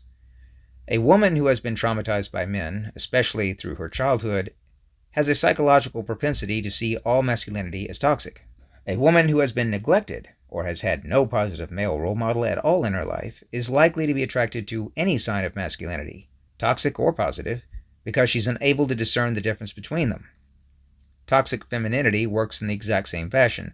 Loosely speaking, feminine traits are acceptance, supportiveness, agreeableness, compassion, high neuroticism, that means greater emotional sensitivity that is affected by external stimuli, emotionally centered thinking, as opposed to objectively centered, and friendliness. Generally, these are all things that men find attractive, and what they look for in a long-term relationship with a woman. Using these traits for swindling, backstabbing, or betrayal is toxic femininity. Testing is a kind of game for when a woman tests a man's resolve by acting bratty or ridiculous, and can also be called toxic, as an emotionally intelligent and mature woman knows how to communicate properly and will find more constructive ways to test a man's integrity. Unfortunately, testing is a kind of game that men frequently encounter. There are plenty of guides explaining how to handle such tests if you decide to continue pursuing a woman after you've run into some toxic version of this. Just remember that IGGRE is always to be considered first. So to reiterate, women are attracted to masculinity and it brings about emotional stimulation, which may be a surprise given how often masculinity is demonized in the mainstream media, but keep in mind that's just a game and a product of the feminist narrative. Another very key concept is how masculinity is styled. Consider the following.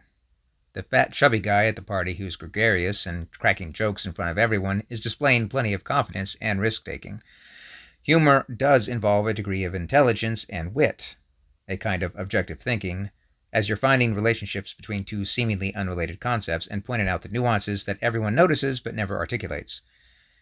It's a kind of risk-taking because you could easily come off as offensive and the crowd might not accept you.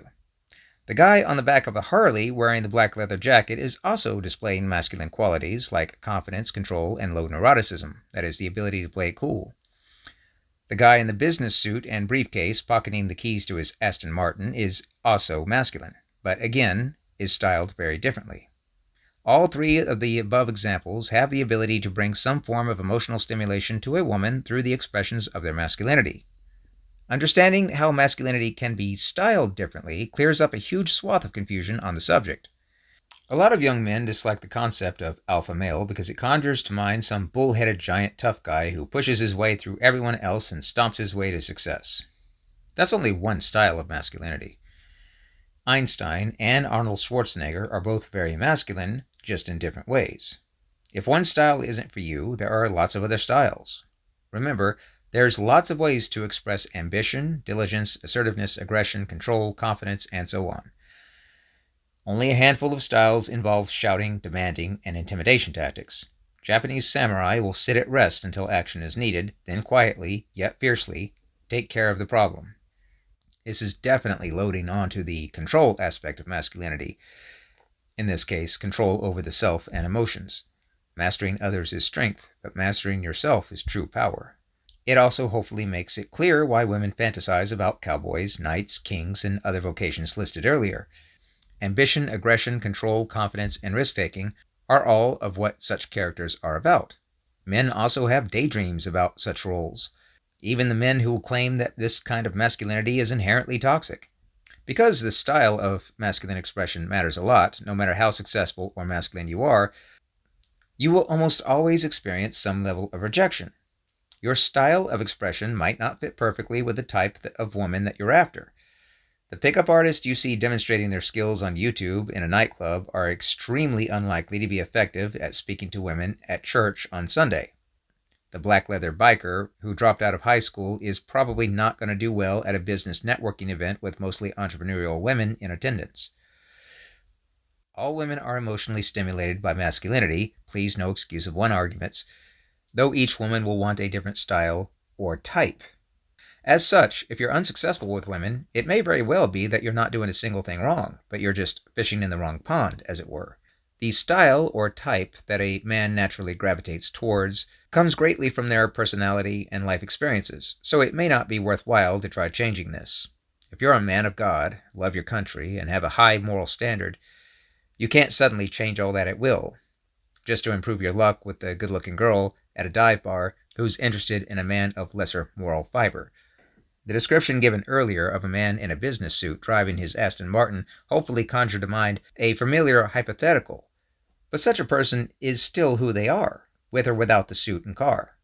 For men, what you should change is not your style or your type, but how well developed your masculine behavior is and how skillful your expressions are. Then you find the kind of women who are interested in your particular style of expression. It should be evident by now that there are many possible styles and types of masculinity. Because it can be styled in so many different ways, a confused leftist will claim that masculinity doesn't have to fit a mold and can be anything you want it to be. This is not true. Beneath the styles, masculinity absolutely does have a known definition or set of traits like we discussed earlier. Just be yourself refers to style, not the degree of masculinity, and not skill, which is what's important. The level and skill of masculinity that you convey is generally what changes and should not stay the same under the guise of just being yourself. What women want is definitely more complicated than what men want. It is difficult, but not impossible, to understand. Communicating the masculine. Now that we've covered what masculinity is, that it can be used for right and wrong, and that it is what women are generally attracted to, providing that it's the right style, the final piece seems to be how masculinity is communicated. So let's cover that next. Communication is layered. It's possible to say one thing but mean another, and then have another layer of meaning below that. One example is to look at someone, use an extremely bored face with a monotone, depressed-sounding, somewhat sarcastic tone, and say, "I love you." People generally laugh when this is demonstrated because the example perfectly demonstrates the point. I'm saying one thing on the surface, but I'm communicating the exact opposite just beneath that. We'll call this surface layer what you're saying and the layer below that what you're communicating. So when you say, "Let's have coffee," you're communicating, "I'm friendly and available." When you say, "I like connecting with people," you're communicating, "I'm a normal person and not a psychopath." Let's look at an example we can improve upon. When a girl asks what car you drive and you say, "I drive a Ford," you're communicating, "I'm actually pretty boring." When you say, "I drive one of those fix or repair dailies," you're communicating that you're fun, witty, and will keep the person interested. Because it's all about communicating, not simply speaking, and doing so in a way that elicits interest and stirs emotions. Literally all pickup methods, of which there are plenty to choose from, come back to grabbing the interest and provoking the emotional response or investment through the expression of some style of masculinity. Patrice O'Neill of the Anthony and Opie radio show once explained how he would walk right up to a woman and directly insult her, perhaps with something like, "Your hair is a complete mess. Why did you leave the house like that?" the woman would immediately get defensive and fire back with something. Patrice would then change his whole demeanor and say, "Look, I'm sorry," and become apologetic. The woman would then take on a more forgiving demeanor. In less than a minute, Patrice has taken control of the woman's emotions and sent her from a place of negativity to a place of forgiveness. A short while later, he could get her number, and then easily continue on from there, taking things as far as he wanted. Showing that you have the ability to stimulate a woman's emotions easily and effortlessly, and do it with confidence, will make a woman think constantly about you. A woman can become a cavatist, read this, understand it completely, and it will still be true. The feminine is attracted to the masculine, and no amount of knowing or learning will change that. Another extremely important key is that only around 7 to 10% of communication comes down to actual words. Around 35% is tone and expression, and 55% is body language. The more relaxed and confident you feel, the more you can naturally assume the right kind of posture and tone. Now, if you look at the most successful dating profiles, you'll see that they communicate far more than what they say. So the trick is to communicate, not just say who you are, and have that align with your style of masculinity, which is part of being yourself. A rather large and important side note is that none of this matters for very long. After a relationship extends beyond a few weeks, the question of the relationship changes from "are you interesting" to "are we compatible?" At which point, you begin to play an entirely different game. This is why you don't need to keep impressing your wife or your husband the same way you did when you were first dating, and why you certainly wouldn't go on a first date with the same attitude as having been married for 10 years. In fact, that sounds like a good idea for a comedy skit. This might also explain why some men are great at picking up women but terrible at relationships. They are two separate games. In summary, the most commonly advised dating techniques involve communicating effectively your style of masculinity to women with skill. Show that you're independent, empowered, ambitious, self-assured, or basically the opposite of needy and fragile, and that you can stimulate and arouse a woman's emotional interest. Every advice guide you can find on the subject that isn't blatant, ignorant drivel will suggest approaches which are all based on these basic principles. Once masculinity has been demonstrated in a way that is interesting to her, offer her to join you for more of that experience. If done right, it can still fail, as the question of style or type, and then after that, long-term compatibility, become the deciding factors. And if you're a woman, be pretty, fun, and feminine. That's it. Men's interests are much more straightforward. You don't need to be strong and independent. Most men are not attracted to strength, as that's a masculine trait. They're also not attracted to independence either. That is a masculine trait. And again, please no excuse of one.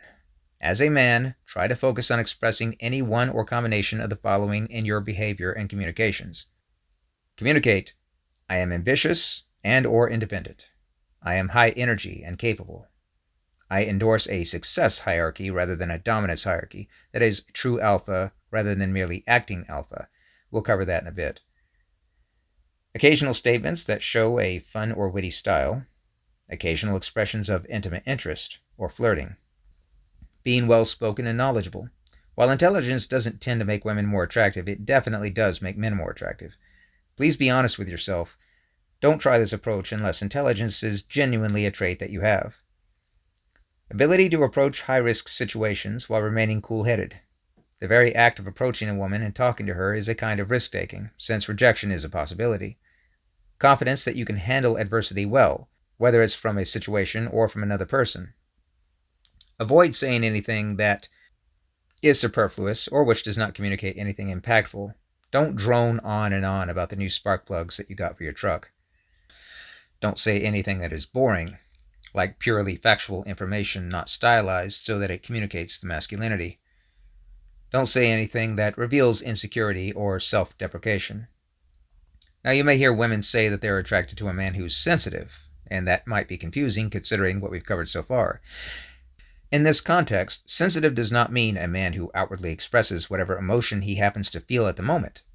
This is a lack of control because control is a masculine trait, and a lack of control will be very unattractive. Instead, sensitive in this context means being able to read a woman. Women must learn to signal or communicate what they feel and what they want, and a man must learn to read. Sensitive means you can tell by the look on her face that she's bothered by something. Or if you place your hand on hers and she stiffens up, you can take your hand away immediately because you're able to read that she's not comfortable with that. You can tell by her face if she's interested or bored with what you're saying. This demonstrates a very high degree of perceptiveness, which is something else that women look for in men. Categorizing levels of masculine expression. In the chart shown earlier, there are 4 levels to consider when expressing masculinity in the context of dating. Masculinity. This is a set of inherited behavioral traits statistically far more likely to show up in those who were born male: confidence, risk-taking, ambition, control, dominance, and so forth.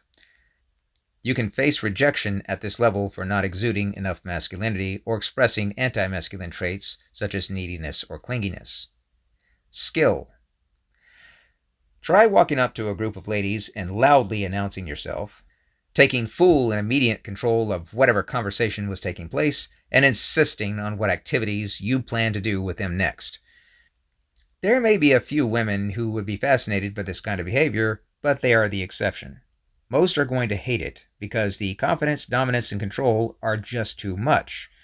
On the other hand, if you timidly approach and try to look for sneaky ways to insert yourself into a woman's company, this won't be appreciated either because your confidence, dominance, and control are not enough.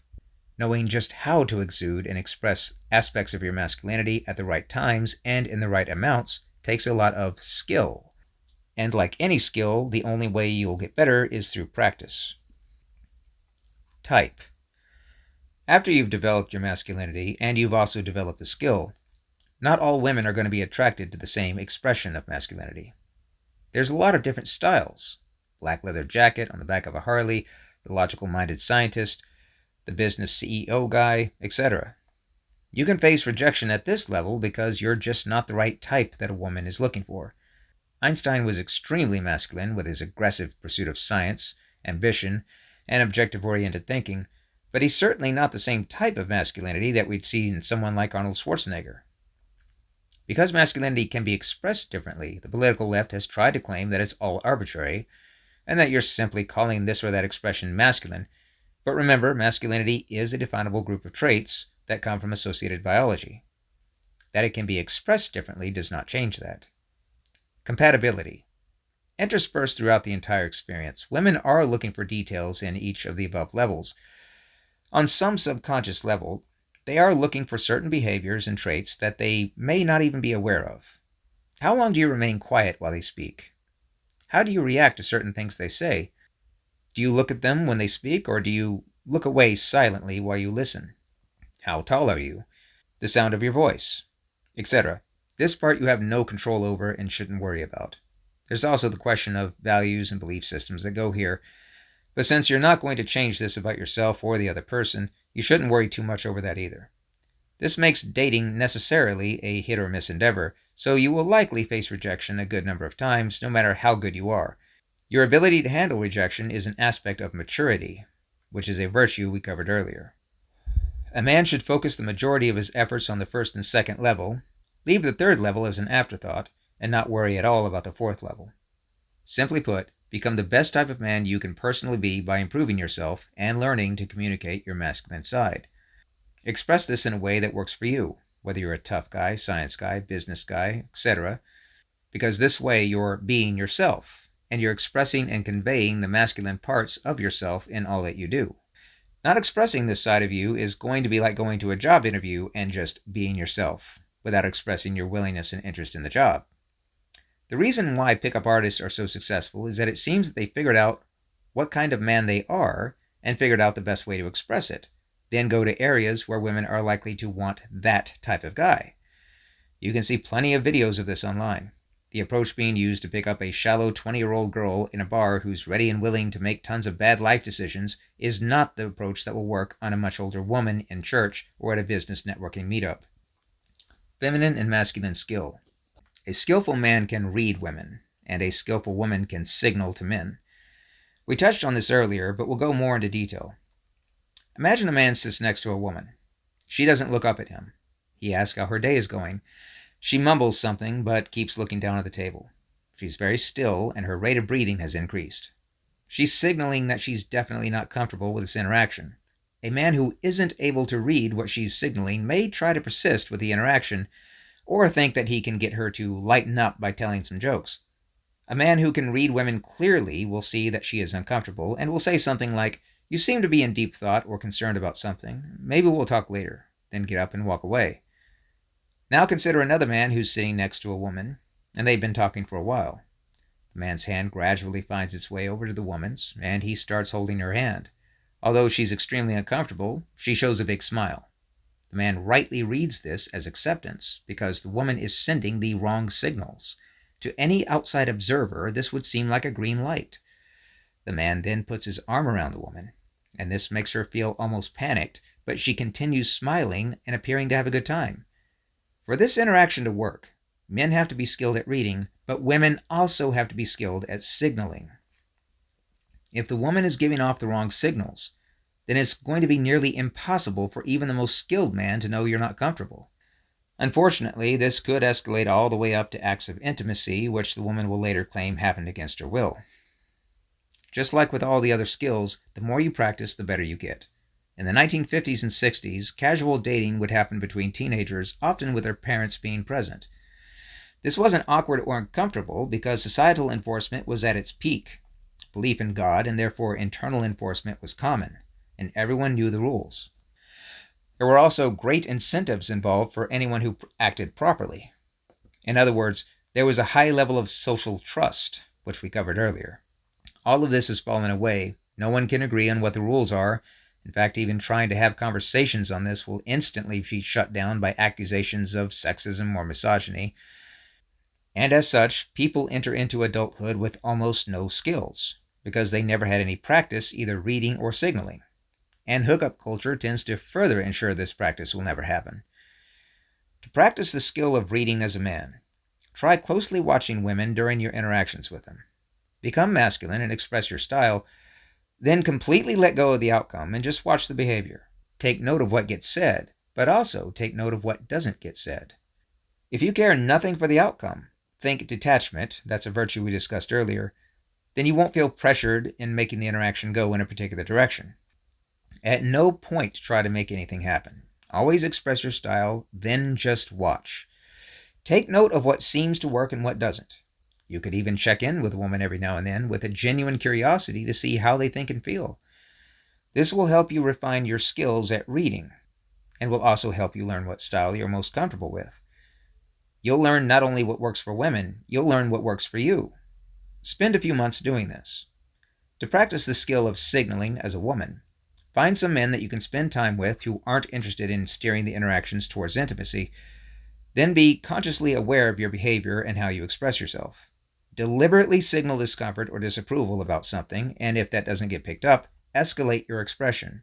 First, use nonverbal cues such as facial expression and body language. Then gently hint with words. Then be more direct with words. Then be stern with words. Explore new and unique situations, and try to navigate through them gracefully by signaling and coaxing others to get the outcome you want. There is some overlap.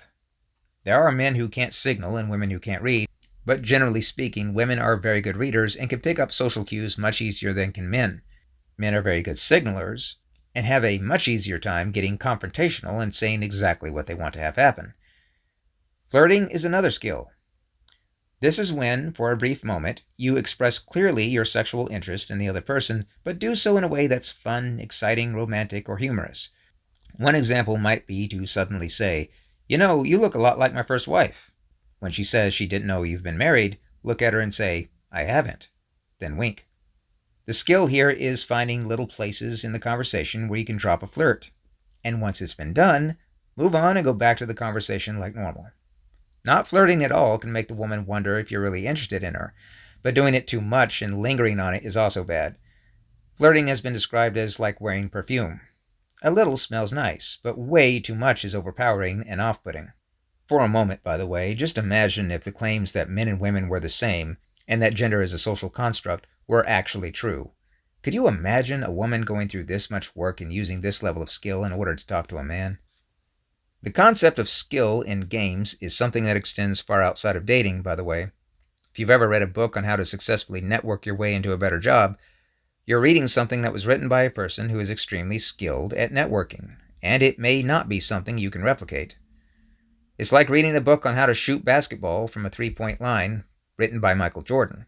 It's one thing to read about it, it's another thing entirely to actually do it. Consider that Catherine the Great was married to the Tsar of Russia, Peter III, and after several years of marriage, she had successfully built relationships with all the top people in her government, which allowed her to overthrow her husband and take complete control of Russia herself. On the other hand, Anne Boleyn was married to King Henry VIII, and after just 3 years of marriage, she was beheaded. Why couldn't she have done what Catherine did?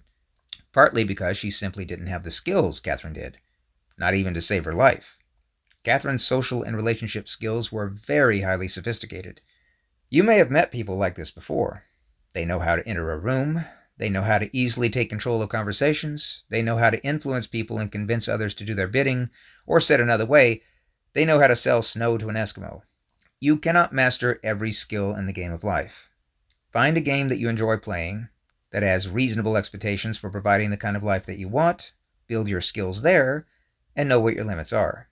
We'll talk more about skills in other games in a bit. The alpha male. This is a popular term that gets used in discussions of masculinity, especially as it applies to dating.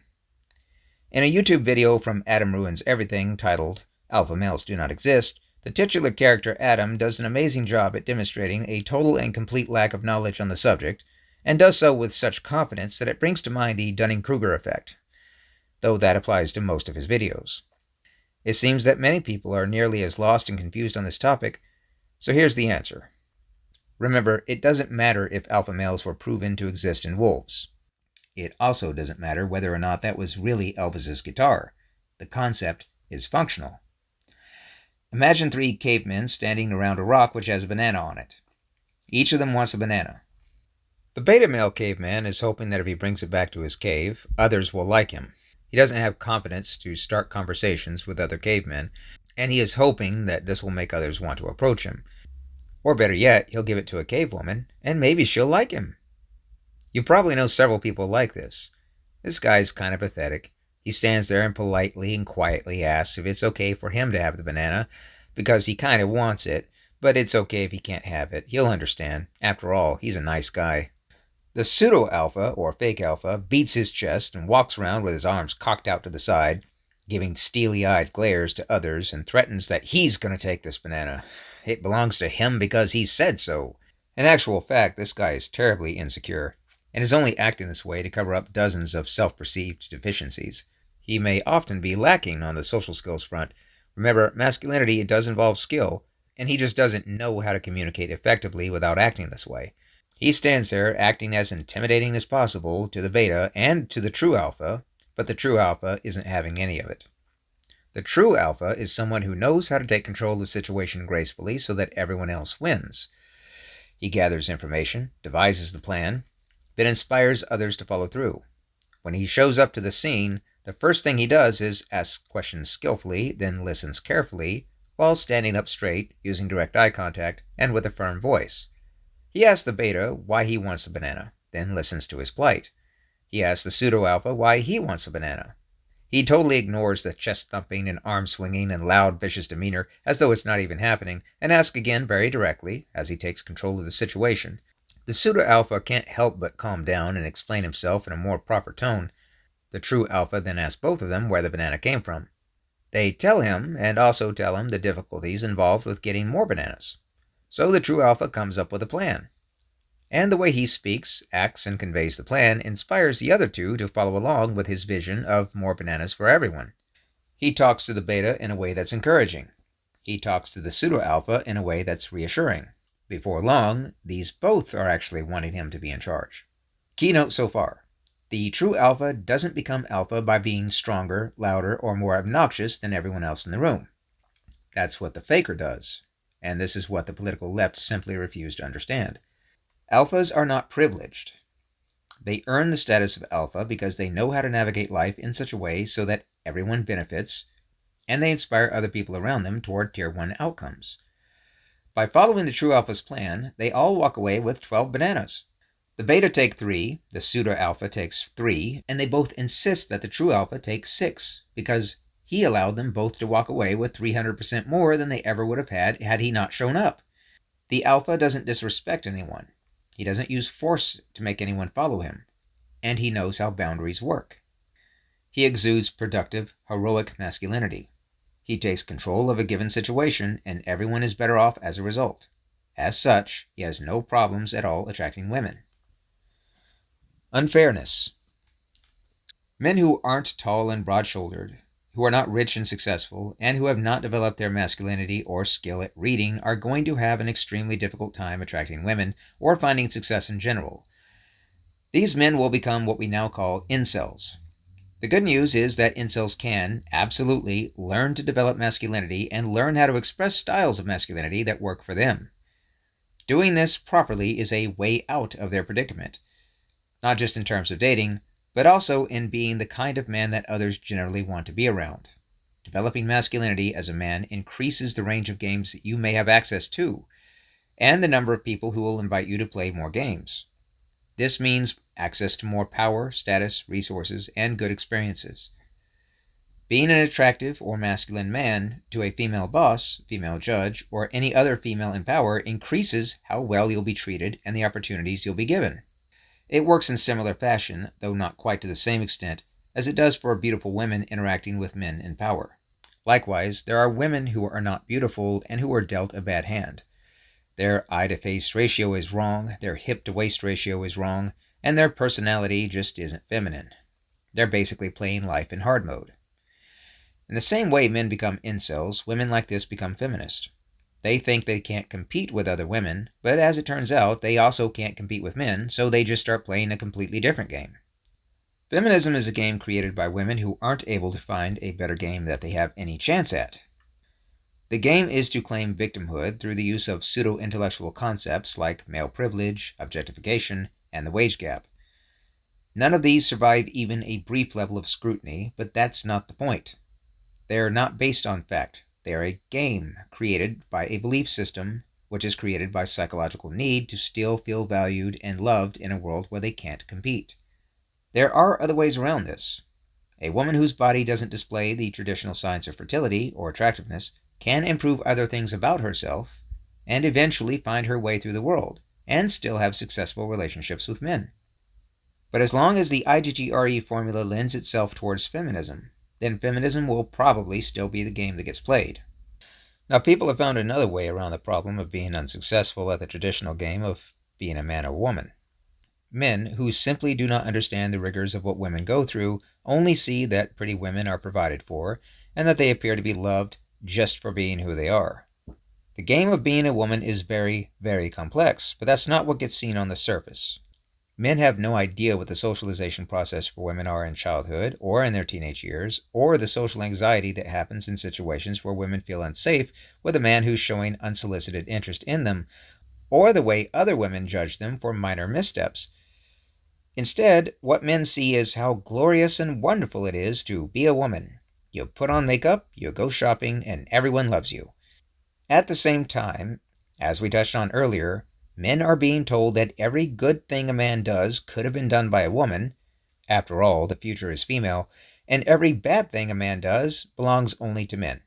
Many boys grow up in single-mother homes, then go to elementary school with only female teachers, then turn on the TV and see either an unrealistic, over-the-top display of masculinity from the likes of Superman or Wolverine, or they see the dumb TV dad who can't dress himself in the morning and wouldn't be able to survive without his perfect wife who's capable of doing everything. It's not surprising that they never develop any masculinity, and that they in fact go even further and begin to believe that masculinity is inherently bad or toxic. So what does a man like this do? He decides to try playing the game of being a woman. After all, their game is super easy. All you have to do is look pretty and act feminine, and the man will never have to deal with many of the natural drawbacks of being a woman. This is a huge motivator for transgenderism. And society at large has been sucked into this game of calling every man that does this stunning and brave. A man in a dress wearing makeup is praised, and thus thinks he is actually playing the game of being a woman properly and is even winning. Those of us who try to explain otherwise are called transphobic. A woman who genuinely buys into the narrative that men are privileged and that society caters to men will try transitioning to become a man, and very quickly begin to realize just how completely and totally wrong that narrative is. Nora Vincent, a lesbian, wrote a book in 2006 called Self-Made Man, where she describes her 18-month experiment of dressing and presenting as a man. She joined an all-men's bowling league and participated in everyday life with other men as a man. After the experiment, she said she realized that women are the ones with privilege and men are the ones who are disadvantaged, stating, quote, "I really like being a woman. I like it more now because I think it's more of a privilege," end quote. The mental strain of this experience weighed heavily on Vincent, and she would later take her own life. Bonnie McFarlane is a female feminist comedian who completely and totally bought the feminist narrative that people would laugh at her jokes if she were a man because patriarchy is real and so is male privilege. Sometime in the late 2010s, she put this idea to the test and decided to go on stage dressed as a man to perform her bit. Getting almost no laughs and bombing hard, she immediately went backstage and had a near existential breakdown, with her worldview being shattered. Search Bonnie McFarlane dressed as a man, and the video should come up. The same process gradually happens to men who try to identify as women. One of the reasons the transgender suicide rate is 9 times higher than the national average, even after correcting for discrimination and stigma of every kind, and having people repeatedly tell them how stunning and brave they are and praising them every day, is because the worldview becomes harder and harder to maintain in the face of reality, even when everyone around you is repeatedly enabling it. Life is so much better as the opposite gender is simply not true, especially when trying to live that way requires that you deliberately fight against your own psychology. A woman who identifies as a man is still going to be threatened walking to her car at night alone, and will still want to talk about their feelings with other men around them in ways that women typically do and men typically don't. A man who identifies as a woman and sits at the women's group is still going to think and act in a way that men think and act, which will be picked up by all the other women who will begin treating him differently to signal that he's not wanted, which will probably go right over his head because he can't read things the way women can and signals things far better than women usually do. And this leads to all sorts of friction. It's one thing to reverse course if all you've done is dress as the opposite gender and try to live that way. But once you've started injecting yourself with hormones and getting surgeries, you cause irreversible damage that only gets realized when this false worldview shatters. Some games are unfair, but others are downright fatal. Remember that if you encounter someone who has bought into the feminist narrative, or the incel narrative, or someone who identifies as this or that, your aim should always be a Tier 1 outcome. You do this by having straightened out your own life first, aligned yourself with the 7 virtues, figure out what game the other person is playing, and then act accordingly. Also accept your limits. You cannot help everyone, and you certainly can't help those who don't want to be helped. And if you've been dealt a bad hand, you can still play a bad hand in a way that wins. Incels often cite their lack of height as a major disadvantage that society doesn't let them overcome.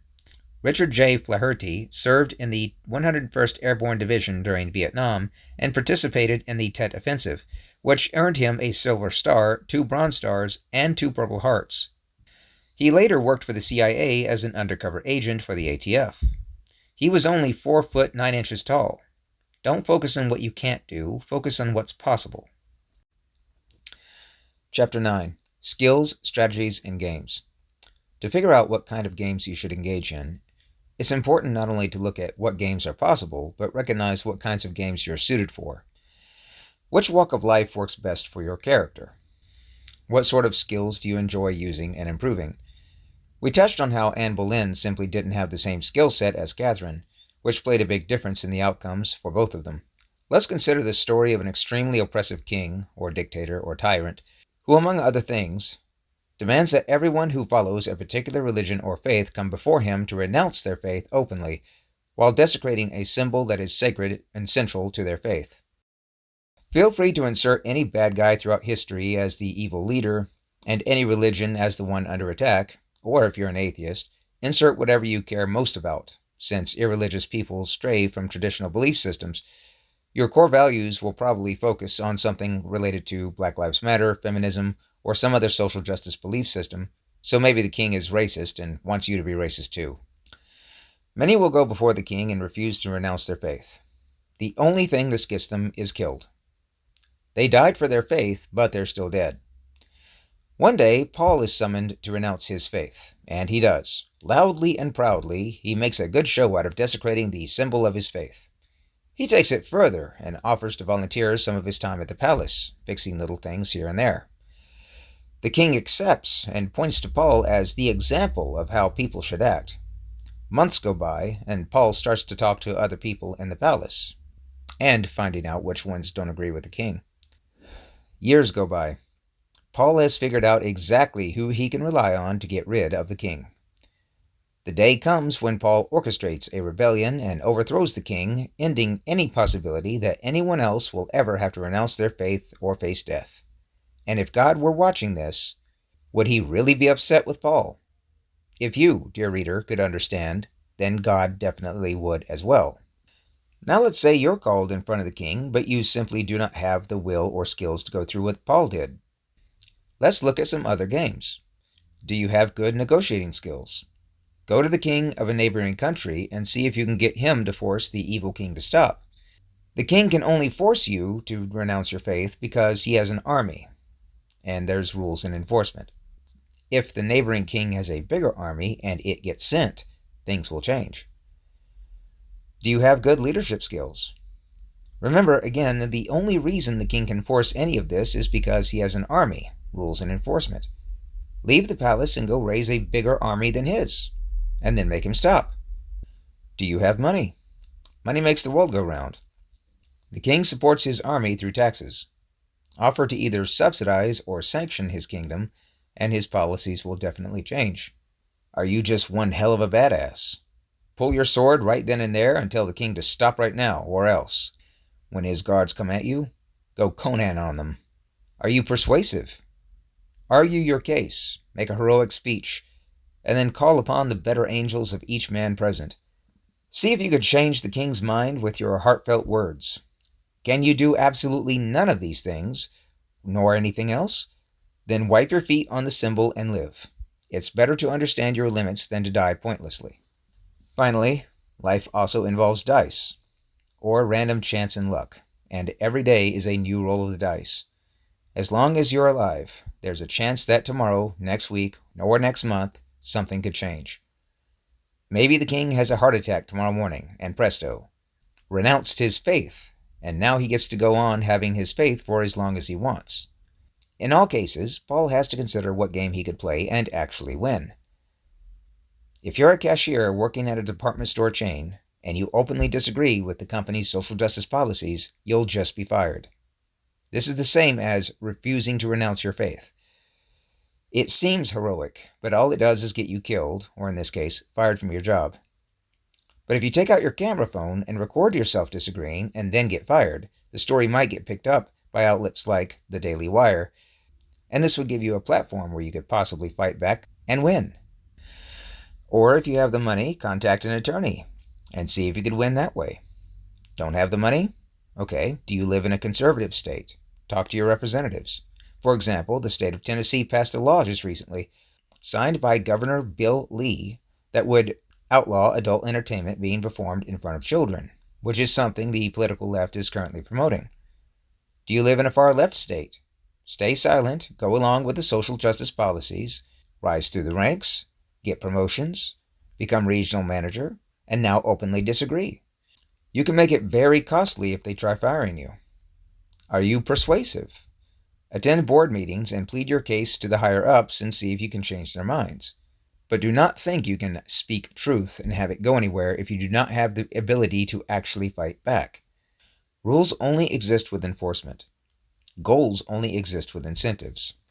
If you don't have enough on either end of that formula, then stay quiet and go along with things until you do. That way you get to keep your job. You have to accept your limits, and sometimes you just don't have options. That doesn't mean you'll never have options. Every day the dice gets rolled, and the board changes in ways you can see and in ways you can't. Be patient and wait for an opening. Earlier, we covered how game analogy allows for lying, cheating, and stealing so long as you aligned yourself with the virtues, you are using a 5D map, you are aiming for a Tier 1 outcome, and you do not invite the spirit of those things into your life. This applies in the above examples. Now, we've alluded to one other thing. Besides those three sins, that is often considered unthinkable and avoided in discussions, but is a reality, and that is killing without becoming a murderer. Since the beginning of civilization itself, the reason one man didn't steal from another is because he could find himself at the business end of a sword. But having more men with more swords meant you could indeed steal from another. So for tens of thousands of years, truth was not important, victory is what mattered. After some time, humankind shifted to the game of rule by legislation and debate, using our faculties of reason, but if that didn't work, we still used force. This transition was called the Enlightenment. This is where the pen became mightier than the sword, but only because we collectively agreed this was the case. The use of force never left the picture. Imposing laws through enforcement was based on the recognized principles of justice and governance that facilitated the creation of a mostly peaceful society, and not one man killing the other because he's stronger. Force should always be used in a way that is just. There's a social contract at work. You don't steal from me, and I won't come seeking revenge. Leave me alone, and I'll leave you alone. Be nice to me, and I'll be nice to you. If you break any of these rules, there must be consequences, because without consequences, there are no rules. And that's simply how the world works. All the way up until the 1800s, men still fought duels with pistols over insulting one another, because humans respond to rule violation with enforcement, and there needs to be consequences for violating the social contract. If a criminal knows they can just walk into your house and take money from your purse with absolutely no consequences, then it's only rational that they'll keep doing it every day. Few people look forward to the day that they'll have to use firearms to take the lives of others for the cause of a higher good. It's a hard thing to load a weapon and carry it into a potentially lethal situation, knowing that this means ending the life of another person. And let's be clear, not everyone is suited for this type of game. When confronted by the evil king, there are many games you could play to not only get yourself out of the situation, but to come back and fix it later. If you can't bring yourself to use deadly force, or you would strongly prefer some other path, that's understandable. Just be aware it's one possible path. In 1776, the men living in British colonies located in North America, after attempting to voice their grievances multiple times, decided it was time to use their guns against their oppressors. The result was the founding of the United States. In 1861, the men living in the northern states of America, after a very long series of disputes and discussions on the matter, decided it was time to use their guns to bring an end to the conflict that involved slavery. The result was ending of slavery in the U.S. In 1941, after multiple attempts at appeasement and isolationism, men the world over agreed it was time to use their guns to end the oppression that was happening in Europe and Asia. Each of these examples were preceded by extensive efforts to avoid the use of force, but the need for it eventually came. In 2022, Will Thomas was an average swimmer for the U.S. men's team, before deciding to transition his gender to female and going by the name Leah Thomas. He then started swimming for the U.S. women's swim team, but did not undergo any bottom surgery before doing so, meaning he did not have his penis and testicles removed. This meant while changing in the women's locker room, he would undress and be completely nude with his male anatomy showing, while women were trying to get changed into their swimsuits. And none of the women were told beforehand that this would happen. Shocked and horrified, when the women tried to complain, the organizers for the swim team told the women that they should all seek psychological counseling to help them deal with how uncomfortable they were, rather than just find another place for a biological male to change. When emails of the complaint were sent to the relevant authorities, the replies came back with statements like, "If you feel uncomfortable seeing male genitalia in the female locker room, here's some counseling resources that you should seek." If that weren't enough, the women were also forced to attend mandatory LGBT classes, where they learned that just by being cisgender, they were oppressing poor Leah Thomas. Now you might ask, why wasn't it straight up illegal for Thomas, being a biological male, to go into the women's locker room in the first place? According to Riley Gaines, a woman on the swim team who would later speak out, the event organizers told her, quote, "We actually got around this by making the locker rooms unisex," end quote. This means the organizers made it legal for any man to walk into the locker room at any time while the women were undressing, and the women weren't told this beforehand either. This is all so Leah could feel comfortable changing with the girls, because he absolutely could not feel comfortable finding a single room somewhere else to change by himself. At this point, the women could have collectively refused to swim or started their own swim event, regardless of whether it was endorsed by this or that agency, and held their own competitions. They could also have gotten their male family members involved and explained just what was happening. Someone would definitely need help with trauma afterwards, but it wouldn't be the women. Just like Paul and the Tyrannical King, find a game that not only works, but also works for you. Later, the women were told by the event organizers and their schools that they were not allowed to take a stance, as their school had already taken a stance for them. They were threatened that if they protested, they would not get into grad school and would not get job placement. They were told things like, quote, "If you speak out and harm comes to Leah, then you are solely responsible," end quote. So being pressured by their school and by the event organizers, the women went along with it, which is also a propensity of femininity. Leah would then, unsurprisingly, being a biological man with man's strength and physical advantages, win first place in March of 2022 at the women's 500-yard freestyle event. Riley Gaines would later be invited by the Leadership Institute to speak out about her experiences and her frustration at San Francisco State University. She described her experiences and focused on exactly what happened, and avoided any exaggerations. She stayed through the Q&A period afterwards, answering questions raised by the audience. As people were standing up to leave, a mob of far leftists rushed into the room, turned off the lights, and then rushed the stage, threatening violence against Riley. A police officer, out of uniform, grabbed Riley and quickly brought her into a room where the door was locked and barricaded. She was forced to stay in this room for 3 hours, while listening to chants like, "When trans rights are under attack, we fight back."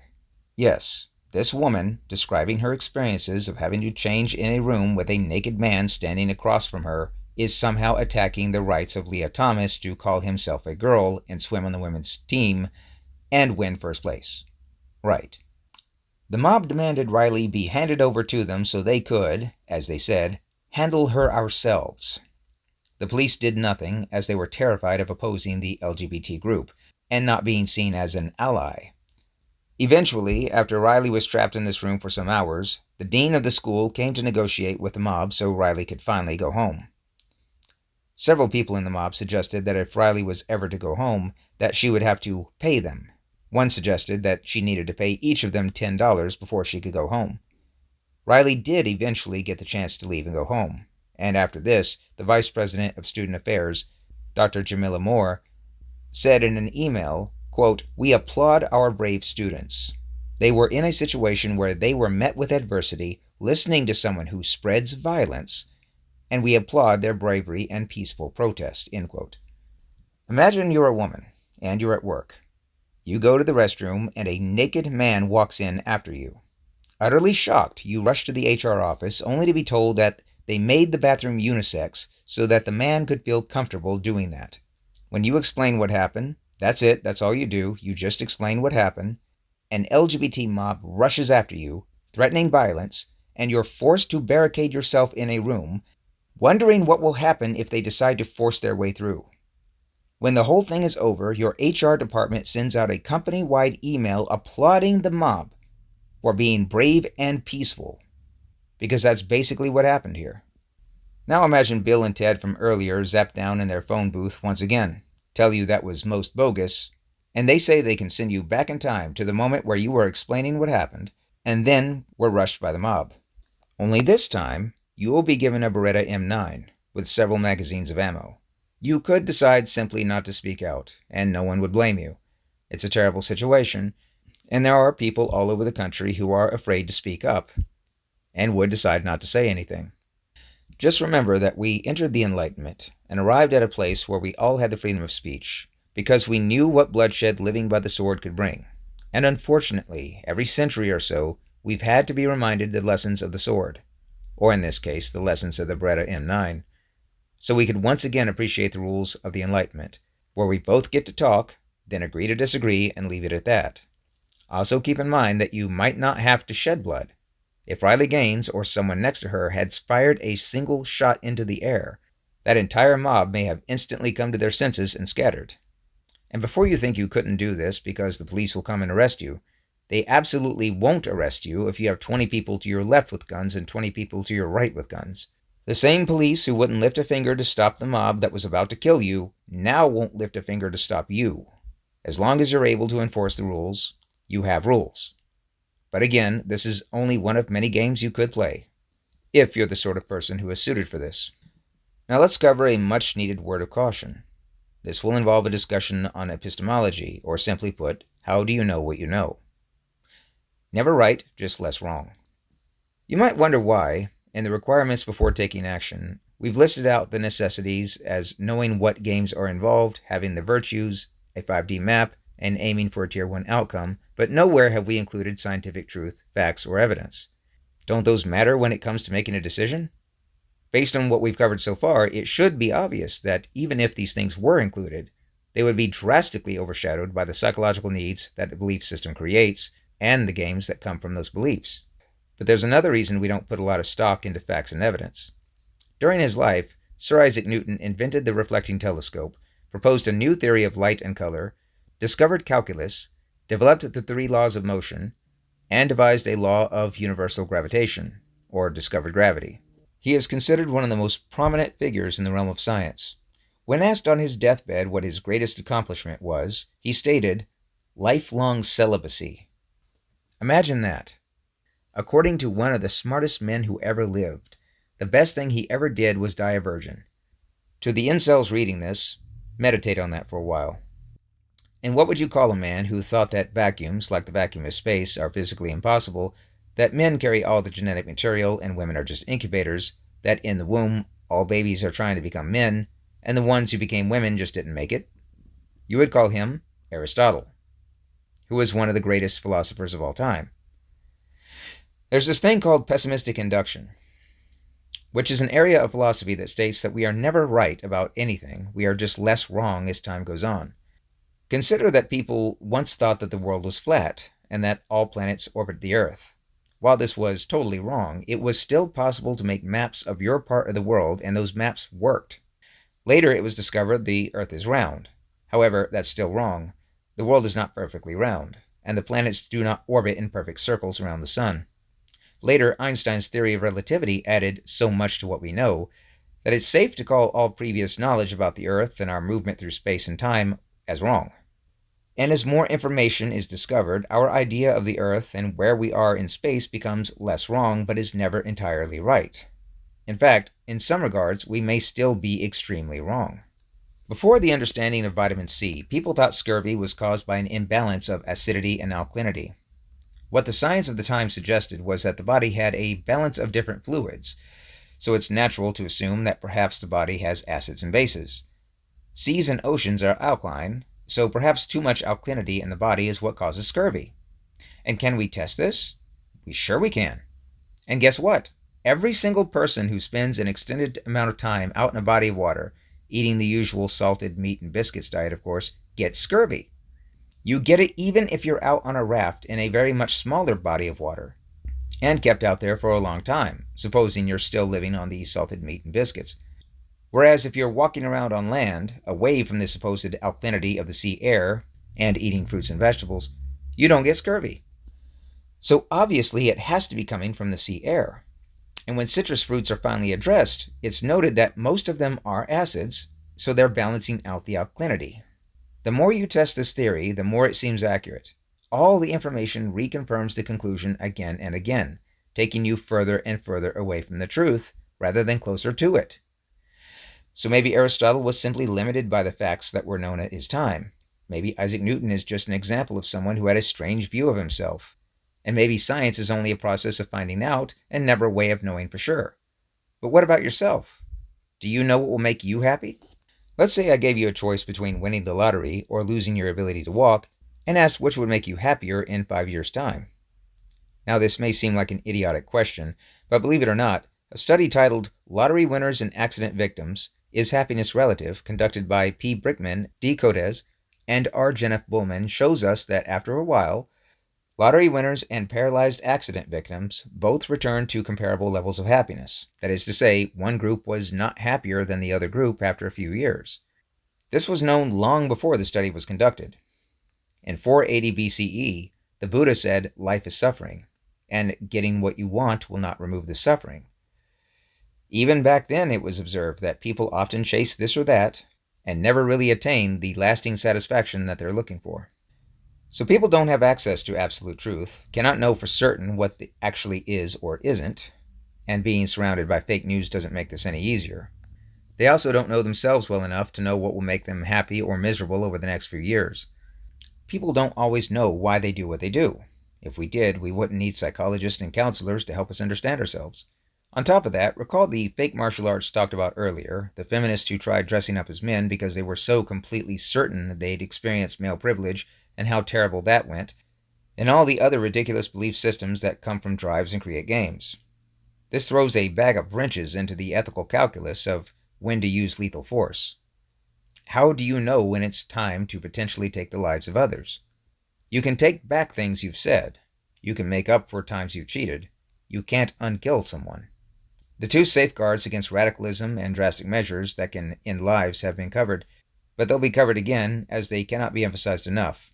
First, on a personal level, you must put your own life in order. See what games others are playing. Know what skills you have available to you. Master the virtues. Use a 5D map. And always aim for a Tier 1 outcome. Second, on a social level, look back at the examples of the American Revolutionary War, the American Civil War, and World War II. Each of these examples were preceded by a very, very long period of discussion and debate. The appeasement policies and isolationism that led to the rise of Nazism in Europe are often criticized in discussions today, but the principles behind those approaches are actually correct. Before the Civil War, there was some 20 years of heated discussion on the topic of states' rights, and the American colonists had tried airing their grievances multiple times before declaring independence. Today, instead of appeasement, we use sanctions, but countries still go through the years-long effort of trying to resolve things through forums like the United Nations or other diplomatic channels. The idea is to have open discussions, debates, conversations, challenges, and arguments to see if there is any way at all to resolve the conflict, hopefully with the highest tier win possible. Now imagine that a former sex offender insists on being able to dress up as a drag queen and walk around in public. You raise your concerns, but they're swatted aside with, "How does this affect you?" and "Why are you so bigoted?" Next, the drag queens want to host story hour at your child's elementary school. You raise concerns, this time more strident, but again they're dismissed. Pretty soon the story hour is removed, and the drag queens are twerking in front of your children. Here's where the debate gets heated, and also where the opportunity for games seems to be getting missed. Why doesn't the political right send women into these schools, claim that they're actually men dressed in drag, then proceed to twerk for a few minutes before revealing that they're actually biological women? This would confuse the blazes out of the political left, because it's acceptable for drag queens to do this, but not for biological women. This is a major gameplay that's being missed. Regardless, you try removing your child from school to avoid this nonsense, but now laws are passed to prevent you from being able to do so, and you also risk getting canceled for doing that, which means the leftists will come after you on social media and try to disrupt your personal life, which includes getting you fired from your job. At this point, some legal challenges are made, and people begin petitioning their political leadership to pass laws, but large corporations are going woke and supporting the leftist, giving them power, status, and resources. In other words, they're winning. How much longer do you tolerate this? Perhaps your next step is to leave your state and move to a more conservative state. But what happens when the woke mob comes to your conservative state, with chants of, "We're coming for your children," and the same set of circumstances happen again? Any attempt to speak out creates another Riley Gaines situation. Any objection risks getting you canceled. At some point, you've tried enough. You've examined yourself, you've straightened out your life, you know you are not the problem. You've had 100 conversations, and your side is willing to listen, while the other side threatens anyone who says anything they don't like. So you know your side is not the problem.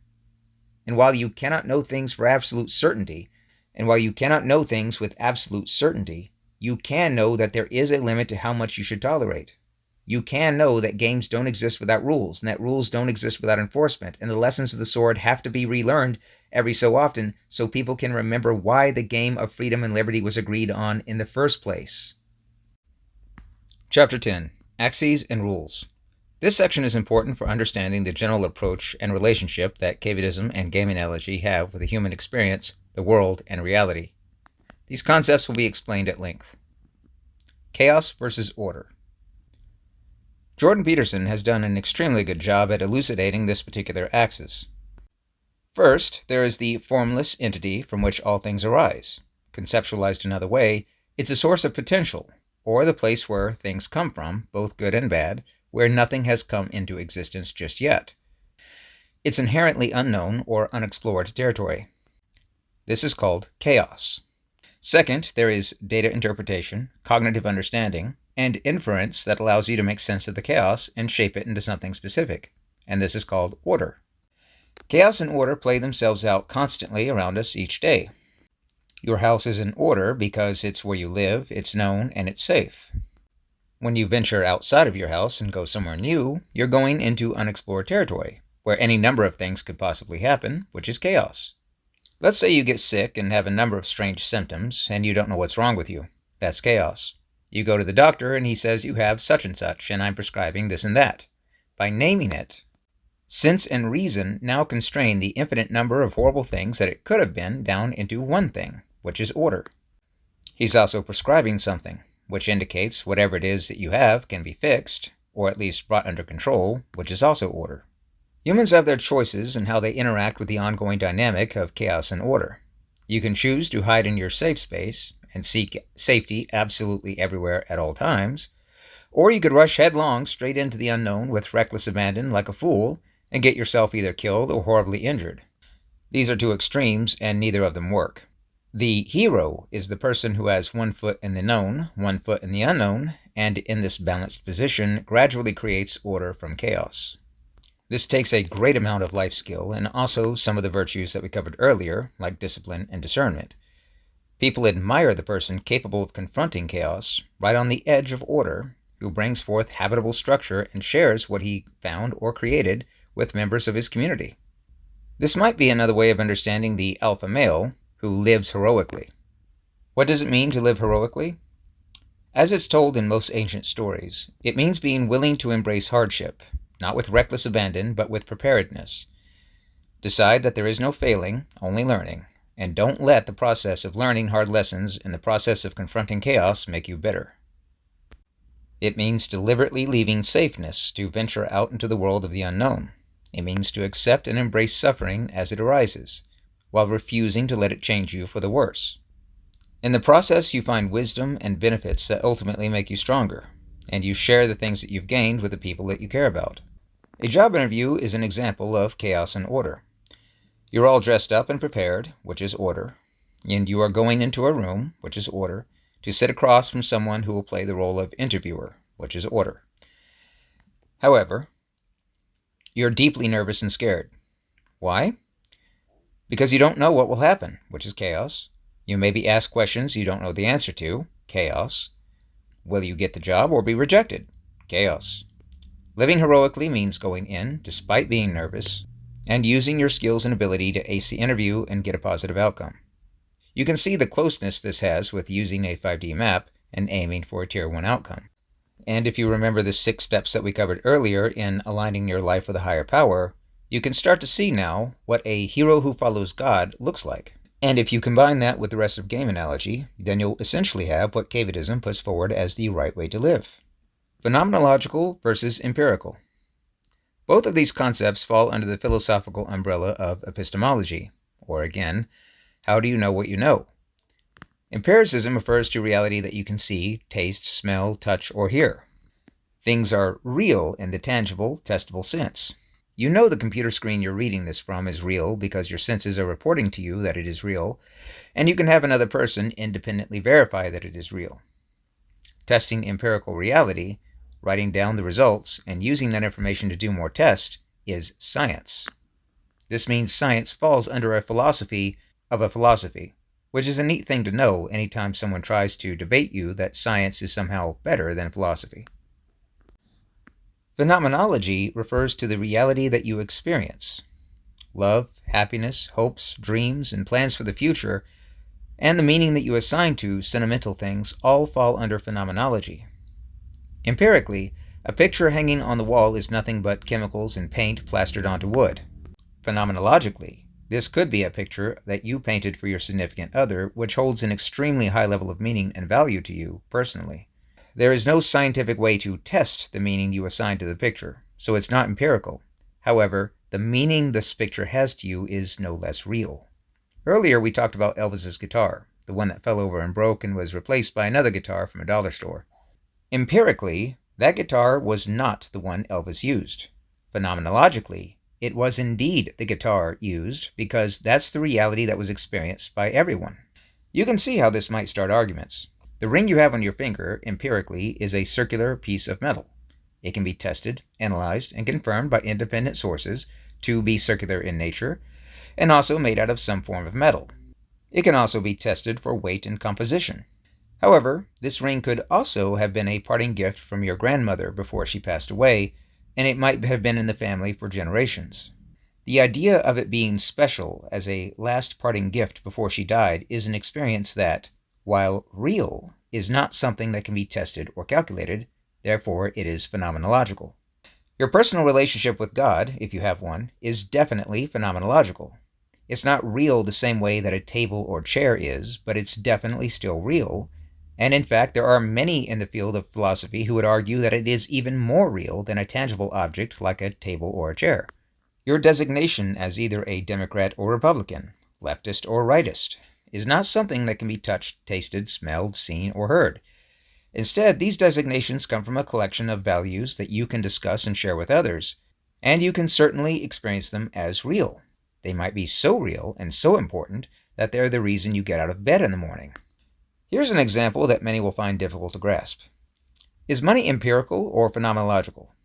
This is a tricky one because paper money that you can hold in your hand definitely seems real, and you can hand it over and purchase goods and services that are also real. However, the concept of worth is phenomenological.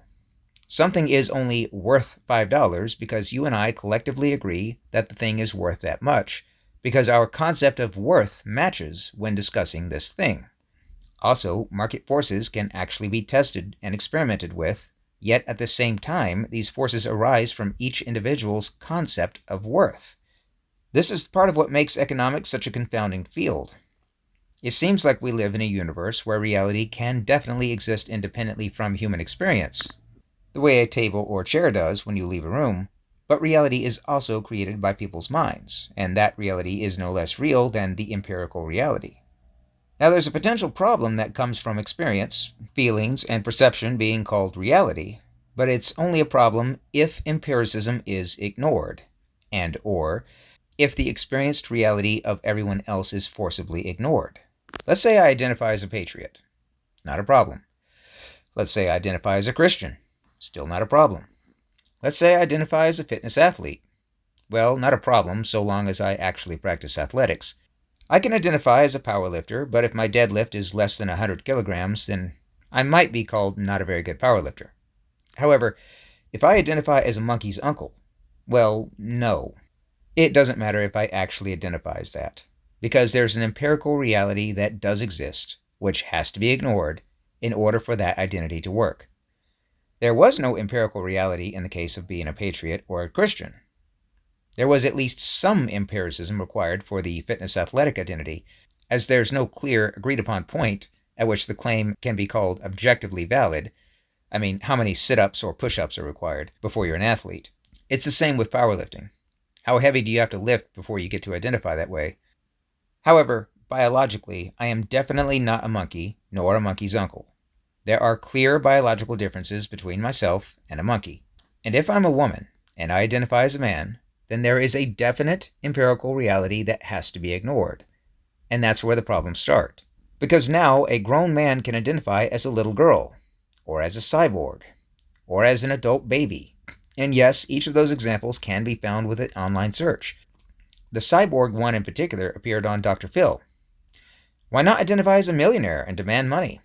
Because there's an empirical reality standing in the way of that, which other people are not willing to completely ignore, just so you can feel comfortable in your identity. The response that often comes back is, in what way does it affect someone else if you identify as a monkey's uncle?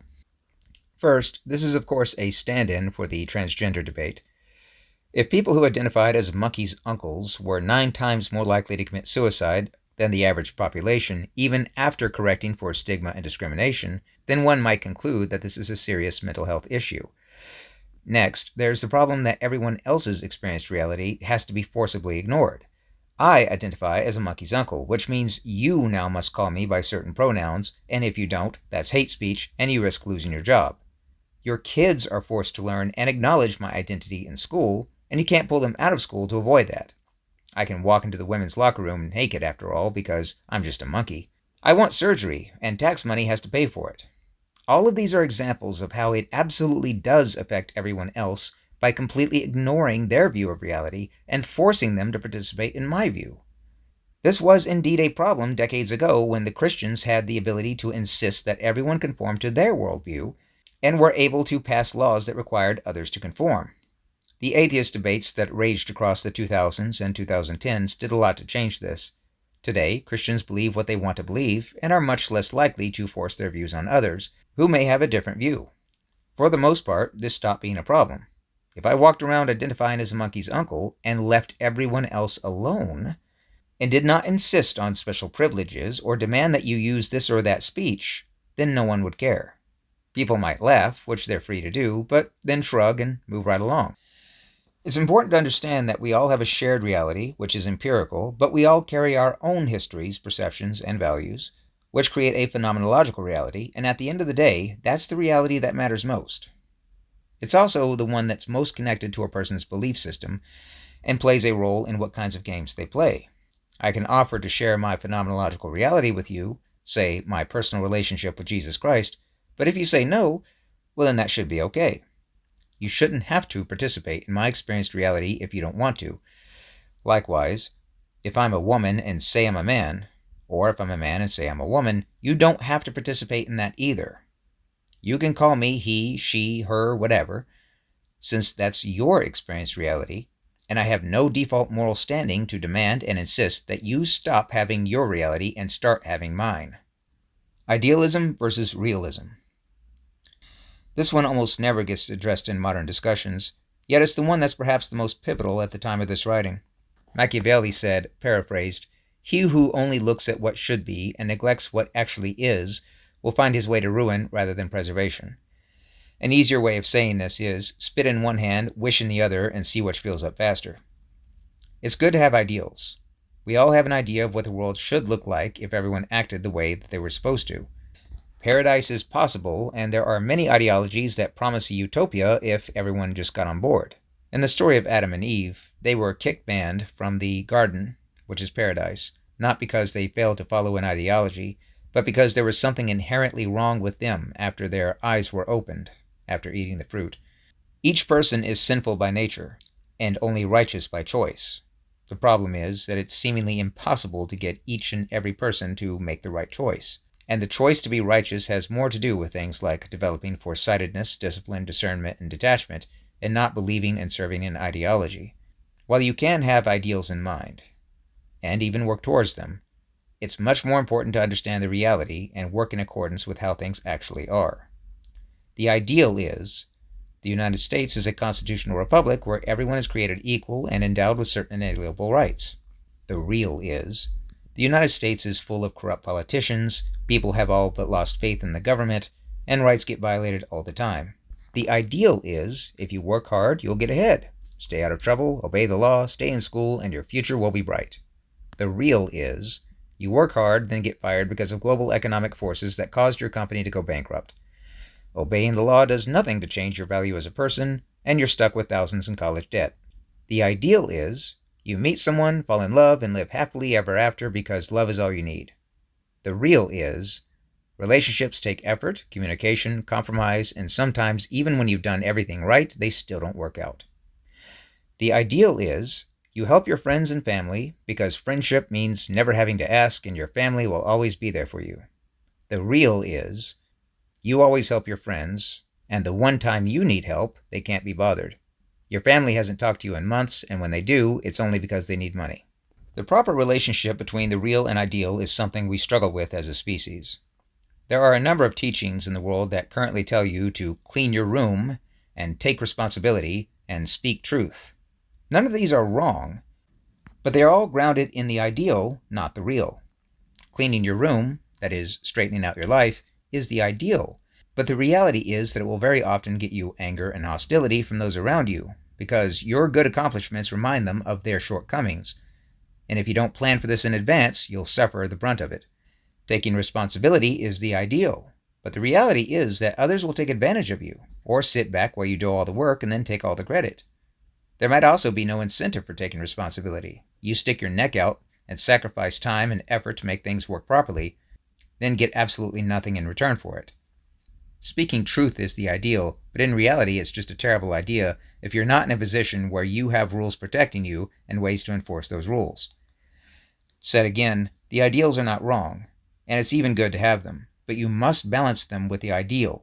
Said again, ideals are not wrong, and it's even good to have them, but you must balance the ideal with the real if you want games to work with a possibility of winning. Clean your room, but do so primarily at your own benefit, and only reveal to others that you've done so tactfully and carefully. You may even have to leave part of it messy on purpose to help navigate around toxic people. Take responsibility, but do so only if very clear rules and enforcement have been established. It may help to create a work log at your job of all the things you got done, and turn it in at the end of each week. However, if your supervisor reacts negatively, pass it off as not understanding what was required of you, then readjust your game knowing that your supervisor reacts negatively to an employee taking responsibility. You could find another job, but be aware that the other job may also have people like this. Speak truth, but only when appropriate. If you have the money and resources, it doesn't hurt to discuss with an attorney beforehand a strategy for what happens if you speak truth and get fired. Then speak truth, sue, win money, and move on to your next job. You're taking money and resources away from the people who are suppressing free speech and giving it to the people who support free speech, which falls more in line with slaying the dragon of chaos than merely speaking truth without a game plan. And if you don't have any money and resources to enact this strategy, then find another strategy that's more suited for you. The point is, have ideals, but work with the reals. Chapter 11. Game Analogies General Rules. All games have rules, and specific games will have specific rules. Since life itself is a game, there are rules that exist in general, that apply to all games everywhere. The following are a list of these rules. If you are using game analogy, then these rules should be acknowledged in every situation and every interaction you have with everyone.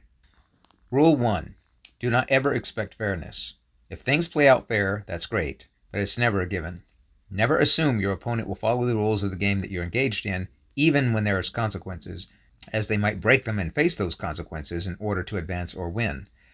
Think back to the trolley problem, where the person you saved instantly betrayed you, and consider how that should be handled before it happens.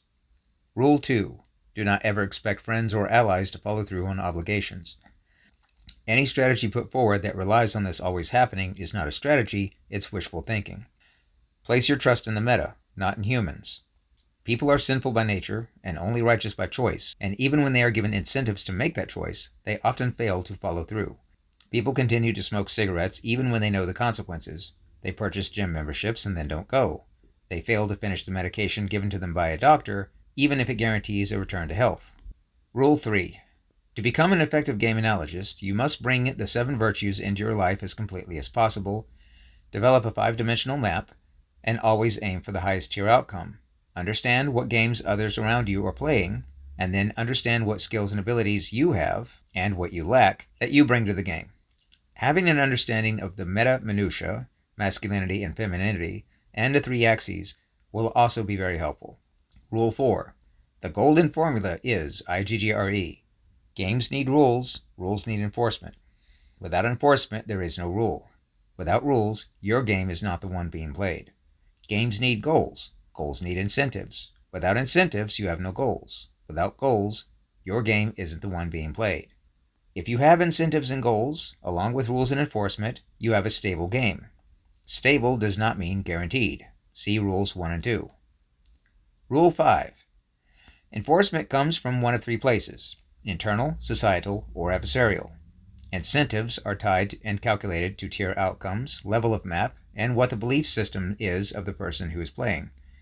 A person who cares only about instant gratification for themselves, which is a 3D map, at the expense of everyone else, which is a Tier 5 outcome, will see incentives differently than a person who plans for the best and worst futures, which is a 5D map, and works so that everyone else is better off, which is a Tier 1 outcome. Rule 6. Everyone is playing a game. Games are created by belief systems. Belief systems can have you or you can have them. Belief systems are created by drives and psychological needs, which we all have, and none of this changes based on a person's level of intelligence. Rule 7. Have a contingency for what happens if someone crosses a line, or if a relationship comes to a sudden end, including what happens if all relationships end at the same time. If you are not strong enough to survive on your own, then don't count yourself strong enough to win while accompanied. Rule 8. Begin or end relationships based on pragmatic assessment, not emotions or ego.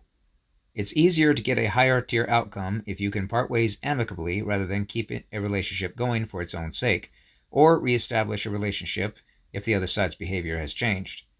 Stay focused on the actual goal rather than how you feel about the other person, and let your goals and their incentives be ultimately connected to the meta. Rule 9. Use other players' egos, cultures, values, drives, perspectives, and psychological needs, and their belief systems to your, or possibly to their, advantage. Use antagonism or praise at the right times to encourage the kinds of decisions you want, both from friends and enemies. Promising loyalty or allegiance can be an empty gesture, but it might really mean something to the other player, and it also might be necessary depending on what game is being played. Be aware that your friends and enemies will also attempt this on you, and not always to anyone's benefit. Rule 10. Should friends or enemies attempt a maneuver on you, be careful before calling it out. People will love the snake oil and hate the person who reveals it for what it is. You may often need to go along with the maneuver, just be aware of it, and if possible, steer interactions in the direction of your goals.